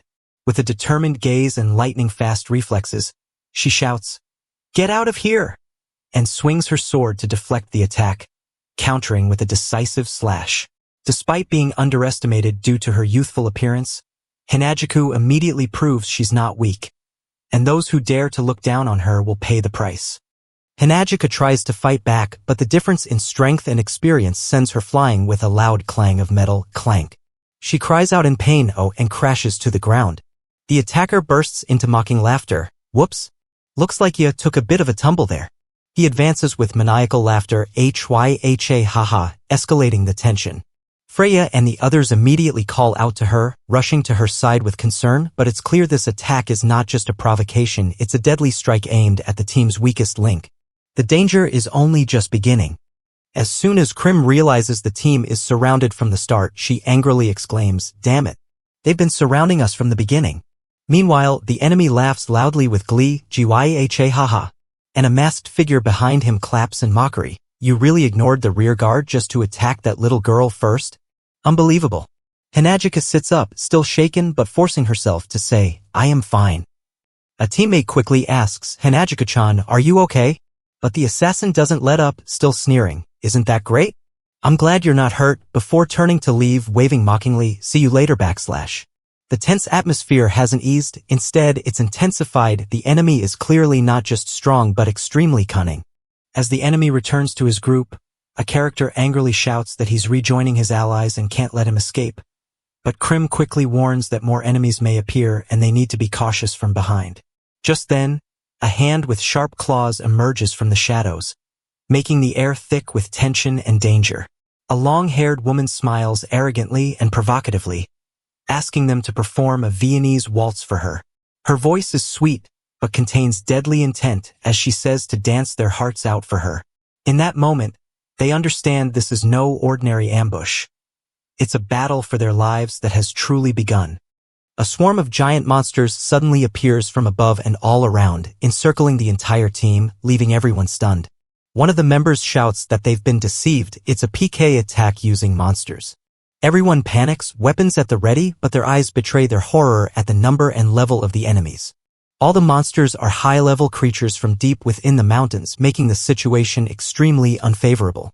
Another person realizes the culprit is the one who appeared earlier and is surprised that he's trained such a massive army.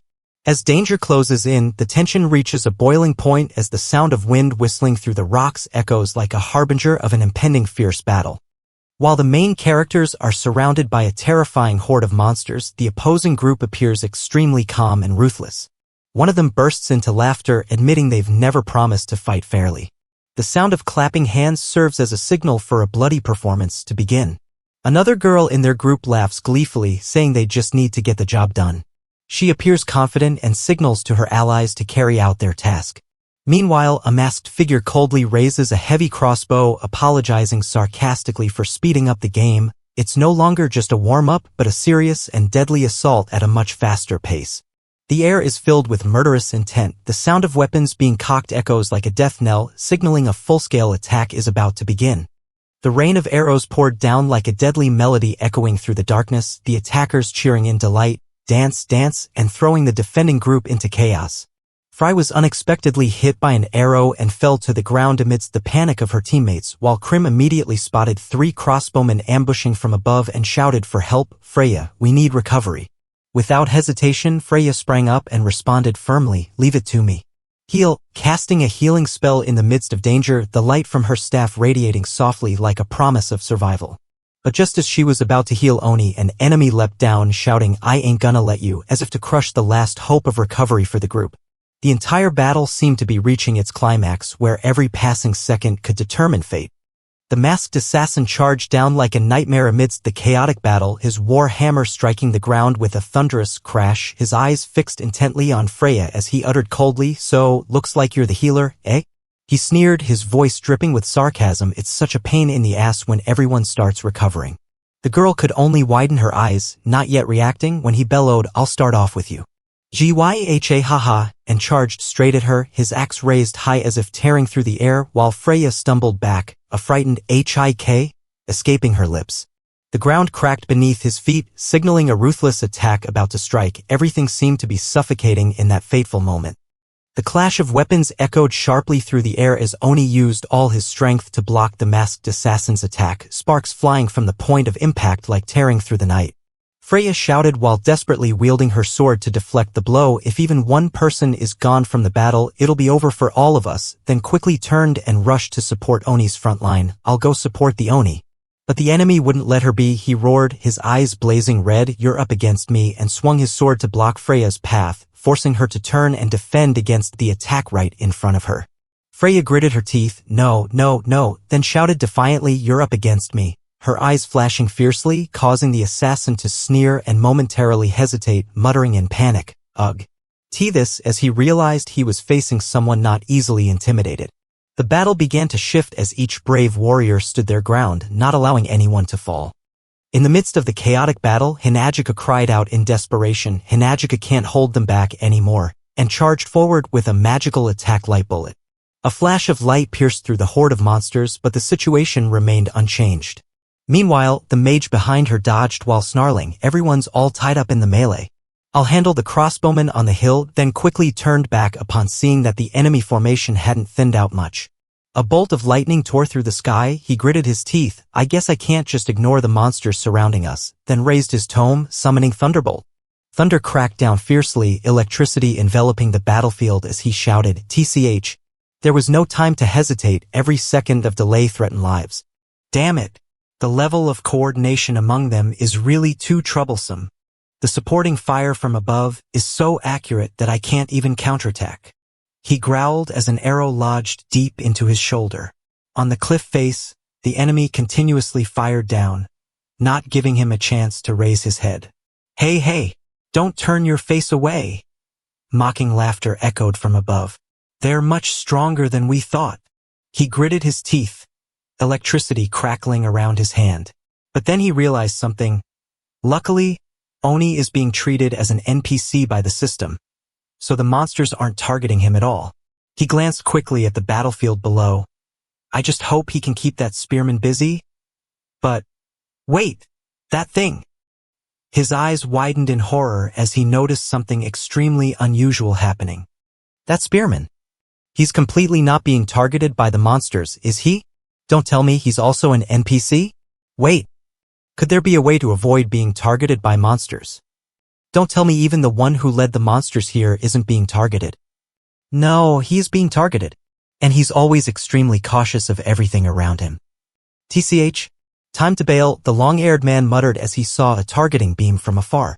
Whoa, he exclaimed while hastily dodging an attack from a flying unit that seemed to be either an automatic monster or a magical tool targeting him.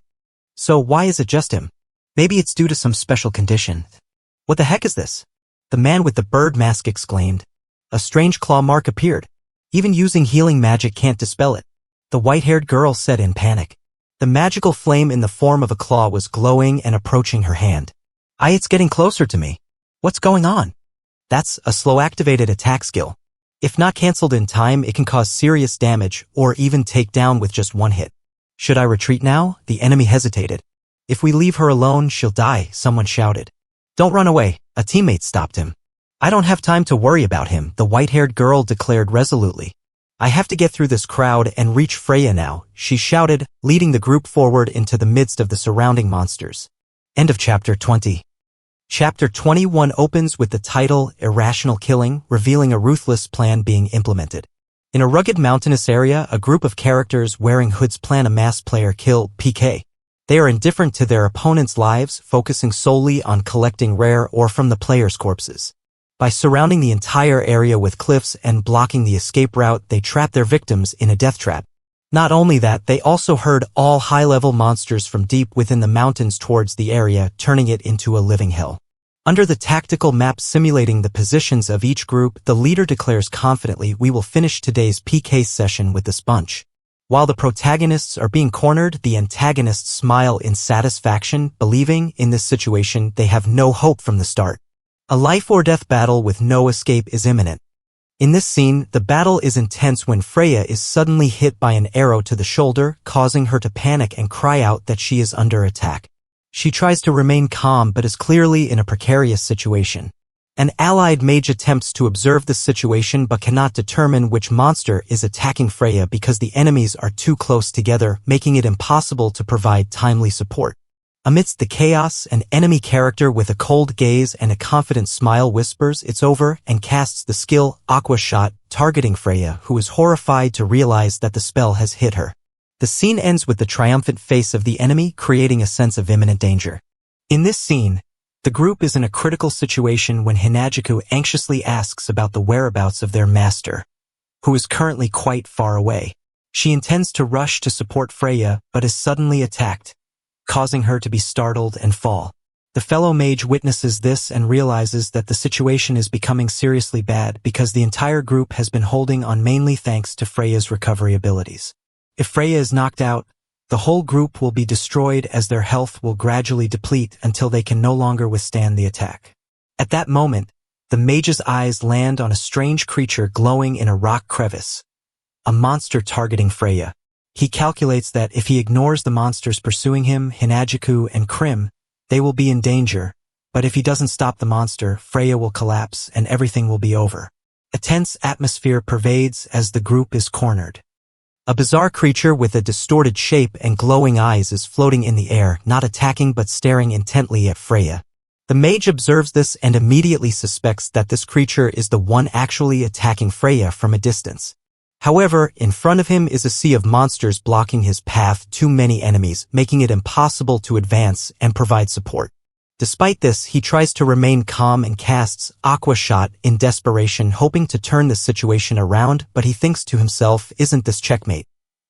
A girl wearing a hood is aiming a crossbow, intending to practice sniping at a mage who is chanting in the distance, mockingly calling it "standing still like a fool, chanting like a prayer."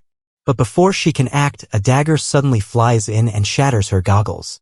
She cries out in shock, not understanding what just happened.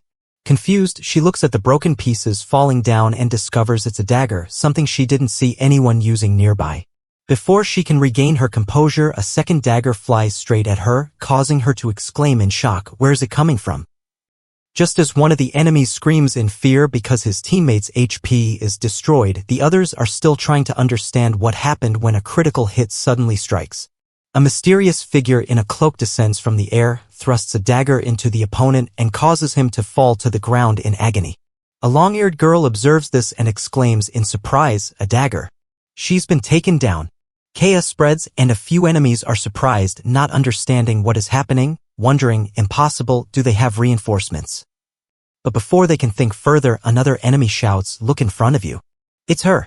The long-eared girl also turns around, shocked to see the person who has just appeared. She is stunned upon seeing the familiar figure who delivered the critical hit.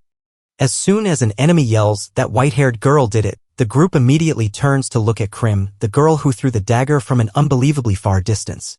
They are confused. Can she throw daggers that far? Doesn't she know she's surrounded, yet she's attacking us? Meanwhile, one of them notices something unusual and points, panicked, "Wait, she's not being attacked by the monsters." The group is stunned and starts speculating. If so, shouldn't they not be targeted either? One of the two leaders looks at Krim with suspicion and whispers, "This is unexpected. That girl knows something?" As soon as the PK group stopped attacking, Krim decisively took advantage of the opportunity. "All right. Now I need to do something about the monster attacking Freya." She quickly directed her teammates, "Krim, the monster is targeting Freya over there." One team member immediately responded, "Got it. Leave it to me." While they didn't understand why the monster was targeting Krim, she was still fully prepared. She drew an arrow, knocked it, and her teammates panicked, shouting, "No way. She's really targeting it," and Krim simply replied, I know, as she tightened her grip on the bow, determined to deliver the finishing blow. As the battle remained intense, a white-haired girl suddenly appeared and swung her katana, deflecting all the attacks like a whirlwind, leaving the enemies stunned. "She's taken them down again," someone shouted in surprise. Another team member recognized, "Wait a minute, that's a katana, right?" Everyone's eyes focused on the girl with the long sword, the weapon that was currently the hot topic on the forum. If I am not mistaken, this must be the person the forum is buzzing about. The enemies angrily shouted, "You fools! Stop firing!" While the girl continued to advance, her eyes full of determination.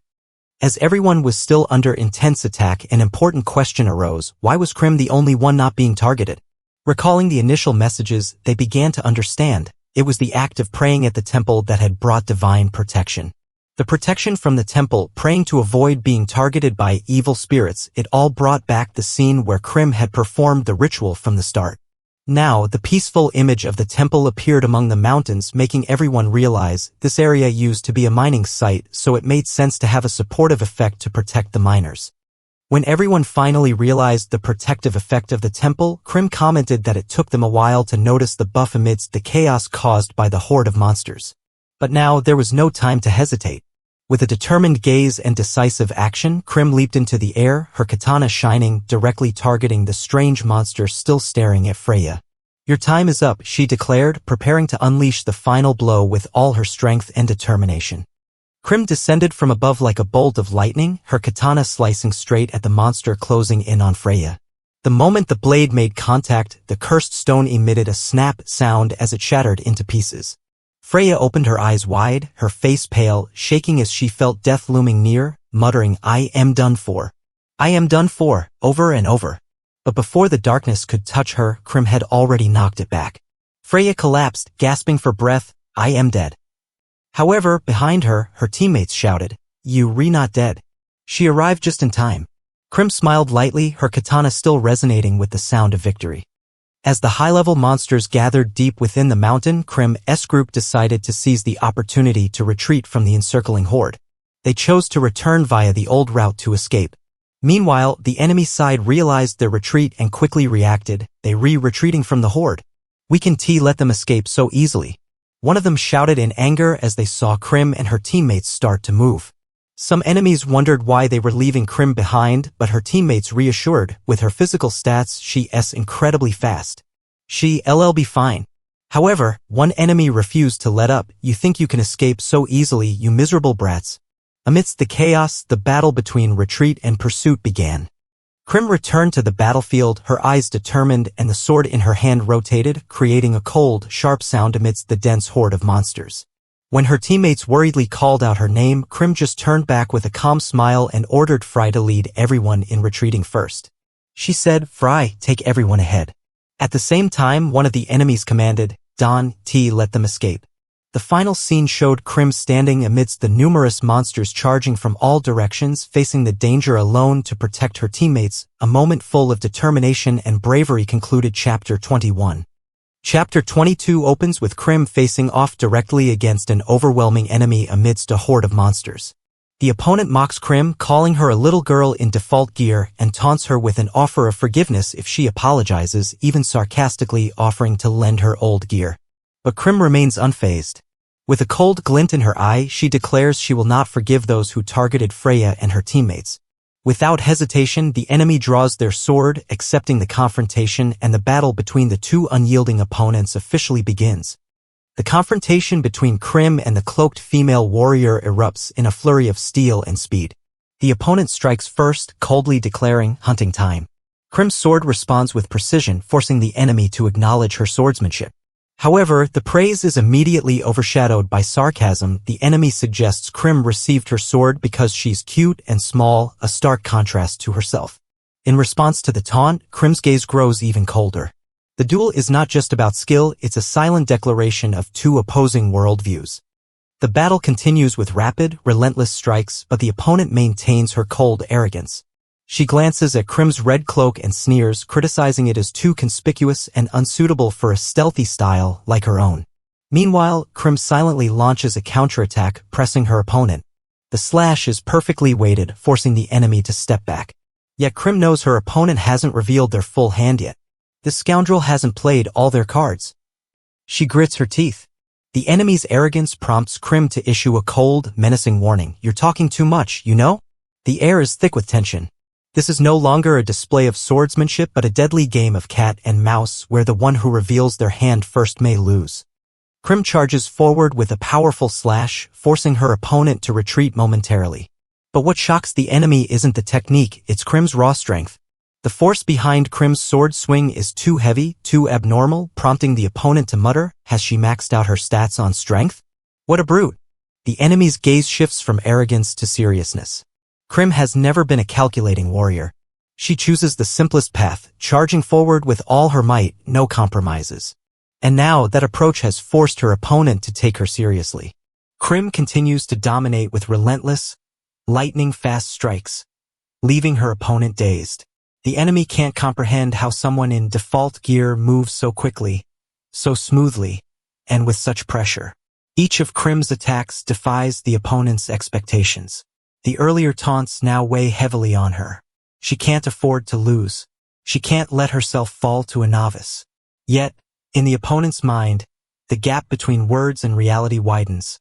And Krim, though silent, is the one closing in, step by step, with skill, strength, and chilling determination. Krim doesn't give her opponent a moment's respite. Her sword slices through the air, swift as lightning, powerful as thunder. The opponent strains to defend, but can't hide their shock. Each block forces them to retreat further. In their sweat-drenched, anger-filled eyes, the initial confidence has vanished, replaced by confusion and fear. Krim says nothing, her gaze is as sharp as steel, and her advance is relentless. This is no longer a duel, it's a pursuit. The roles of hunter and prey have been reversed. Krim stands motionless under the moonlight, her katana still stained with blood, her calm gaze piercing through the iron mask observing her. The opponent pants heavily, their eyes revealing panic and doubt. This fighting style. In the enemy's mind, an old memory resurfaces. They've seen this demeanor before. Not a novice. Impossible. Krim isn't just fighting, she's reenacting the shadow of someone who once spread terror. The enemy collapses, no longer able to taunt. Krim coldly remarks, now you're silent, aren't you? Her eyes still as sharp as the blade that defeated her opponent. Though victorious, she knows time isn't on her side. She needs to return, but can't yet. Assessing her opponent's abilities clearly, Krim silently evaluates the girl's combat awareness. In the distance, Krim places her hopes on Fry. In this brief moment, the battlefield falls silent, preparing for the next wave. Chapter 22 ends. Chapter 23 opens amidst the chaos of a retreat. Frey's group is in disarray as they leave Krim behind. One member voices concern, but Fry responds resolutely, she'll be fine. Krim isn't targeted by monsters and specializes in PvP, everyone knows that. However, the threat ahead is significant, the monsters are still in pursuit and there are even more ahead. Faced with the risk of being surrounded, the group has no choice but to continue running. No one has time to hesitate.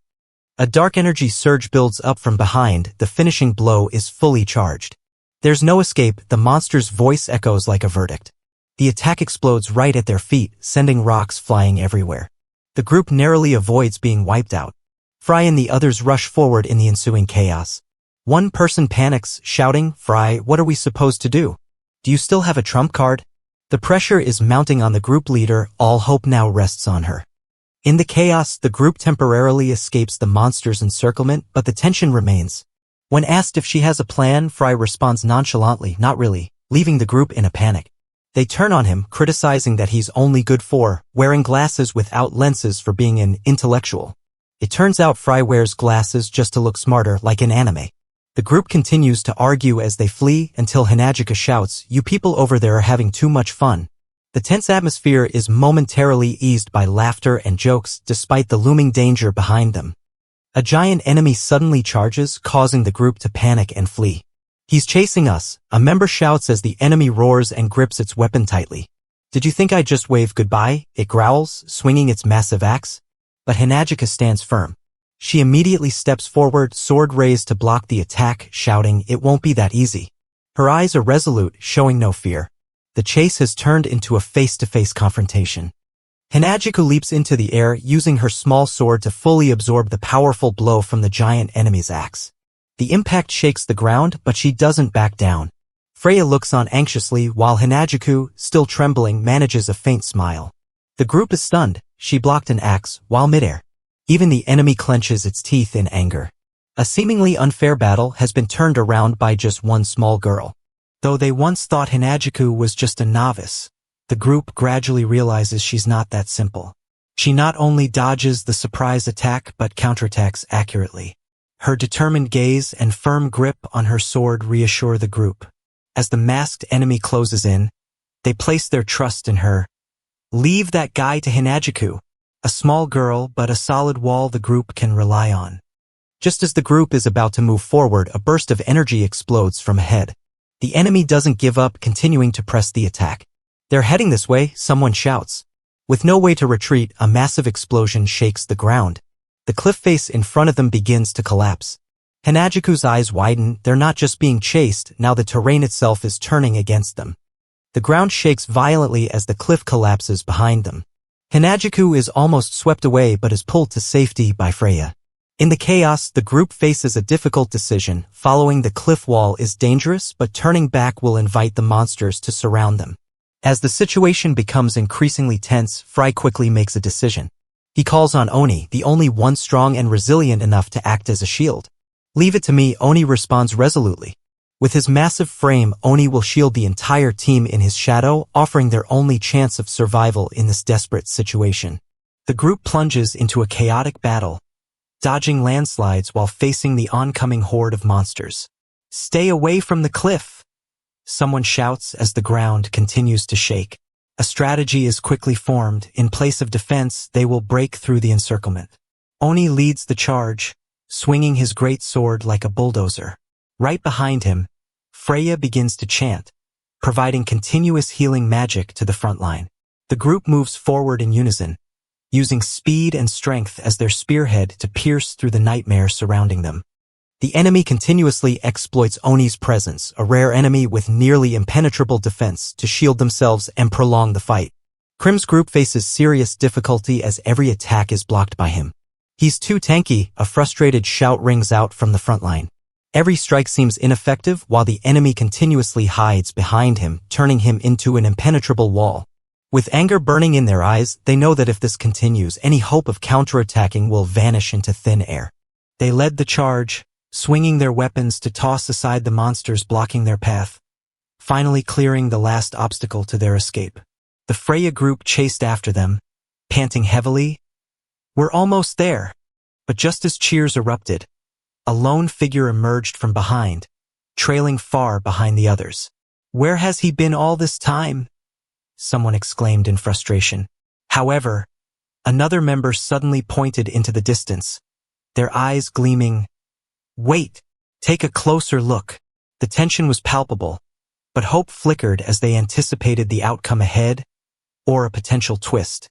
The underdog unexpectedly became the trump card. While the group focused on the frontline battle, he quietly circled around through a side path and gathered the scattered monsters. The fox girl watched in astonishment. He actually managed to do it. A sly smile spread across her face. That guy isn't entirely useless after all. She quickly took the opportunity to recharge her weapons, a calculating glint in her eye. If everything goes as planned, the others will charge straight into the monster horde and get stuck with no escape. The trap was set. The once underestimated fool now became the mastermind behind the perfect ambush. The formation began to falter as another wave of monsters closed in from the front, creating a pincer movement. Hinagika gripped her sword tightly, ready to lure the monsters with her taunting skill. "I'm the tank. I'll draw them away." But before she could act, Fry spoke up calmly. "No one needs to sacrifice themselves." Her voice was steady, but her eyes shone with determination. If it comes to it, I'll be the only one to step back. I'm the weakest link. For a moment, the atmosphere grew heavier than the sound of the approaching monsters. Yet, behind her seemingly fragile words, Fry had made a decision without hesitation. In a nail-biting moment, Frey's eyes sparkled behind her familiar glasses as she declared, "I figured it out." Freya paused, her eyes widening in surprise but filled with hope. Hinagika muttered, "So those glasses actually came in handy," before quickly correcting herself. "It's still just fake, though." Freya was so relieved that she almost laughed, expecting to be the bait. "I knew it. My little brother always manages to pull it off." For a brief moment, the tense atmosphere was broken by a glimmer of optimism. Even though no one knew what Frey's plan entailed, all they knew was that this time they weren't fighting alone. While the enemy was still reeling from the frontline formation charging straight into the monster horde, a hidden group seized the opportunity. "Take them down the moment they stop," someone commanded curtly.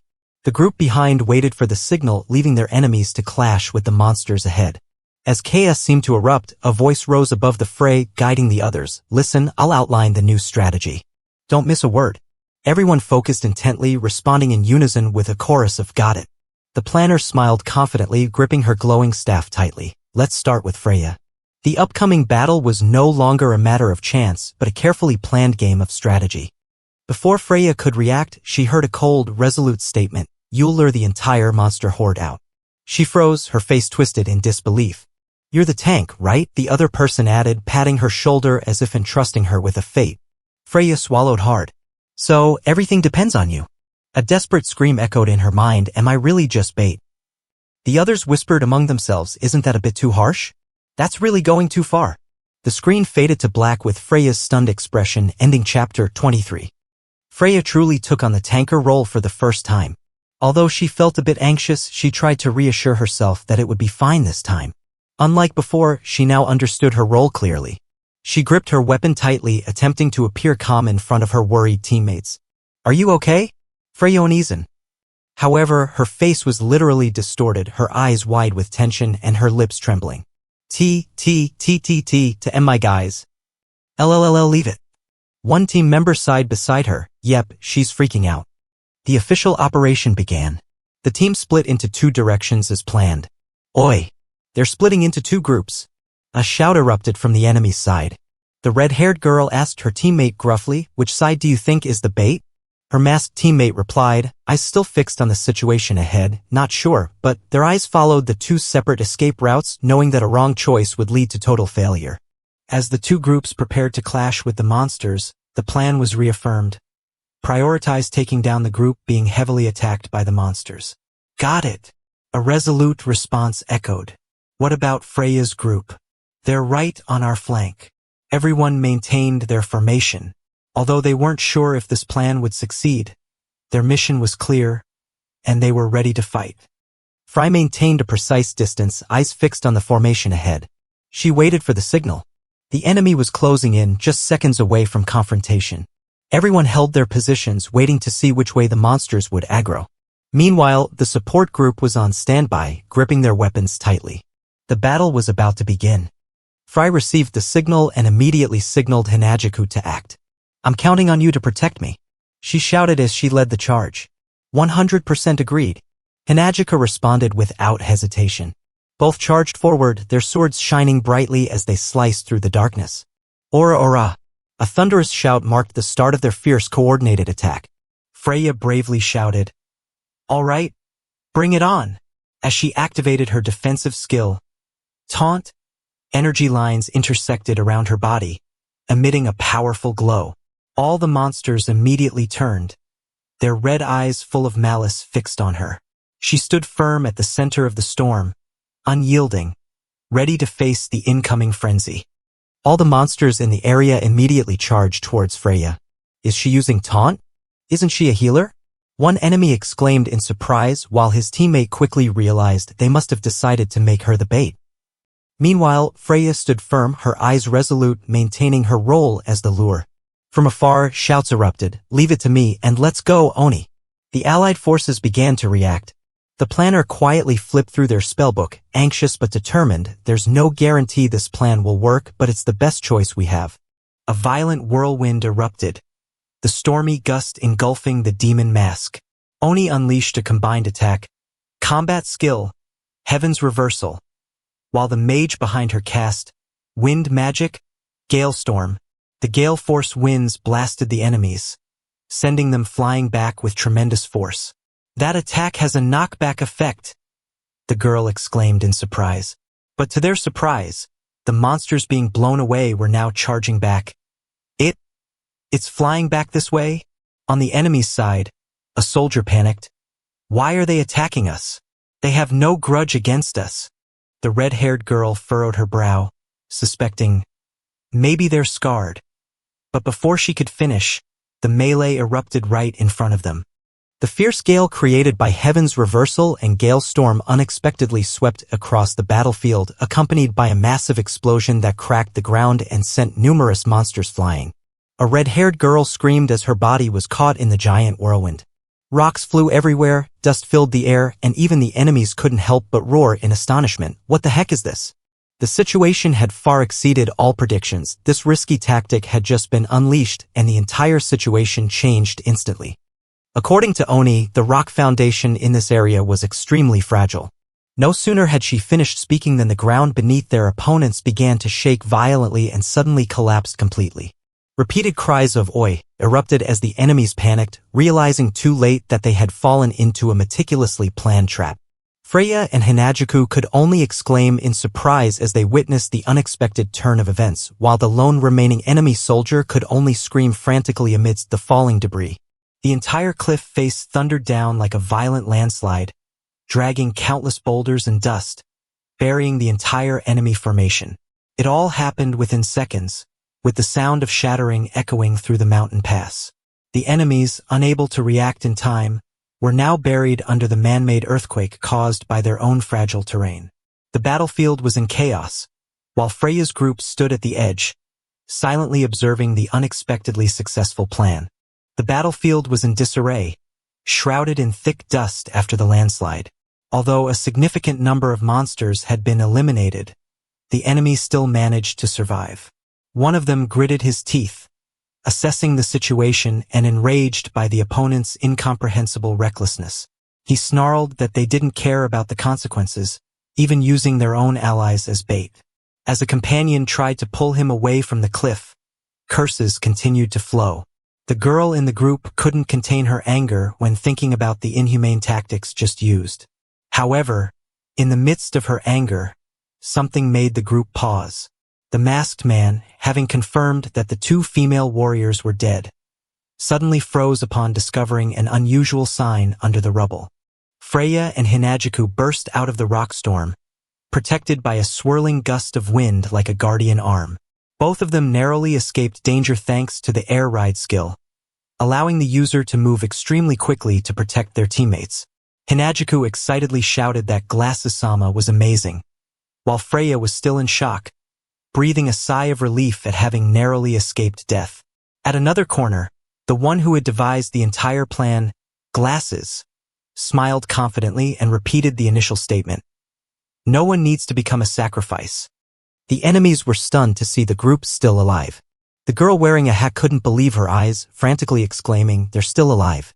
The masked man immediately understood the truth. The distance between the two groups after they split up was exactly the maximum range of the air ride skill. "We've been tricked," he exclaimed, while another member was equally astonished. She learned air ride too? On the other side, Freya's group had safely escaped the battle. She smiled confidently. "We made it out."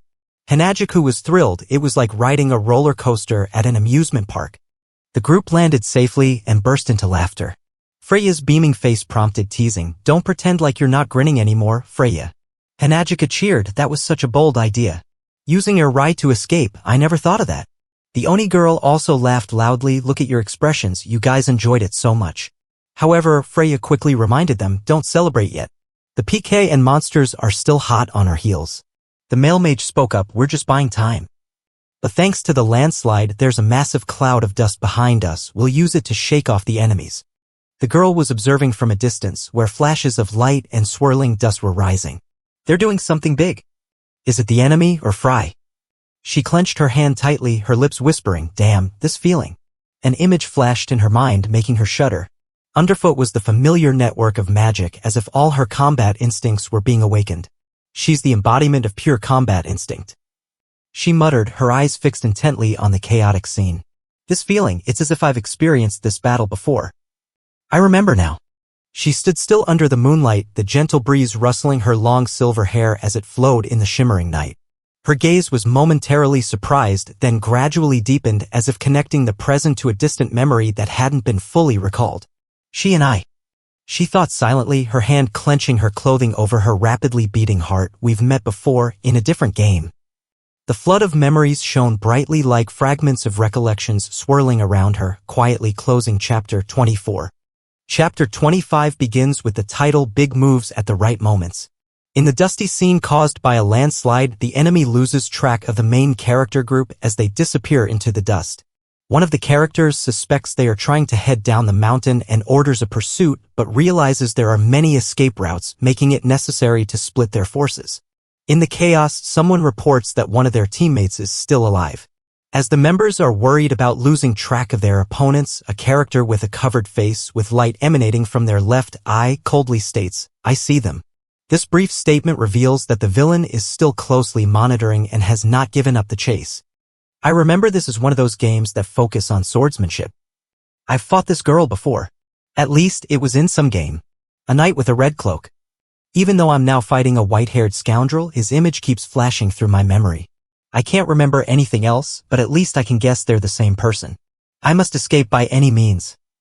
I don't care who that girl is. Am I stupid? I've lost a leg, you know. Wait a minute.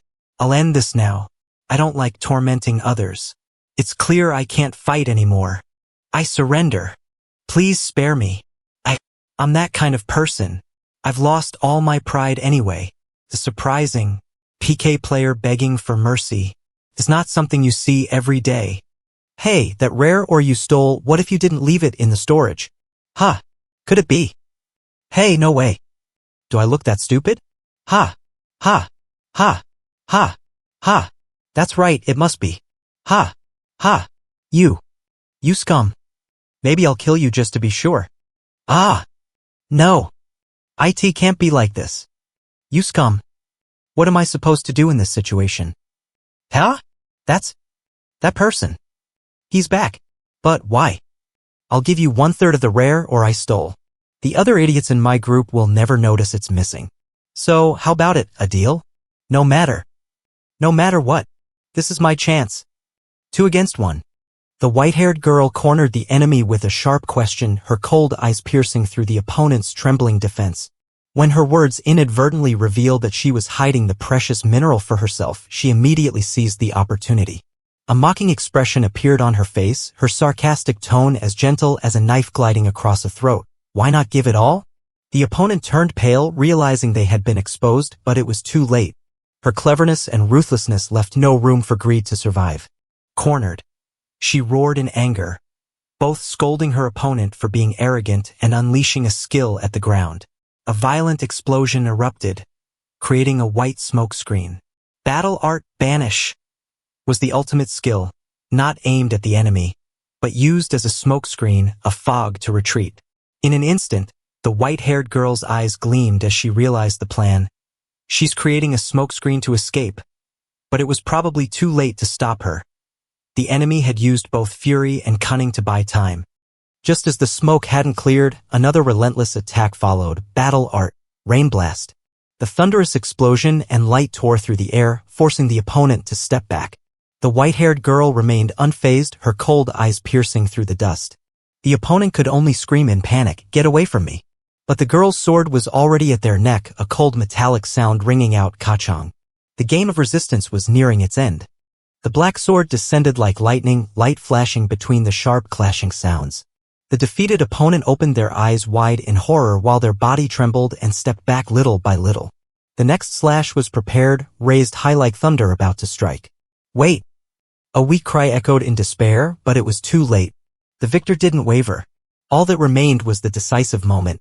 An axe suddenly descended from behind, interrupting the life or death moment. The attacker returned, his face drenched in blood, his eyes filled with panic and determination. "Don't tell me Fry and the others are dead," he roared. The white-haired girl froze for a moment, her eyes wide open. Just in time. The person lying on the ground smiled triumphantly as if fortune had unexpectedly turned the tables. But in this battle, nothing was certain. The white-haired girl's swift strike sent both enemies tumbling to the ground. The one who rushed back in support didn't even understand what happened before being knocked down, screaming in pain. The other rolled around, blood spurting from his mouth, shouting loudly in humiliation. "Finish her off quickly," he roared, his hand trembling as he gripped his weapon tightly, his eyes blazing with hatred. But all he saw was the girl's calm, icy gaze, unyielding, unafraid, and filled with pure contempt. In an instant, her spinning kick interrupted his attempt to unleash a powerful technique.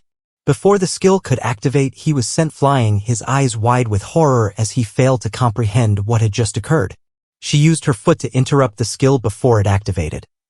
Realizing too late, he collapsed to the ground, helpless. The girl didn't stop, charging forward at wind-splitting speed, a cold smile on her face. "I have to use my trump card at the right moment." One enemy fell. Only one remained, frozen in fear, unsure when the sword would strike. He hadn't fallen yet, the slash was too shallow. She tightened her grip on him, her eyes unwavering. "If I haven't finished him off, then I'll just continue." He struggled, his arms still strong enough to push, but she was ready for him. The HP bar began to drop, signaling the decisive moment. "I have to finish it, Dash." Her gaze was as sharp as a blade, without hesitation, ready to end everything in one breath. The blade stabbed in from behind, cutting off all unfinished plans. The man who had just struggled to free himself tightened his grip on her, his eyes filled with anger, but it was his own teammate who ended everything. "You bastard," he hissed, the pain not just from the wound, but from the betrayal. The white-haired girl stared in shock at the scene before her, frozen for a moment. "Even my teammates betrayed me, that PK, her whole team." The truth dawned, the blade didn't just pierce flesh, but also deeply wounded her already fragile trust. She smiled twistedly, savoring every moment as she stabbed deep into her prey's back. The feeling of piercing through a defiant girl? Her voice was filled with sadistic pleasure, warping her rationality. Meanwhile, her accomplice shouted in panic, "Hold her back!" But it was too late. The victim had now turned the tables, her eyes gleaming with cold killing intent. "Is this the right moment to use my trump card?" The sword lit up, ready for a counterattack that would be the final blow. No warning, just retribution. The lethal piercing tore through the air, mercilessly piercing through the enemy. Blood splattered like a violent storm, and he could only open his eyes wide before his body shattered into violent fragments. The last traitor was finally finished off. The girl stood there, breathing heavily, her eyes numb amidst the bloody battlefield.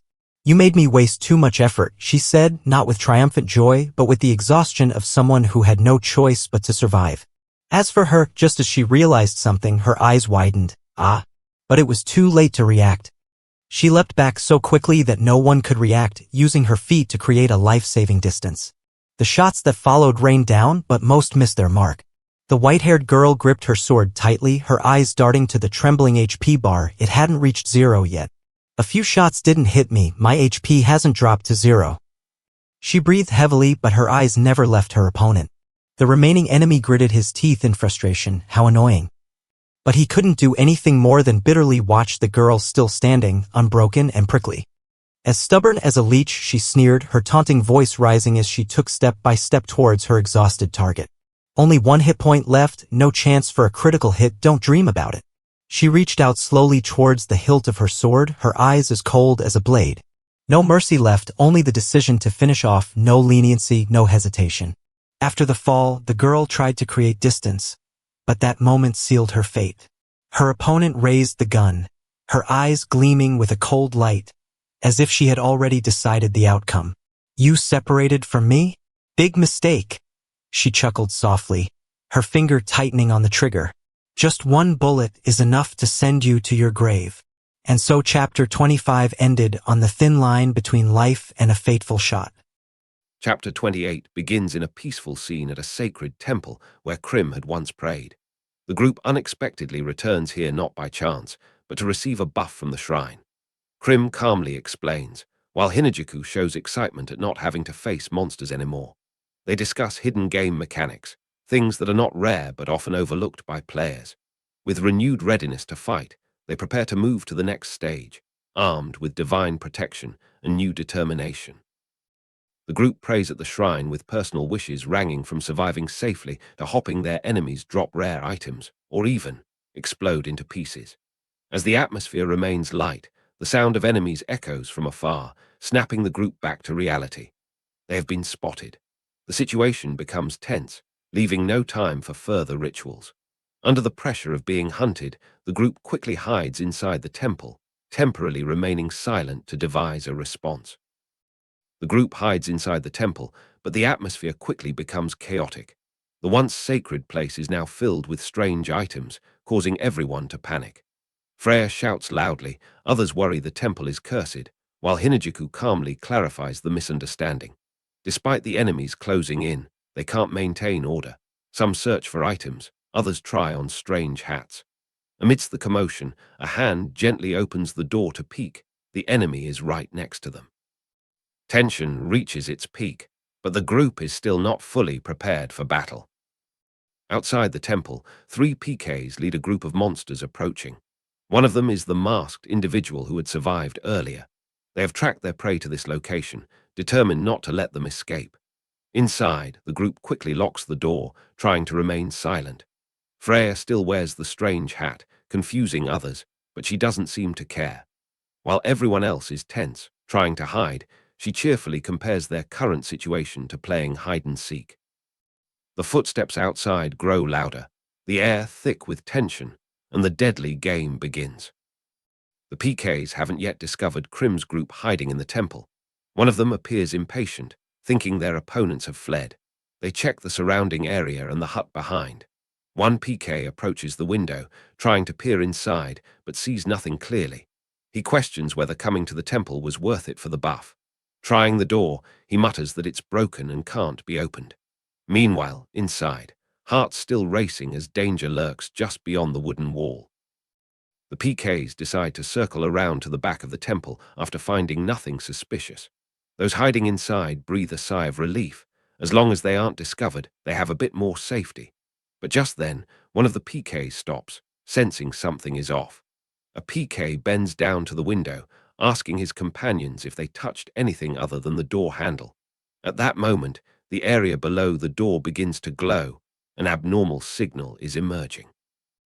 The risk of being discovered is getting very close.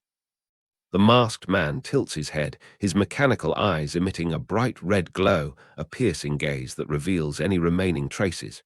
Many parts of the door are still warm, he coldly states. They are inside. His companions are shocked, while on the other side of the door, panic begins to spread. He can see with infrared vision. The answer comes quickly from someone in the know. The gnome clan in this world are machines, possessing infrared vision, a deadly ability in this already ruthless game. The children in the temple step back, tension suffocating them, knowing there's nowhere left to hide. The door shakes violently under repeated kicks, the PKs outside shouting, "Come out now, you cowards! This thin door won't save you!" Their screams echo inside where the children are hiding. They're about to break the door. Hinajuku anxiously cries out, but Freya remains calm. The temple is protected by divine power. They can't easily break it. However, outside is a horde of roaring monsters, and if the door collapses, they'll all rush in like a flood. If the door is broken, we're dead for sure. The air inside the temple is thick with fear, all hope now pinned on that fragile divine protection. Freya observed the room with a contemplative gaze, then suddenly narrowed her eyes. Perhaps this is a sacred element field. This was a common concept in duo, where conflicting elements determined strength, like fire countering wind or water countering fire. Places like churches often possessed special elemental fields, where demons would weaken upon entering. If this temple has that attribute, Freya continued, the monsters outside might be weakened if they actually break in. Hinajuku nodded in agreement. In other words, if that's true, we still have a chance to survive. But immediately, a harsh voice shouted from outside, "Shut up, you cowards!" The PKs still hadn't given up, but now a glimmer of hope had begun to form in the hearts of those trapped inside. Freya and her teammates angrily confronted those outside. Her voice was full of mockery and indignation. "You love running away, don't you? Why don't you just play VR sports games instead? Meanwhile, her teammates shouted at the PKs with pent-up frustration. You're only good at bullying newbies, relying on the monsters behind you. What's there to be proud of? Both of them continuously attacked the enemy's self-esteem, bringing up the weakness, uselessness, and shame they had been hiding. Their outrage wasn't just about self-defense. It was also a rebellion against an unjust world where the strong thought they were invincible. Inside, a vow was made amidst the tense atmosphere. I'll make them cry. The atmosphere in the cave became tense when Freya inadvertently pushed things too far with her joking threat. Hinajuku, who was usually cheerful, suddenly trembled, gripping her sharp knife and slashing it at the wall as if venting her anger. The repeated phrases in her mind, endure, endure, sounded like a haunting melody. She had tried to appear fine, to hold herself together so that no one would worry until this moment. To everyone's surprise, Hinajuku seemed to be facing an old wound that had never healed. Freya fell silent, and a gentle voice spoke up from beside her. When I was little, after playing games, I used to receive hate messages from opponents, a prelude to something deeper that was about to be revealed. In Hinajuku's hazy memories, hurtful words appeared line by line on the screen, just text, but each sentence felt like a sharp knife. Is your brain made from a Happy Meal toy? How can you be so stupid, mistaking heal for cure? Although it was just text, the feeling of being hated and humiliated directly was enough to make a child want to quit the game forever. Hinajuku curled up, hugging her phone, her eyes welling up with tears, her heart tightening with invisible fear. Those memories had never left. They were just suppressed deep within her, until they erupted again. She had always endured despite being scared, but if this continued, if she left this world once more, she might never return. Hinajuku once had real friends in another game. They laughed together, explored the world together, until the player-killers, ruthless, grown-up players arrived. They killed her friends one by one, coldly and without reason. After that, her friends gradually left, and never came back. From then on, the image of PK was no longer just a gaming concept, but a painful memory. Though she always appeared strong, Hinajuku remembered her mother's words. If you meet a player killer, don't hesitate. It wasn't just a warning. It was a command to protect what's left of her, the fear of being abandoned again. Hinajuku gripped her sword tightly, her eyes flashing with determination and anger she had never shown before. Her mother's words echoed in her mind, not a whisper, but a cold command. Destroy them without mercy. She trembled, not out of fear, but because of the long-suppressed hatred. She had been patient, endured just to avoid causing trouble for her teammates. But now, as everything was about to collapse, that flame burst forth fiercely. She shouted, as if tearing apart the darkness. Hinajuku wants to kill those PKs so badly. Her companions were stunned, their eyes wide with surprise. The door was shaking. Time was running out. And Hinajuku, with eyes like a cornered wild animal, was ready. Faced with the urgency of the situation, the group clung to the fragile hope offered by the temple's sacred power. Someone suggested using Hinajuku's special abilities, but the response made the atmosphere sink. Hinajuku isn't a beastkin. A surprising revelation left everyone stunned. Everyone's eyes turned to the small girl with the familiar fox ears, but the truth was slowly being revealed. What they saw was just a surface-level appearance. As people were busy analyzing her skills and race, a new truth was emerging that would change the situation. Hinajuku wasn't who they thought she was. She sneered, confident that victory was within her grasp. Your brutality ends here. The arrogant tone rang out as she raised her axe. But it was in that very moment that the unexpected happened. A crumble sound signaled the door being broken, but not by the enemy, rather by her own teammate behind her. A chaotic collision, a fatal blow from within, and she was caught off guard, reeling back in shock. Ha! No one could have anticipated. They had broken down the door themselves. Blaze of fury, Hinajuku charged forward like an arrow of fire on a night sky. Flames engulfed her small frame, as if she were the embodiment of divine wrath. Her eyes gleamed with icy intent as she shouted, "All three of your heads," before swinging her sword with great force. Hinajuku will offer them as a sacrifice to this shrine. In that moment, the enemies were frozen, not by the sword, but by the pure rage that seemed to suffocate the very space around them. End of chapter 28. In chapter 29, Burning out asterisk, Hinajuku blazes with intense blue flames, her eyes burning with fierce intent as she charges at the enemy, sword in hand, shouting, "All three of your heads." Hinajuku will offer them as a sacrifice to this shrine, causing her opponents to recoil in fear, exclaiming, "What is this? Blue flames? Why is that girl suddenly on fire?" Despite their terror, they refuse to give up, with one saying, "Her group hasn't left the shrine yet." Another responding, "We can take down that girl easily," and then shouting, "Now!" as a counterattack begins, signaling an imminent escalation of the tense battle. Hinajuku charges forward, engulfed in blue flames that cover her entire body, leaving her enemies bewildered. One of them uses infrared vision to confirm that she is indeed ablaze and wonders, how is this burning effect possible? Yet she continues advancing, even taking damage from her own attacks, which further confuses the enemy. Is it possible that she's receiving a reverse buff from the continuous damage? They begin to suspect that she might be bait in a larger strategy, saying, "Her group is still inside the shrine. Could this be a reckless charge? Or is our frontline panicking?" As one enemy analyzes the situation, another interrupts, shouting, "He's targeting you." "Hey, are you deaf?" The chaos intensifies, foreshadowing a sudden shift in the battle. When an enemy becomes flustered, unable to detect anything through thermal vision, Frey coldly snaps, "Don't waste my time," while Hinajuku shouts, "Turn off your thermal vision, you fool." Suddenly, a striking scene unfolds. A mage with tied-back hair and a sharp gaze stands amidst swirling magical water, summoning water from a spellbook, leaving the enemies stunned. Water! The enemy realizes too late that their thermal vision caused them to miss this attack. The mage smiles confidently, saying, "You didn't see it, did you? Because you were too focused on the heat source." Hinajuku bursts out of the crumbling shrine, her body engulfed in blue flames, her eyes blazing with determination as she declares that she will take the heads of 3 enemies as offerings to the shrine's deity. Despite being consumed by flames, she continues to charge into battle with a strength that seems blessed. The enemy is taken aback, unsure why she is on fire and suspecting that she might be taking reverse damage.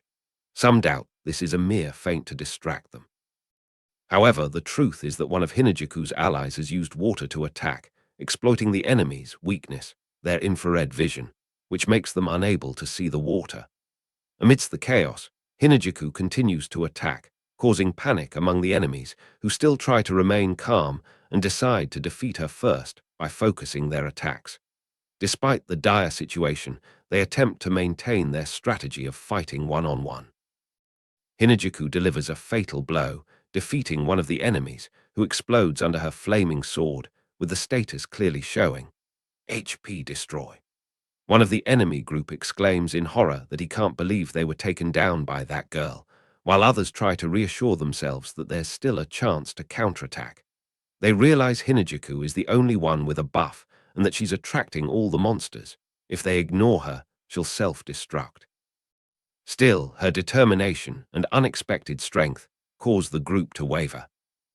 Hinajuku delivers a fatal blow, defeating one of the enemies, who explodes under her flaming sword, with the status clearly showing, "HP destroy."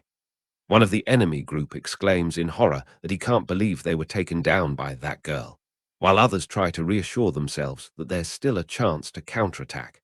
They realize Hinajuku is the only one with a buff, and because she's attracting all the monsters, if they ignore her, she'll self-destruct. Still, her determination and unexpected strength cause the group to waver. An Oni demon with a completely different weapon appears, surprising Hinajuku's group. They quickly speculate that the new weapon is likely the primary one, and the crossbow is secondary, as they haven't seen the enemy use any skills with the crossbow so far. As they discuss this, a female assassin among the enemies charges at Hinajuku, shouting that this will be her end. But to everyone's surprise, the Oni turns and flees, leaving the group stunned. The girl angrily shouts and orders, "Chase after him." The pursuit begins immediately, and all the monsters are gathered in one place. Hinajuku lured the monsters, the Oni lured the Pikers, and she hid. Now it's their turn to turn them into a train, just like they did. But what's with those blue flames? What's going on? A silver fox. Yes, that's right. Compared to ordinary beastmen, silver foxes are much more like humans. So Hinajuku-chan belongs to a rare race, that's right. Do silver fox beastmen have sacred skills? They have a self-destruct skill. Self-destruct. She hasn't used it since the first time. That time, Hinajuku's HP dropped to 0 and she died. That skill is called Azure Flame, the exclusive skill of the silver fox race. As soon as Hinajuku's exclusive skill is activated, she will start to take a large amount of recall damage, but she will be enhanced with both sacred and fire elements. Not only that, there's also an additional effect that increases damage against demons. Combining that with the elemental field of the temple, which weakens the monsters, Hinajuku is now completely unstoppable. Hinajuku, ablaze with sacred flames, descends from above to deliver the finishing blow. The slash, Divine Inferno Vortex Slash, tears apart the battlefield, crushing the two enemies in an instant. They couldn't react, their HP immediately dropping to 0, a dead end. In the face of the ruthless PKs, Hinajuku is no longer just a child, but a punishment from the sacred temple. The battle ends quickly, and the group joyfully checks the loot. Hinajuku, still in shock, is amazed by the power she just unleashed. With a rare race like Silver Fox, a powerful skill comes with a steep price. Either someone heals, or they have to drain their entire flask. As the atmosphere gradually calms down, they realize Krim still hasn't returned. Although they're a bit worried, they still trust that. It's Krim, she'll be fine. But in the quiet night, a group of strangers approaches, calling out that name with a tone full of hidden meaning. Not seeing any sign of Krim or any PK, the group starts to get worried. Hinajuku panics and guesses the worst. Krim has been kidnapped. And that's exactly what happened. In a hidden corner, Krim is hung like a hostage. But instead of being scared, she's immersed in an unpredictable reaction that leaves both the kidnappers and her teammates stunned.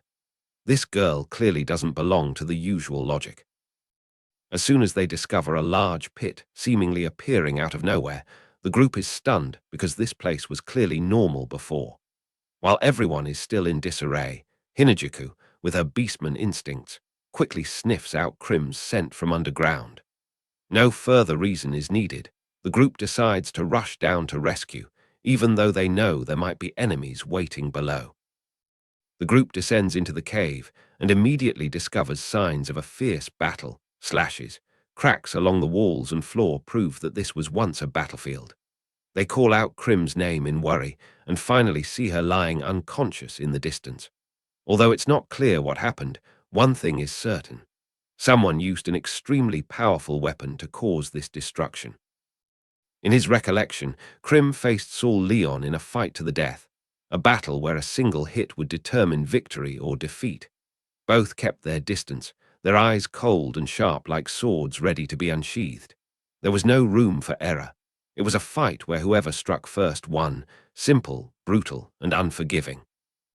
Saul Leon swung his sword with furious intensity, each strike carrying immense force that Krim struggled to withstand.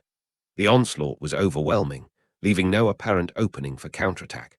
Krim realized this was the typical fighting style of someone who relied on brute strength, willing to gamble on a decisive blow even when it was their last resort. Faced with such determination, Krim was forced into a defensive stance, finding it hard to gain the upper hand without taking risks. Saul's attack range was too great for Krim to close in. His seemingly slow sword swings revealed no gaps. Krim noticed that her opponent always struck a beat sooner, not because of speed, but due to his decisive timing and the overwhelming coverage of his attacks. She was being forced to react rather than initiate. With his tall stature and massive great sword, Saul dominated the mid-range combat. He swung his sword from a distance to compensate for his heavy body, turning a potential disadvantage into an advantage. Krim realized that her counterattacks couldn't reach him. She was trapped in the enemy's optimal killing zone with no way to close the distance. Krim was sent flying by a devastating slash that even shattered the rock in its path. Using the centrifugal force generated by his body weight and weapon length, Saul unleashed an unstoppable attack. Suspended in midair, Krim couldn't react or retreat. She became the perfect target for the next finishing blow.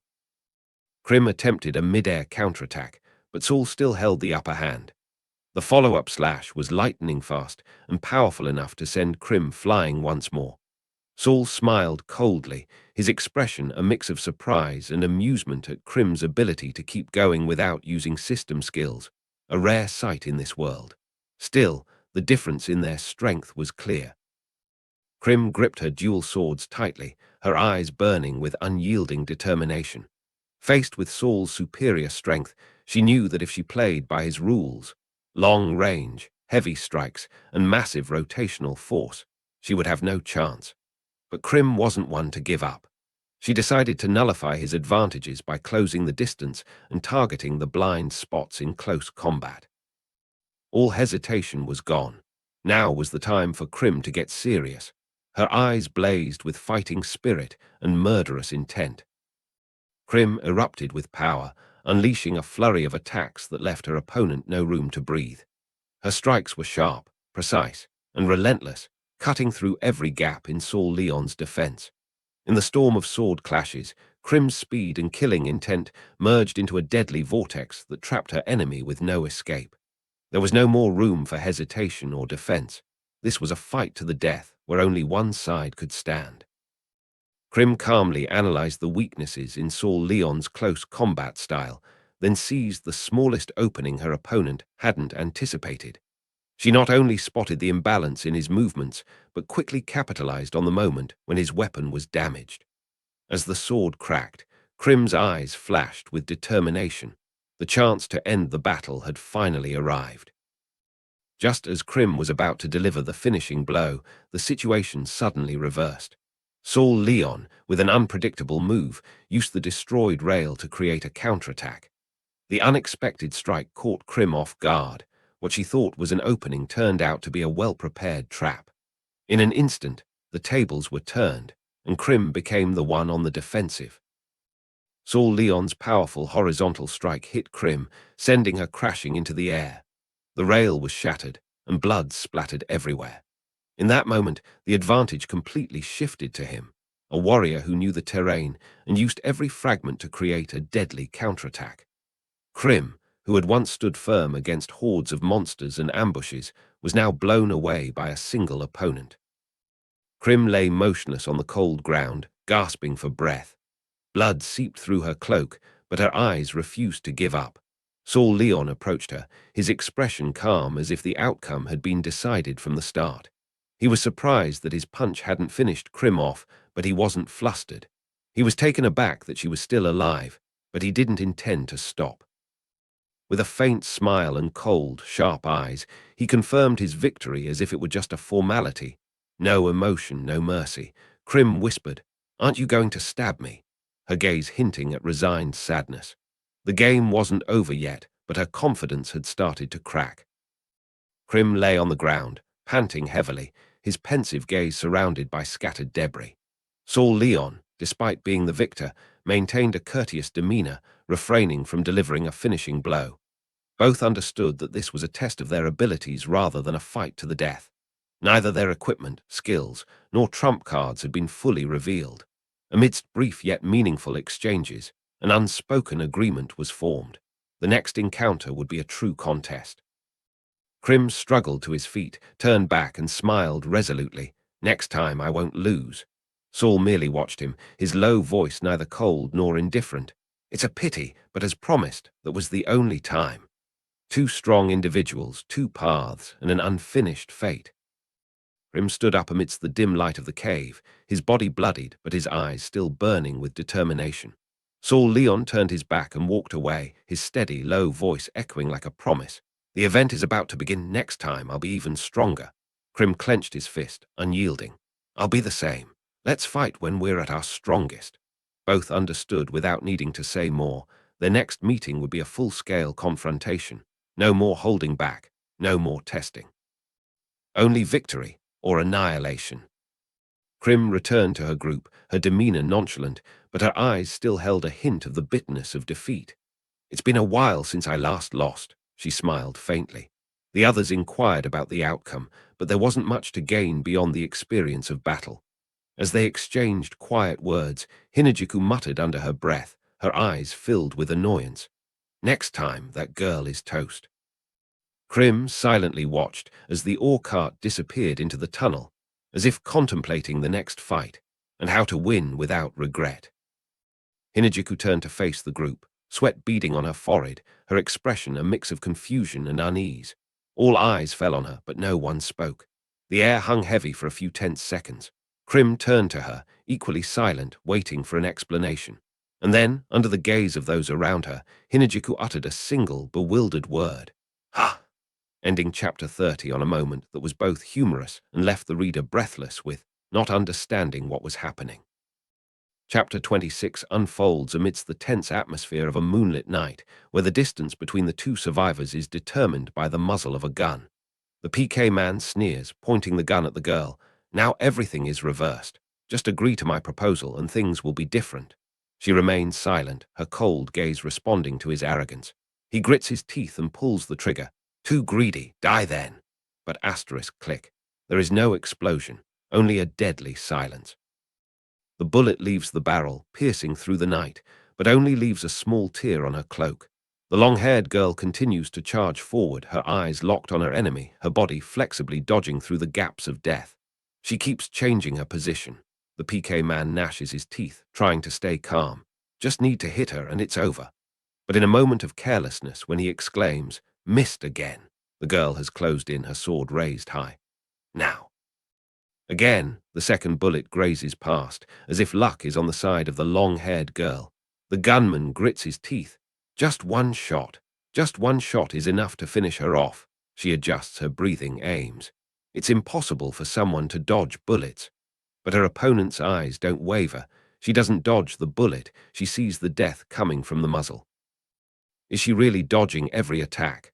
Bullets whiz through the air one after another, but none of them touch her figure. Her feet glide like an illusion. Wait a minute, this movement. Memories flood back. That's right, it's this. In a previous large-scale VRMMO combat, she had witnessed this style.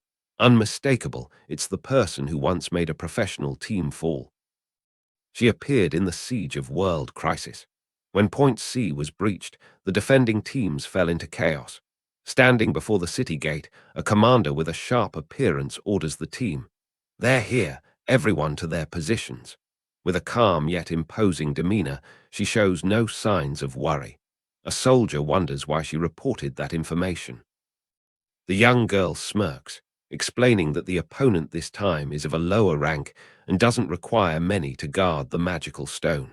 But those who witnessed the scene years ago know. This isn't just a battle about ranks.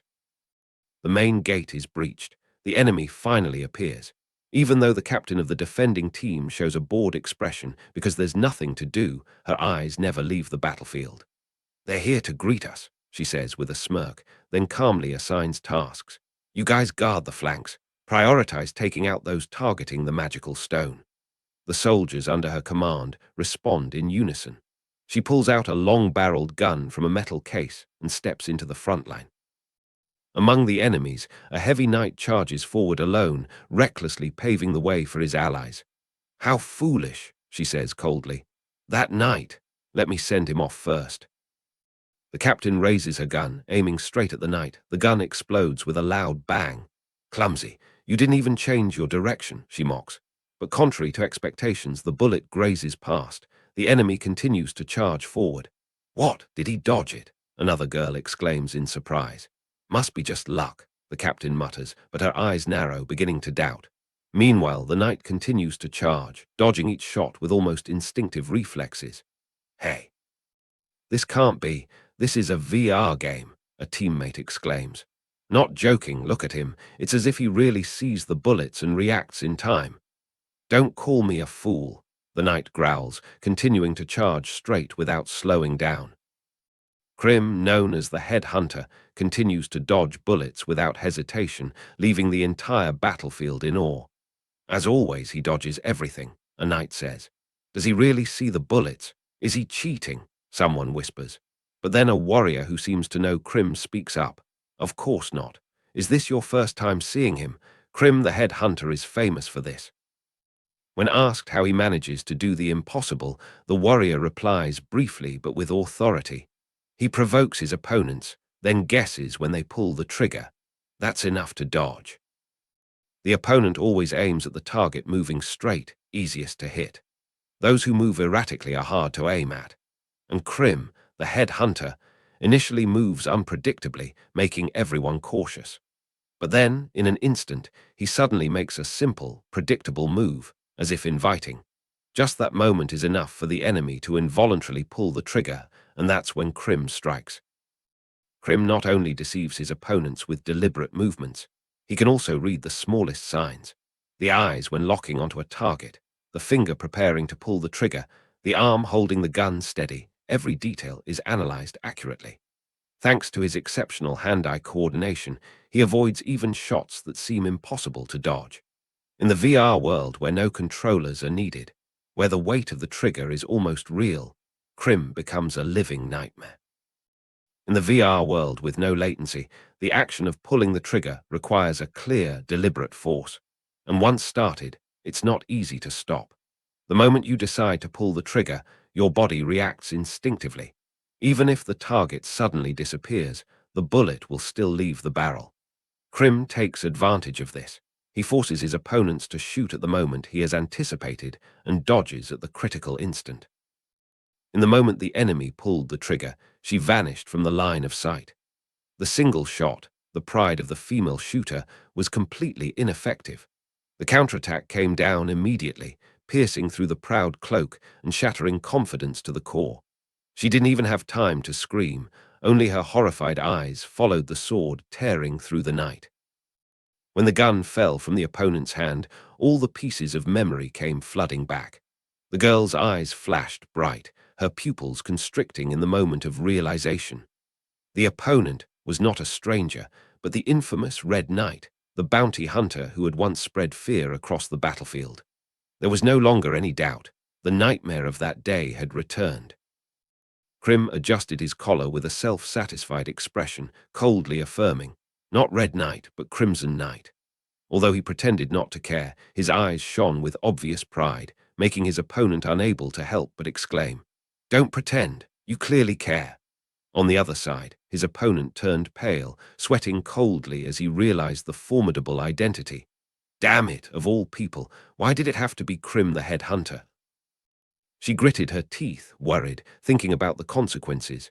What if she spreads rumors that I'm a guy in real life? Meanwhile, Krim just smiled faintly, her sharp eyes glancing over. Well, it seems she knows who I am. How tiresome. Krim stood amidst the whispers and suspicious gazes all around. Isn't she a guy? You can't crossplay in VR, right? So, does she have the real deal? Making her sweat buckets and despairingly think, I've been stuck in this game for 3 months. This is pure hell. Despite worrying about her true identity being exposed, she still tried to negotiate. If you keep my identity as head hunter a secret, I can spare you. But as soon as she finished speaking, her opponent raised an eyebrow. Wait, did you just say you'd spare me? Krim raised her sword, coldly replying, I said, I will never spare you. Meanwhile, what made her secretly relieved was a completely different matter. The fact that I'm a man hasn't been exposed yet. Krim smiled half-heartedly, pretending to casually say, I understand now, and are you sure your teammates will be okay? Then quickly added, both of us know they're just insignificant pawns, right? She deliberately pretended to be concerned, but her tone was persuasive. If you don't return, they'll be wiped out. I can prevent that from happening. Finally, she tilted her head, her eyes sharp. Being a carry player is tough, isn't it? I understand that feeling. A tempting, sarcastic, and clever lure, pushing her opponent to the edge of decision. The long-haired girl stood under the cold moonlight, her eyes firm, declaring without hesitation, I'm not a carry player, and Frey and the others aren't insignificant pawns. Her words were not just a response, but also an affirmation of her trust in her teammates. As the enemy lay on the ground, still unable to react, she gently tilted her head, smiling casually. If you don't mind, why don't we spend a little more time together? The invitation was like a declaration of war, slow, cold, and full of confidence. As the girl slowly approached, her opponent panicked and shouted, trying to back away but in vain. Don't come here. Her voice trembled, desperately looking back for support, but no one turned back. A soft whooshing sound was heard, and then a dark hand rose from the ground, gripping the defeated opponent's wrist tightly. "What is this?" She struggled, but couldn't move. "My body can't move." Her eyes widened in horror, realizing that her feet and hands were bound by her own shadow. Under the night screen, a line of text appeared like a verdict. Shadow bind, a low-level magic that binds the target with their own shadow. The sky was torn apart by the moonlight, and on top of the high cliff, a stranger in a black cloak stood tall, his sword planted in the ground like a declaration of war. "Someone!" Krim shouted alertly, her eyes tensely fixed on the mysterious figure. She gripped the hilt of her sword tightly, her heart pounding in sync with the approaching footsteps of the stranger. "Reinforcements!" She gritted her teeth, her voice filled with both doubt and unease. But the man didn't respond, silently facing her under the moonlight, as if to affirm that he was neither friend nor foe, at least not yet. End of chapter 26. Krim looked up, and the moonlight illuminated the strange figure standing on top of the cliff. The fiery wings behind the figure emitted an eerie glow, making the entire space feel suffocating. She took a step back, her eyes fixed on the target. Is it a person, or something else? The aura emitted was unusually strong, not like a normal player. A sense of unease mixed with doubt rose in her heart. That person. Krim whispered, a familiar feeling stinging in her heart, as if she had met him somewhere on the brutal battlefield. Everything around her gradually fell silent, leaving only the exchange of glances between the two individuals, or perhaps two entities beyond the ordinary. He was the leader of Nord Glacier, known as the strongest in the current meta. That name couldn't be mistaken, a dark figure full of murderous intent, standing firmly on the cliff, his eyes hidden behind a hood seemed to see through everything. Krim widened her eyes, not understanding why someone like him would appear here. But while she was still in shock, another person smiled sinisterly. Golden opportunity. His eyes gleamed with calculation. If we make the headhunter clash with him, that damned girl will definitely lose. A sinister plan was brewing, using the two strongest as pawns in this chaotic game. She hated to admit it, but the headhunter was indeed strong. However, because she had faced the man, the leader of Nord Glacier, she knew that his skills were on a completely different level. With nothing to lose, Krim gripped the hilt of her weapon tightly, her eyes flashing with desperation mixed with determination. "I don't care if I die, it's unavoidable, but I'll drag you down to hell with me." She had made her choice, not to survive, but to resist to the end. She raised her head, smiled arrogantly, and shouted towards the figure standing under the moonlight. "You must be bored to death up there. Come down here quickly." The action stunned everyone, especially Krim. She didn't expect the opponent to call for backup. "She's calling him down." Is that reinforcements? Krim gripped the hilt of her sword tightly, feeling the pressure from the figure landing. "He's coming." The tension was about to explode. The ground cracked under the impact of the landing, rocks flying everywhere like fireworks. Before Krim could react, a loud crack echoed, making her stumble. She widened her eyes in horror. She saw the black-cloaked man descending like a harbinger of death. "What?"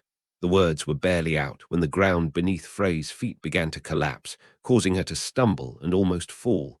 Everything was chaotic. The newcomer didn't say a word, but his presence was enough to overwhelm everyone.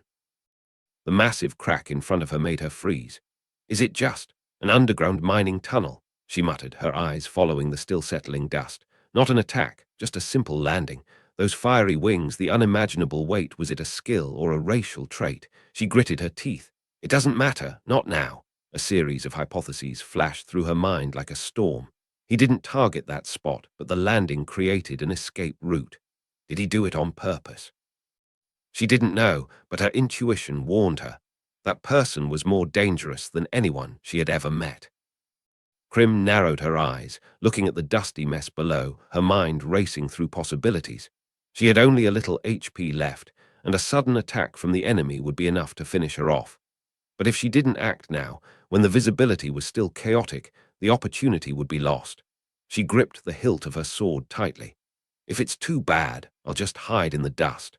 But hesitating now means certain defeat.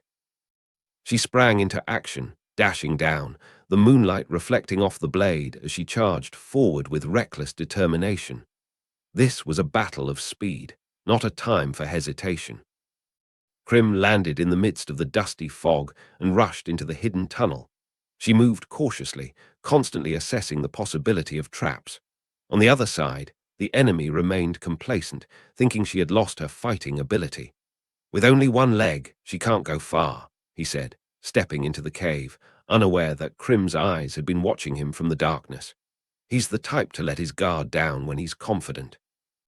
Krim gripped her weapon tightly, her eyes flashing with cold calculation.